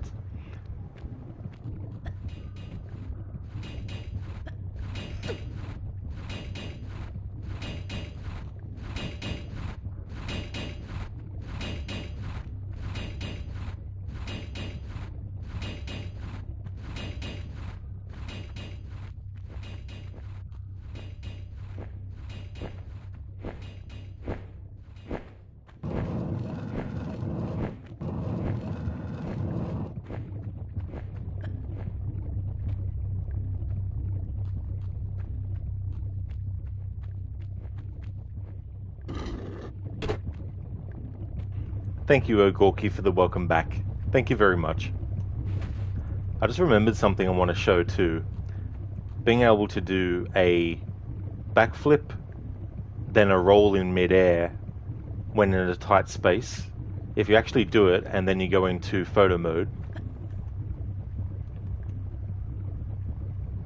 you can actually see how Lara kind of like rolls up into a ball, almost like a pretzel as well, to actually do it.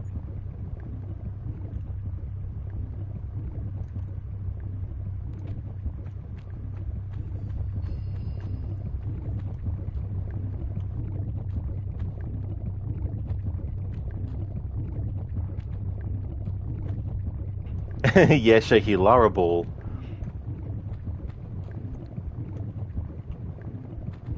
I just imagine like Tomb Raider merchandise where you have like basketballs, but it's Lara's face on the basketball.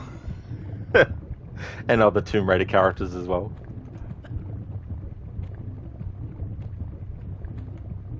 Yeah, shaky Sonic, but it's Lara. Gotta raid fast. She's the fastest raider alive. And now she's been burnt alive.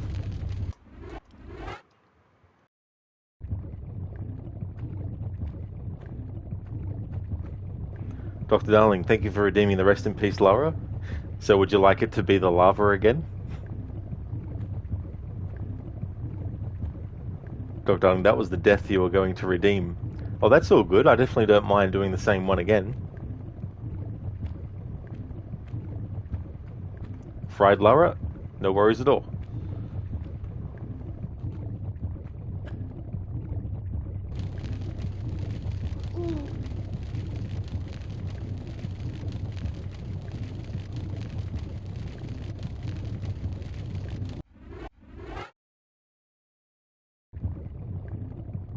There we go. Thanks for redeeming that.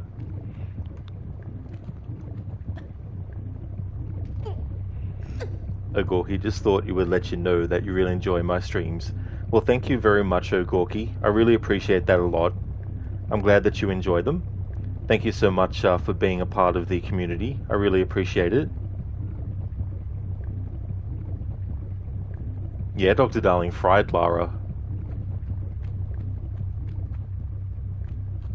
In fact, if this was Kentucky, you could say it was Kentucky Fried Lara.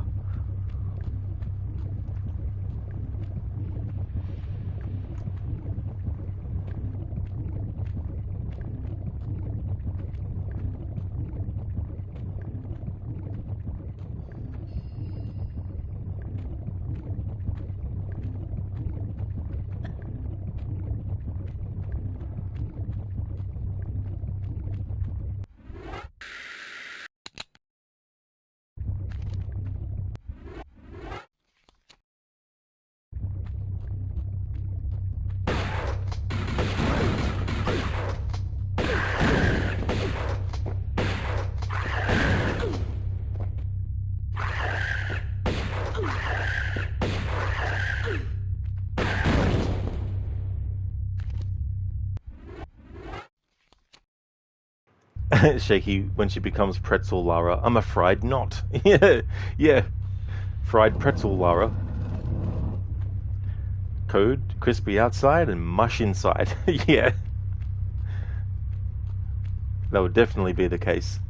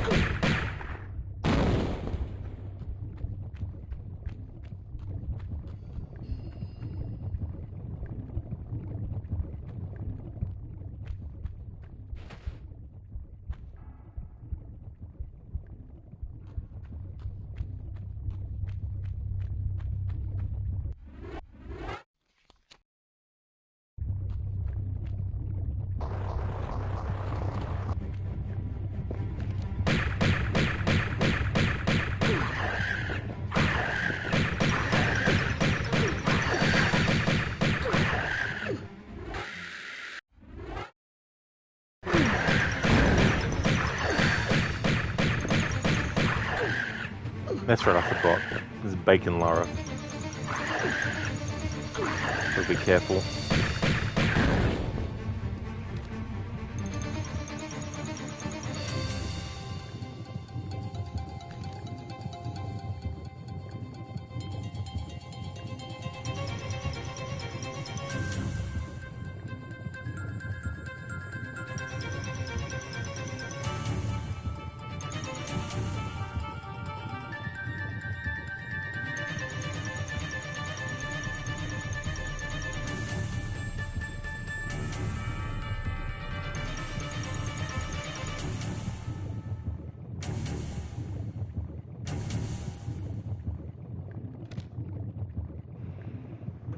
That's right, Dr. Darling, you smell bacon. It is bacon, Lara. This is the first iteration of Lara's doppelganger in the series. There's a correlation between this game being a running, jumping, climbing, platforming, trap dodging type of game in having a doppelganger that correlates as well to Prince of Persia, the very first Prince of Persia game, because in that game the prince has a doppelganger, or the character rather that would become the prince at the end of the game. He has a doppelganger that gets created, and the only way to defeat the doppelganger in Prince of Persia is to actually put away your sword and then run into the doppelganger, and then that actually destroys them. Because if you fight the doppelganger and keep hitting the doppelganger, you will also lose your own life when you actually kill the doppelganger. So it's the same concept in Tomb Raider all those years later, where this doppelganger, if you actually shoot at the doppelganger, you will lose health as well, and if she dies, you die as well.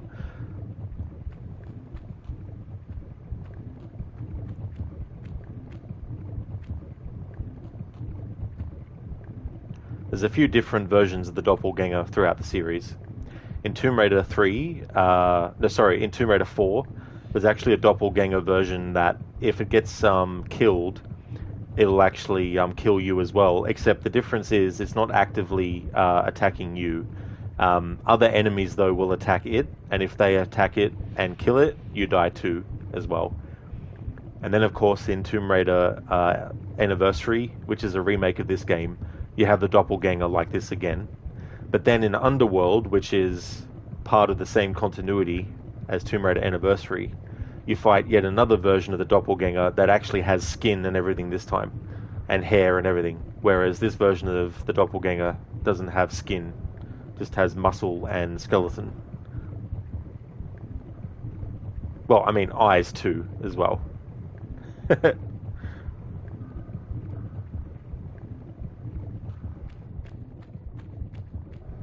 The ironic thing is, though, in order to defeat the doppelganger, you have to kill it.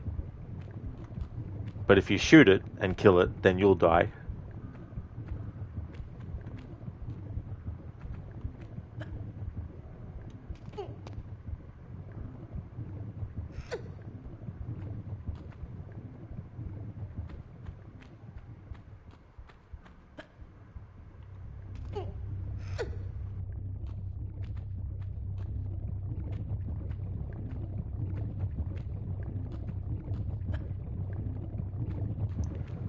But if you kill Bacon Lara with this means, Lara herself won't die. So it's interesting, the logic on that. But yeah, you got to pull that switch, and then you got to be quick enough to get to this side without the timer running out, so that Bacon Lara can actually fall down into that. Oh, hang on. There we go. So you can't kill Bacon Lara by shooting her, otherwise you will die too, but you can actually kill her by having her drop down that pit, and Lara still doesn't die.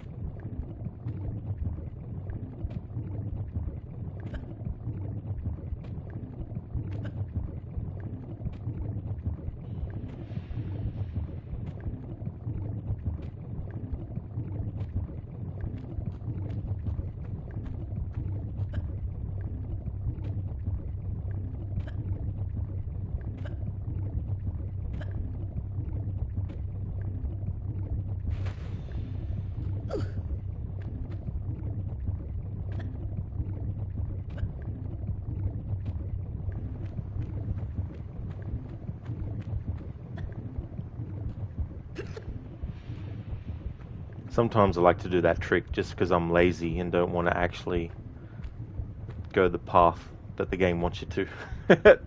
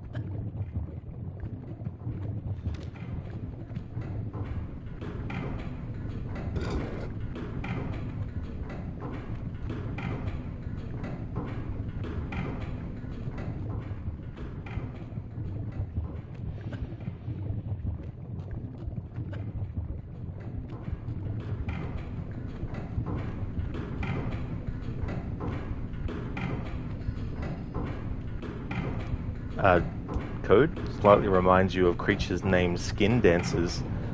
So what's that actually from, Code? Skin Dancers.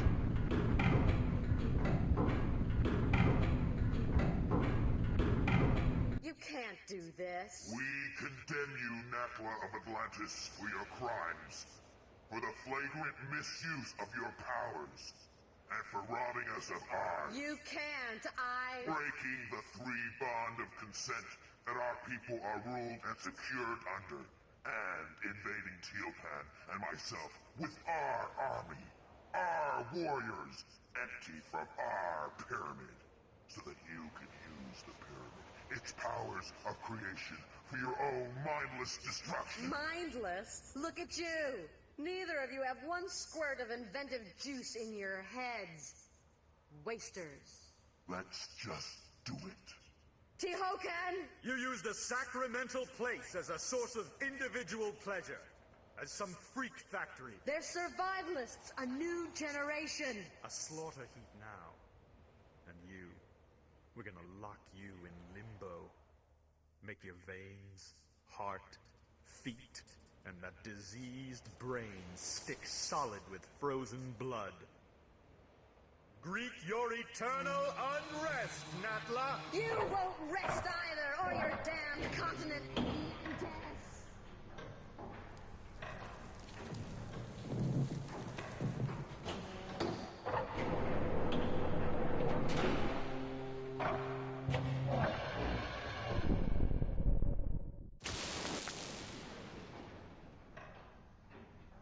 Back again. And you? For a grand reopening, I assume. Evolution's in a rut. Natural selection at an all-time low. Shipping out fresh meat will incite territorial rages again. Will strengthen and advance us. Even create new breeds. Kind of evolution on steroids, then. A kick in the pants. Those runts Qualopec and Tehokan had no idea. The cataclysm of Atlantis struck a race of languoring wimps. Plummeted them to the very basics of survival again. It shouldn't happen like that. Or like this. Hatching commences in 15 seconds. Too late for abortions now. Not without the heart of the operation. No! 10, 5, 4, 3, 2, 1. That no. Code maybe from old D&D books. Cursed humanoids that can steal other things' skins and turn those to one of them. Isn't it interesting, the concept of creatures that do something to someone else and that makes the other person one of them? You know, like zombies and werewolves and vampires as well. Gorky, she became a stiff. Yeah. Although Natla will survive that, and essentially she'll be without her skin as well. Although, yeah. No, actually, come to think of it, she doesn't until the second phase of the fight. Anyway, she'll survive that though. She won't die.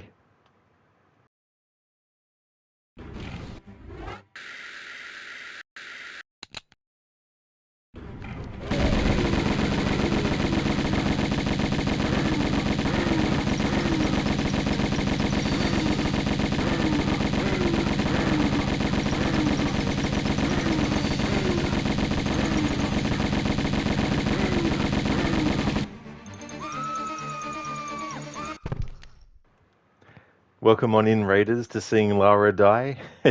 Hey there, Senny. Thank you so much for the raid, dude. How was your stream? Welcome on in. So how did Stronghold Crusader go? Did you finish that, or do you have more to do? Thank you so very much for the raid, dude. We're up to the second last level. Well, actually, no, we're up to the last level now, fighting this creature. How's things going, dude? And thank you so very much for the 60 months in a row. Holy shit, dude. 60 months. Man, that is amazing. Yeah, I know, right? 60 months, Crooked. That's amazing, dude. Thank you so very much for that. I really do appreciate that a lot, Senny. Thank you for the raid as well. Tomb Raider's going good. A lot of deaths have happened. We've had some channel point redeems for deaths, but we've also had some deaths where I've, died accidentally.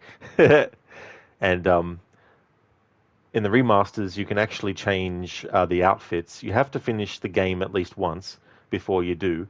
But once you do, you can change the outfit. You can toggle Lara's sunglasses on or off. So before I got to a point where I wouldn't be able to do half an hour's worth of the game with the outfit on, I put it up to a couple of minutes before deactivating the channel point redeem to change the outfit, and Shaky redeemed it, so chose the cat suit outfit with the sunglasses on. But yeah, it's going great. How about yourself? How's things going? That's right, Shaky. Yeah, 5 years.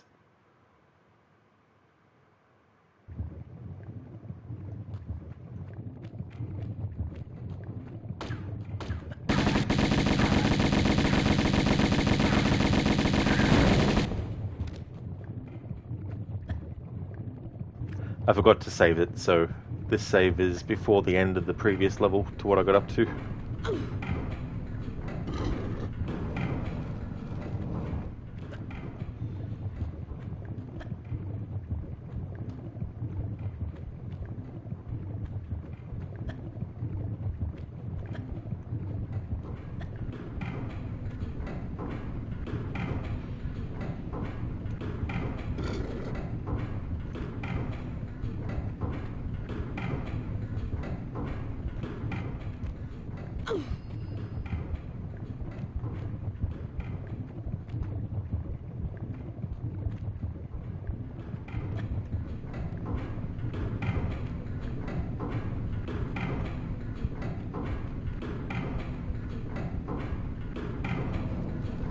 You can't do this. Good, it went well, thanks. Did a short session today because you still got to work in a bit, but you managed to beat one of the hardest missions in Stronghold 1 that many find almost impossible to complete and give up on, but found a good technique that you could use, so managed to get it first try. You also finished Stronghold Crusader now, and you only have 2 more Stronghold 1 missions left now. Oh, that is so good. That's excellent. And especially good to persevere and keep on going. It's definitely understandable, though, when people get to a point like that to actually stop and never go back. But that's great that you stuck with it and found a really good technique too. Sometimes it might take a while, to find these things, but it can definitely make it worth it in the end when you finally get past the part that you were stuck on as well. And that's really great progress too in your timeline order run. So getting closer and closer to starting A Plague Tale Innocence. I'm looking forward to seeing you play the sequel to that as well. It'll be good to see what you think about it. But that's great progress, dude. GG's and all that. Glad to hear it's going well so far and only 2 more missions. Hell yeah, I reckon you won't be starting the next game today anymore. Not anymore, no. Yeah, I'll start Tomb Raider 2 tomorrow.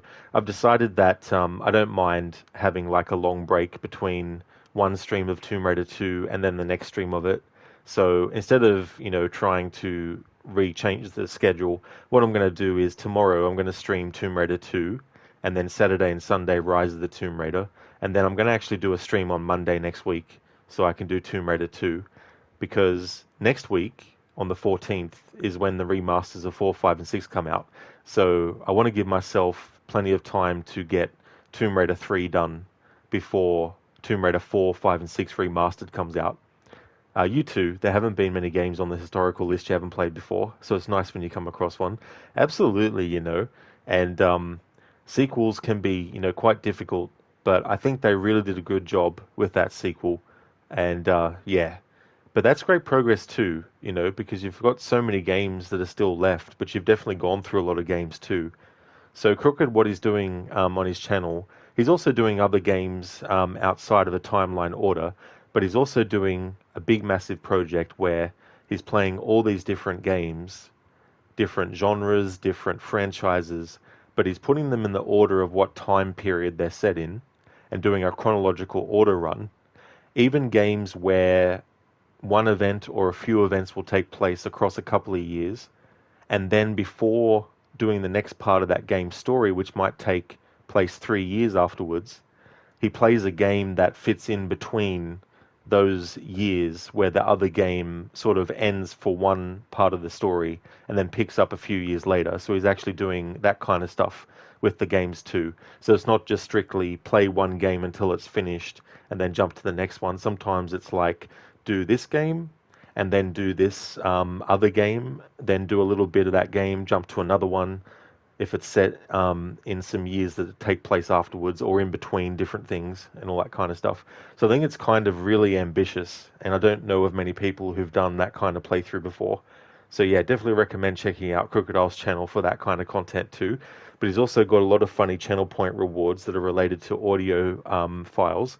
He's literally got hundreds of different audio files separated into certain categories related to the channel point redeem. So, for example, he has a lot of redeems that are insults from different games. So, if you redeem an insult, an audio will be randomly selected from heaps and heaps of different ones that he's got stored away and randomly play that one when you redeem it. Sometimes you'll end up getting the same one happen 2 times in a row, but other times you'll get completely different ones as well. So a lot of different variety and all that kind of stuff. Oh yeah, that's no worries at all for the shout out, Crooked. No worries at all, dude. Dr. Darling, you can always cross the Rise of the Tomb Raider portal that sends you into a parallel world in which Lara visits India, Nevada, Antarctica, etc. Yeah, what a crossover event that would be.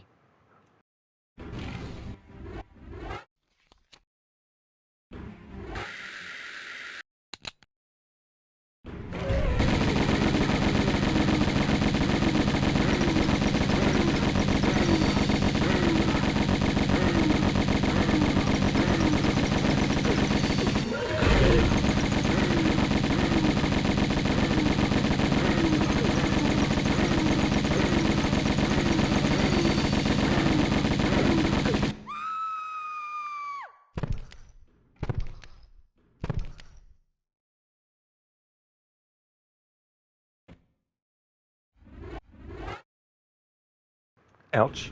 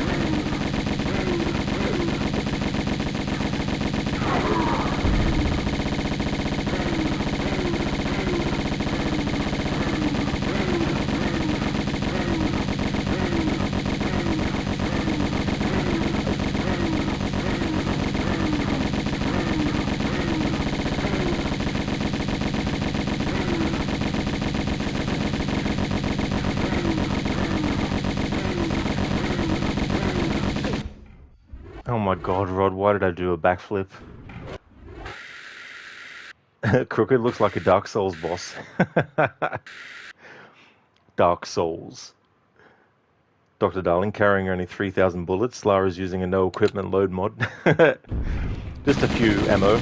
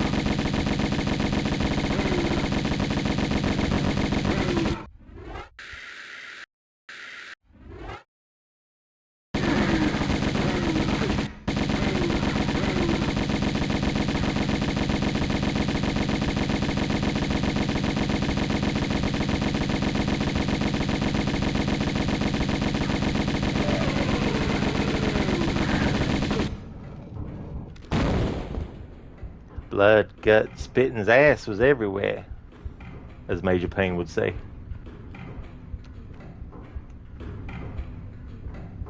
Yeah, it's funny, Crooked. There is a bit of a beat that can happen with the bullets and stuff.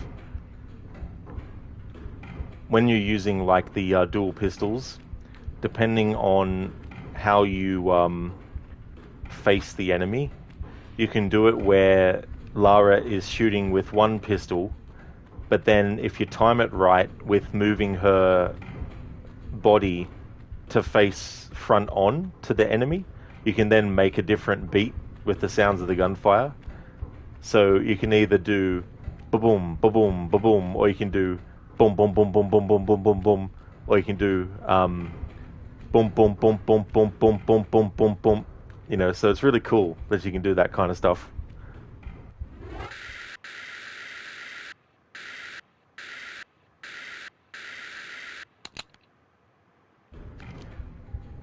Oliver, infinite ammo mags. Absolutely, you gotta love that about the dual pistols, at least. Having unlimited ammo. Thank you for the GGs, Oliver. Dr. Darling, thank you for redeeming a random Red Dead 1 or 2 quote.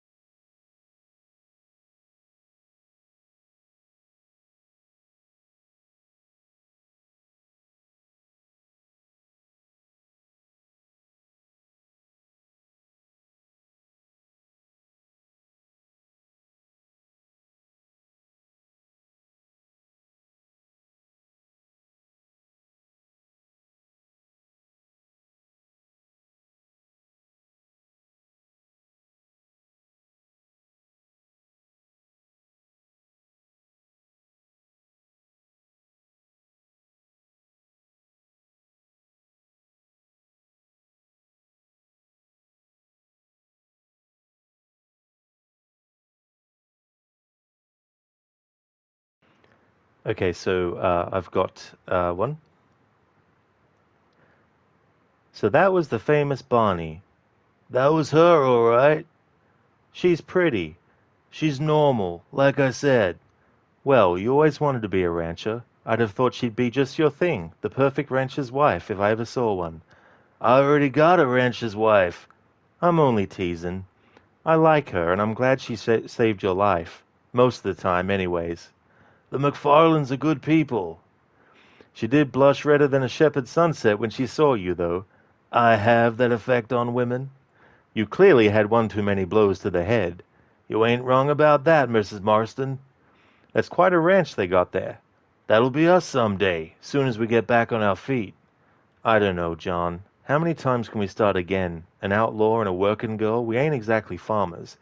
We are now. Forget that life. It's over. Do you really believe that? We have to. It's the only way we'll ever have a future. The life we led, that doesn't go away. It's never over. You think those government men are just going to leave us alone now? The old gang's dead. I did what they asked. And that's it. A life of crime is forgiven? We're back together, ain't we? Until they decide you owe them something else. Sometimes I think I was the stupid one for believing I could get out. Maybe Dutch, Bill, and Javier were just being honest with themselves. You ain't perfect, John, and I sure ain't, but you're better than they are, than they were. Maybe we can't change, but we gotta try, for Jack's sake. Even if we have to start again 100 times, it's better than going back to what we were. How is Jack doing? Angry? Upset? He's been through a lot. I hope he's gonna be all right. It's gonna take time. For a while his world was safe, normal even. Then it got turned upside down again. He ain't saying much about it. I've tried to talk to him, but how do you explain any of this? What do you say when he asks about Uncle Bill and Uncle Dutch? They were his family when he was a little boy. He hides away in those books of his. Wouldn't you? It ain't like the real world's done him any favors. He's just been kidnapped. He grew up with a gang. That's no life for a boy. We did our best to protect him. Come on, John. He saw things no boy should see. Well, now we got a chance to make it right. That is from Red Dead Redemption 1. Thanks for redeeming that, Dr. Darling. I kind of got carried away with that because I was getting chills because of, events from Red Dead 2 that correlate to what Abigail's talking about there, about how Jack has seen a lot of stuff, thinking about, the things that he saw when he was a kid, but also what he saw, when he was a bit older too, especially that mission in Red Dead 2 when they're coming back from visiting the post office and those men attack John, past like that, sees him get killed. Thanks for the GGs, Oliver and Ogorki. Thank you very much, Dr. Darling. That was a lot more than 500 characters. It sure was. But yeah, that only really, counts for if you want to put in what you want me to say in those Arnie redeems and stuff. But yeah, I got a bit carried away with that. I was really getting invested in that conversation between Abigail and John Marston.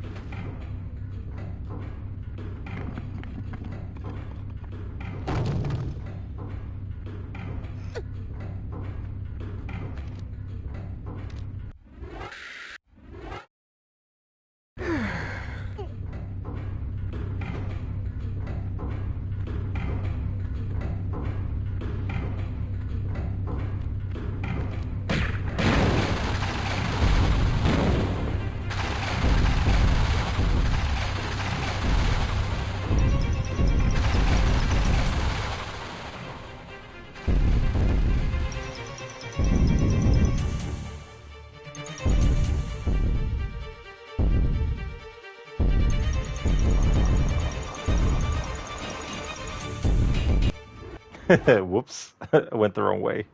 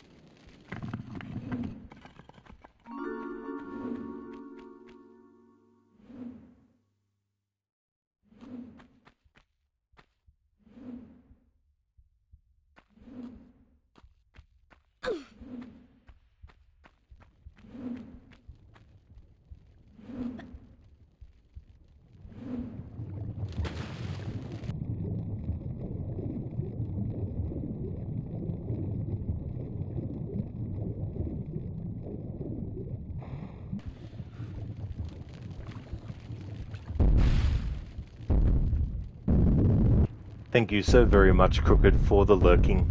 I really hope the work goes well for you today as well. Thank you once again for the raid, and also for the 60 months in a row of subbing. Thank you very, very much, dude.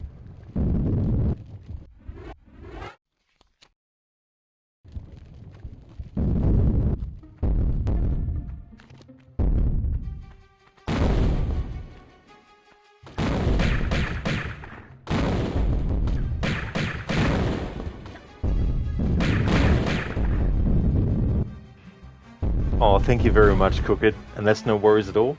And I definitely will have fun on the home stretch now.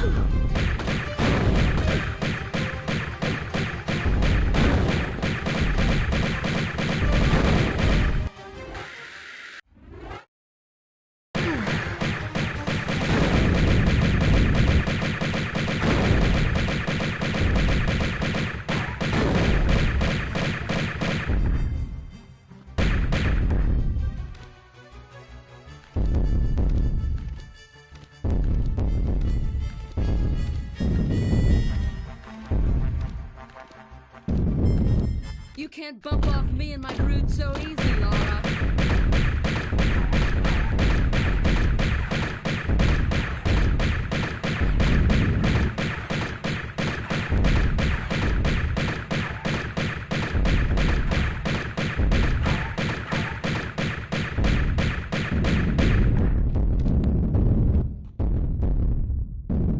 Requiescat in pace. Natla. Natla, I mean. I don't know why I said Natla. I mean, she is pretty nutty. A bit crazy. It can be annoying, and it takes a lot of health kits, but you can actually ignore her completely and not worry about killing her and still just escape from the area. So it's not like you have to actually kill her first before exiting.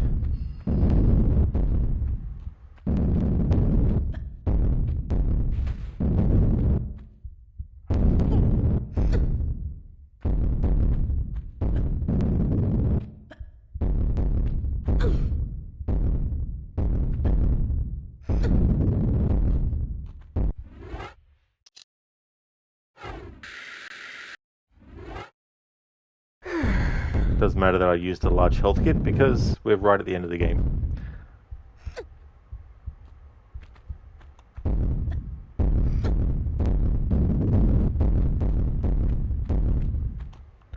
Didn't really hoard as many health kits for this game, for this playthrough. Didn't even get over the, I think at the very least, I probably had, sorry, at the very most, I probably had 30 of either the large or small health kits. Usually, for some of the games, I have like 50 or something by the time I get to the final level. And then I'm like, maybe I'll start using some health kits.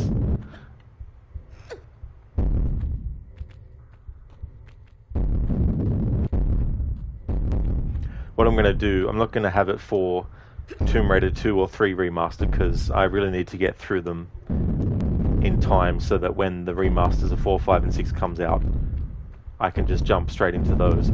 But when I do the playthroughs for the remasters of 4, 5, and 6, I'm actually going to introduce a channel point reward where, when it's redeemed, I have to use a health kit, even if I have full health.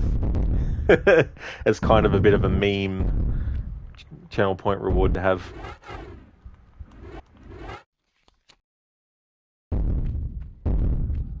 Shaky finally, yeah dude. Yeah, Dr. Darling reminded me of it. Yesterday, I think it was. Or in one of the previous streams. But yep. I'll be implementing that for the remasters of 4, 5, and 6.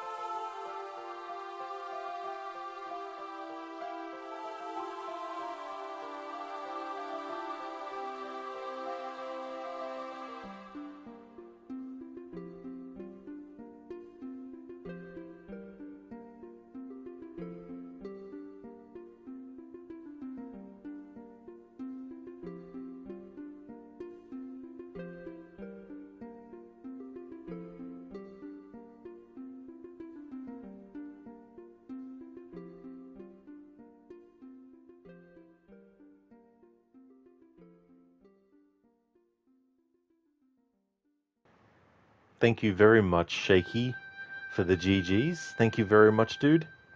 Oliver, Lara destroying historical sites again. I know, that Atlantean pyramid. Come on, Lara. That could have been a great archaeological find for the ages. Thank you, Agorki, for the GGs as well. Thank you very much. Schiller and Oliver, thank you both for the GGs too. Thank you very, very much for that. And there we have it. That is Tomb Raider 1 Remastered, finished for my Tomb Raider Remastered marathon. The next game in the series that I'll be playing, of course, will be Tomb Raider 2, and that'll be my Friday stream. I'm going to be doing another stream of Tomb Raider 2 on Monday next week as well. So the next stream you'll see from me will be Tomb Raider 2. If you see me streaming that, then you know it's become Friday. On the weekend, I'm doing Rise of the Tomb Raider. So if you missed the Tomb Raider 2 stream and you see me streaming Rise of the Tomb Raider, then it's become Saturday. But I just want to thank everyone so much for watching this stream. I really do appreciate it a lot. I hope that everyone has a great rest of your day, or night, whichever the case may be. We're going to go and raid out to Gizlek, who's playing Assassin's Creed Syndicate. So we're going from one game with a British main character to a game that also has a British main character, two in fact, Evie and Jacob. He's playing Assassin's Creed Syndicate, so we're going to go and see how he's doing with that game. But thanks everyone once again for watching the stream. Before we raid out though, there's some streamers I want to recommend. Thank you very much for the lurking as well, everyone. Shaky, love you, pal. You're a gem. Well, thank you very much, Shaky. I'm glad that you enjoy watching me stream. Thank you very much. And thank you, Schiller. I definitely will have a good one. I hope you do too.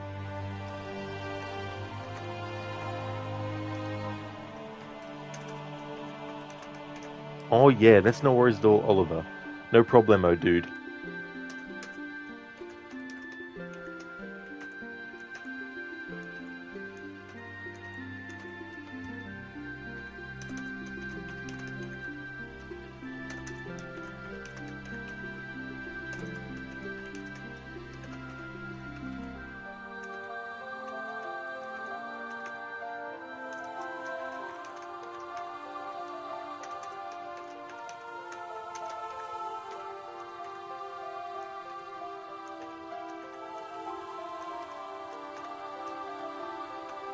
Would like to highly recommend people check out the following streamers.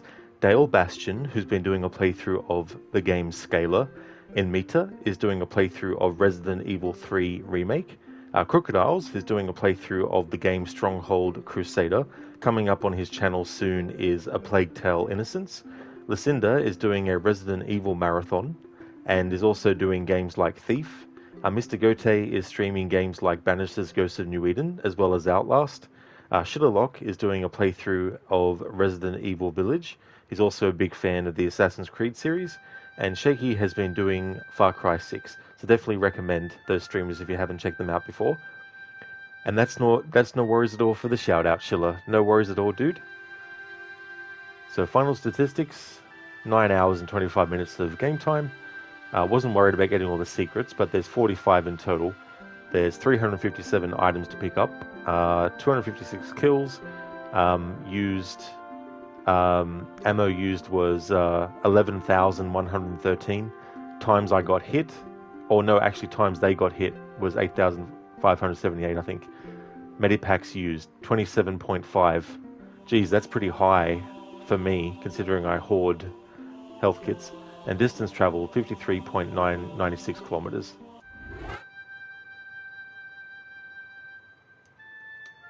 Here's a general raid message that people can feel free to copy and paste. I've also got one for subscribers as well. I'll post that in chat.